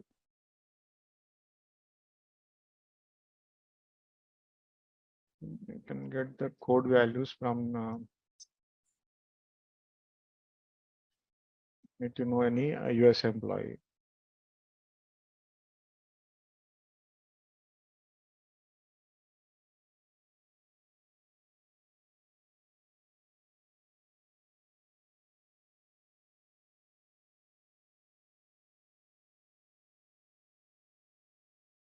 You see that there is a portlet called time.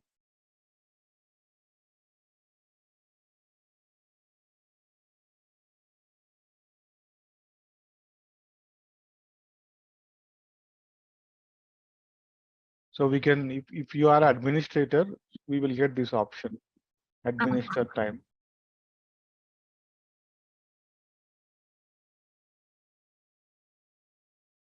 So there are nothing, no records are there for this employee. So we can go and create the absence. Here it is showing these are the different time types: absence type, vacation, sickness, maternity, PTO, leave of absence. So whenever employees entered the vacation for 1 day, pending for approval is not. But here we need to map the codes, right? We need to know the code. What is the code of this time type? Okay. Okay, for that, we need to check the time profile. This is the time profile, USA standard. Go to time profile, enter the value, USA standard.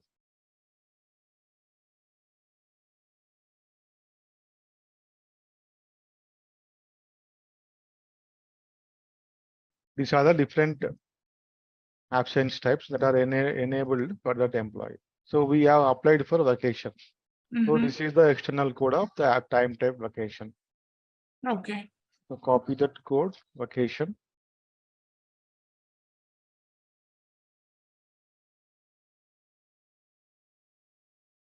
EC code value is the TT underscore vacation was recording.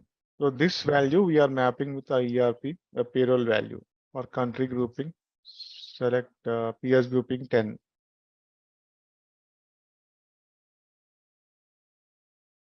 Zero 1 0 0.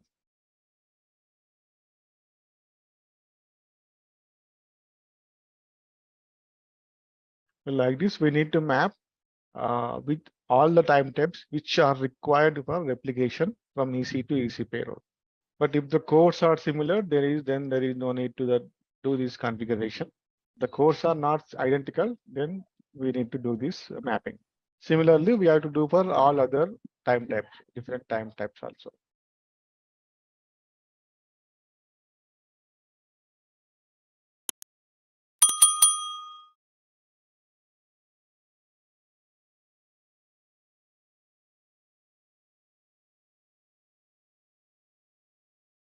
You search for country grouping, PS grouping 10. Hey there, ready to dive into the world of SAP SF EC Payroll? Our course has got you covered. You can learn at your own pace right here on our platform. In this course, we will walk you through SAP SF EC Payroll. It's like a magic toolbox for managing payroll smoothly, making sure everyone gets paid on time. Our comprehensive course covers everything from the basics to some pretty neat tricks, crafted by experts who know their stuff. Your instructors are seasoned pros with years of experience under their belts. They are here to guide you through and answer any questions you might have. And guess what? Our students absolutely love this course. Folks just like you have found it incredibly beneficial. And the best part? It's super affordable. This amazing opportunity won't break the bank. Ready to become an SAP SF EC Payroll whiz? Sign up now on our page. And for more details, visit ZaranTech's website.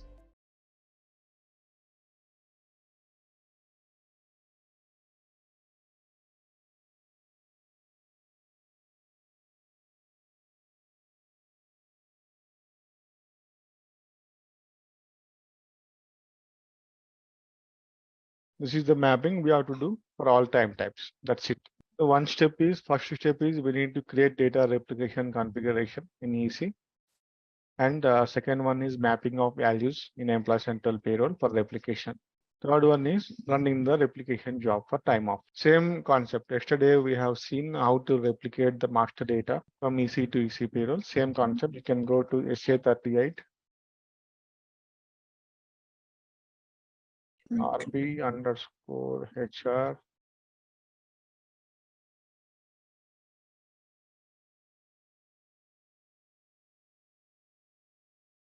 Or if we know the T code, we can directly go with the T code also. Okay. HRSF EC underscore P2P underscore replication, absence underscore replication. Go to the transaction code, /n the transaction code. So this will be slightly different from the program of employee master data replication. Here we need to it is not mandatory to enter the replication target system. But if you are using multiple systems, and if you want to filter only for this replication system, then we can enter this value here. Countries with specific fields, you can just remove this. No need to filter country wise. This is employments per package. here you are telling that the system at one time run how many employees you want to replicate. Okay. So if you enter 10, only 10 employees will be replicated for one time. If you enter 100, the system will check and run for 100 employees data. If you enter 1,000, it will run for 1,000. Mostly we use 100 or 1,000 and the user ID. I don't want employment. If you want to replicate for a single employee, you can enter the single employee number, some number, and you can execute it. A display JSON output system. If you select this option and run this, it will fail now, however, because there is no connections. It is showing us no JSON available to be listed as output because there is no data, there is no connection to employee central system. So there is no data replicated. Okay. EC to EC payroll. But if the data is replicated, then it will show as an output here only. As the employee number, the data replicated, it will show all the employee numbers. Only when if we select this option, display output on the screen. So it is useful only when we are testing for a single employee. Then we can use this program by entering the user ID and checking this display option. In the real time, the production system, we don't use these options. There will be no user ID because we will be replicating for multiple employees and we don't need to see the output. Just remove it and save as a variant. Time info type 2001 time data replication. Just save it. So now get the program name. System status absence REPL. Okay, copy that and go for SM36 to schedule the job. Job name, time data replication, info type 2001.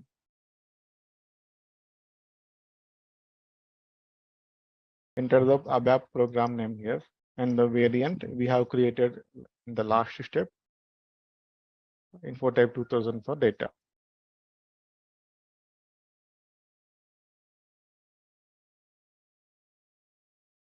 Go back and enter the start condition.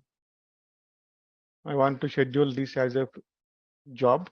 I can select for 23 after 1 hour. This will be a periodic job. Select the periodic job and enter the period values. Other period for every 30 minutes. Check and save.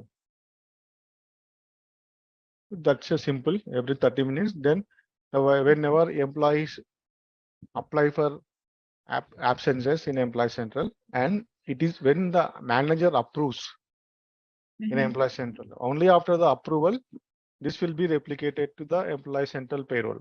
So still waiting for approval, absences are not replicated.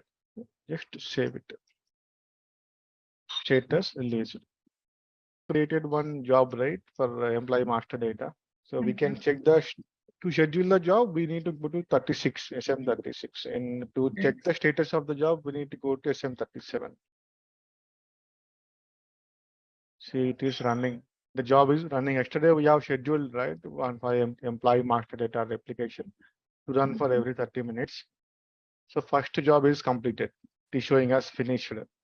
And again, it will run for another half an hour. It will run for second frequency. Like that, every 30 minutes, this job will be running. Similarly, if we come and check after 1 hour, data replication job also will be running status. Until we stop the job, it will keep on running. Simply, this is the process for time data replication. And for timesheet also, we will discuss. Okay, once. So time off, if you have some idea on leave of absence, then time off you can understand. But there will be different multiple business rules will be there in time off. Yeah, actually we have completed the Employee Central configuration and time off time data in the payroll, employee master data. So we have seen all the configuration steps which are required for employee master data replication and also for time data replication. say now the OM is obsoleted. I mean, not obsoleted because all the clients and customers are migrated to a SuccessFactors Employee Central. The org management is now managed in Employee Central. A complete org structure is configured and managed in Employee Central. 50% of PA also is managed in Employee Central. And time management. So some customers are using the Employee Central time off, and some customers using Kronos. Okay. Kronos time system and other third-party systems. Okay. And some customers are still using the Employee Central time management. So if the customer is using the Employee Central time management, then we need to replicate employee data from Employee Central to Employee Central system, SAP system. The payroll is still in SAP only, the same configuration, same wage types, same PCRs and schemas. Okay. There is no change in payroll configuration. PA40 we just we use for employee hiring. Before going here, I just want to set the user parameters. Check SU3 and go for parameters. Enter the country grouping. Country grouping Molga. MOL means Molga. It's Molga means country grouping. For the US, it is 10. Set the user group also. UGR parameter as a 10.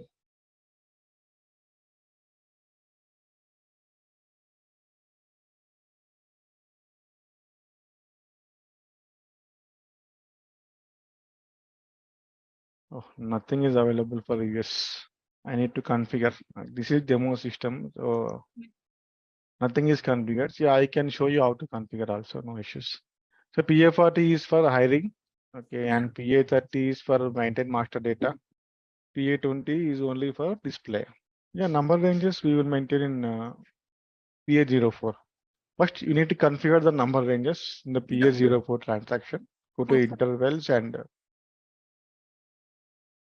so we get there are already number of ranges are configured. Yeah, I can use the number range starting from 9,001 to 999. US 02. The sequence number is 02. Go to this and go to P03. Change it. This feature we can define based upon the number of the parameters. Here it is showing as country grouping. Select Molga 10, country grouping 10, and again for country grouping, again we can go for another decision operation. Select field for decision operation.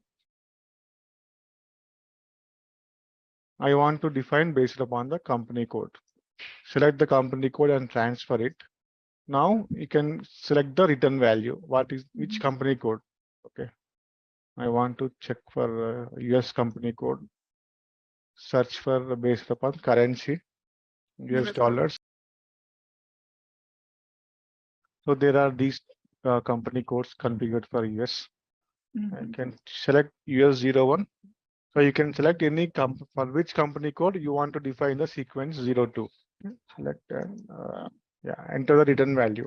You can now your system will check if employee belong to country USA and company code this one. Then it will assign the number range starting from this 0 to 6. Hey there, ready to dive into the world of SAP SF EC Payroll? Our course has got you covered. You can learn at your own pace right here on our platform. In this course, we will walk you through SAP SF EC Payroll. It's like a magic toolbox for managing payroll smoothly, making sure everyone gets paid on time. Our comprehensive course covers everything from the basics to some pretty neat tricks, crafted by experts who know their stuff. Your instructors are seasoned pros with years of experience under their belts. They are here to guide you through and answer any questions you might have. And guess what? Our students absolutely love this course. Folks just like you have found it incredibly beneficial. And the best part? It's super affordable. This amazing opportunity won't break the bank. Ready to become an SAP SF EC Payroll whiz? Sign up now on our page. And for more details, visit ZaranTech's website.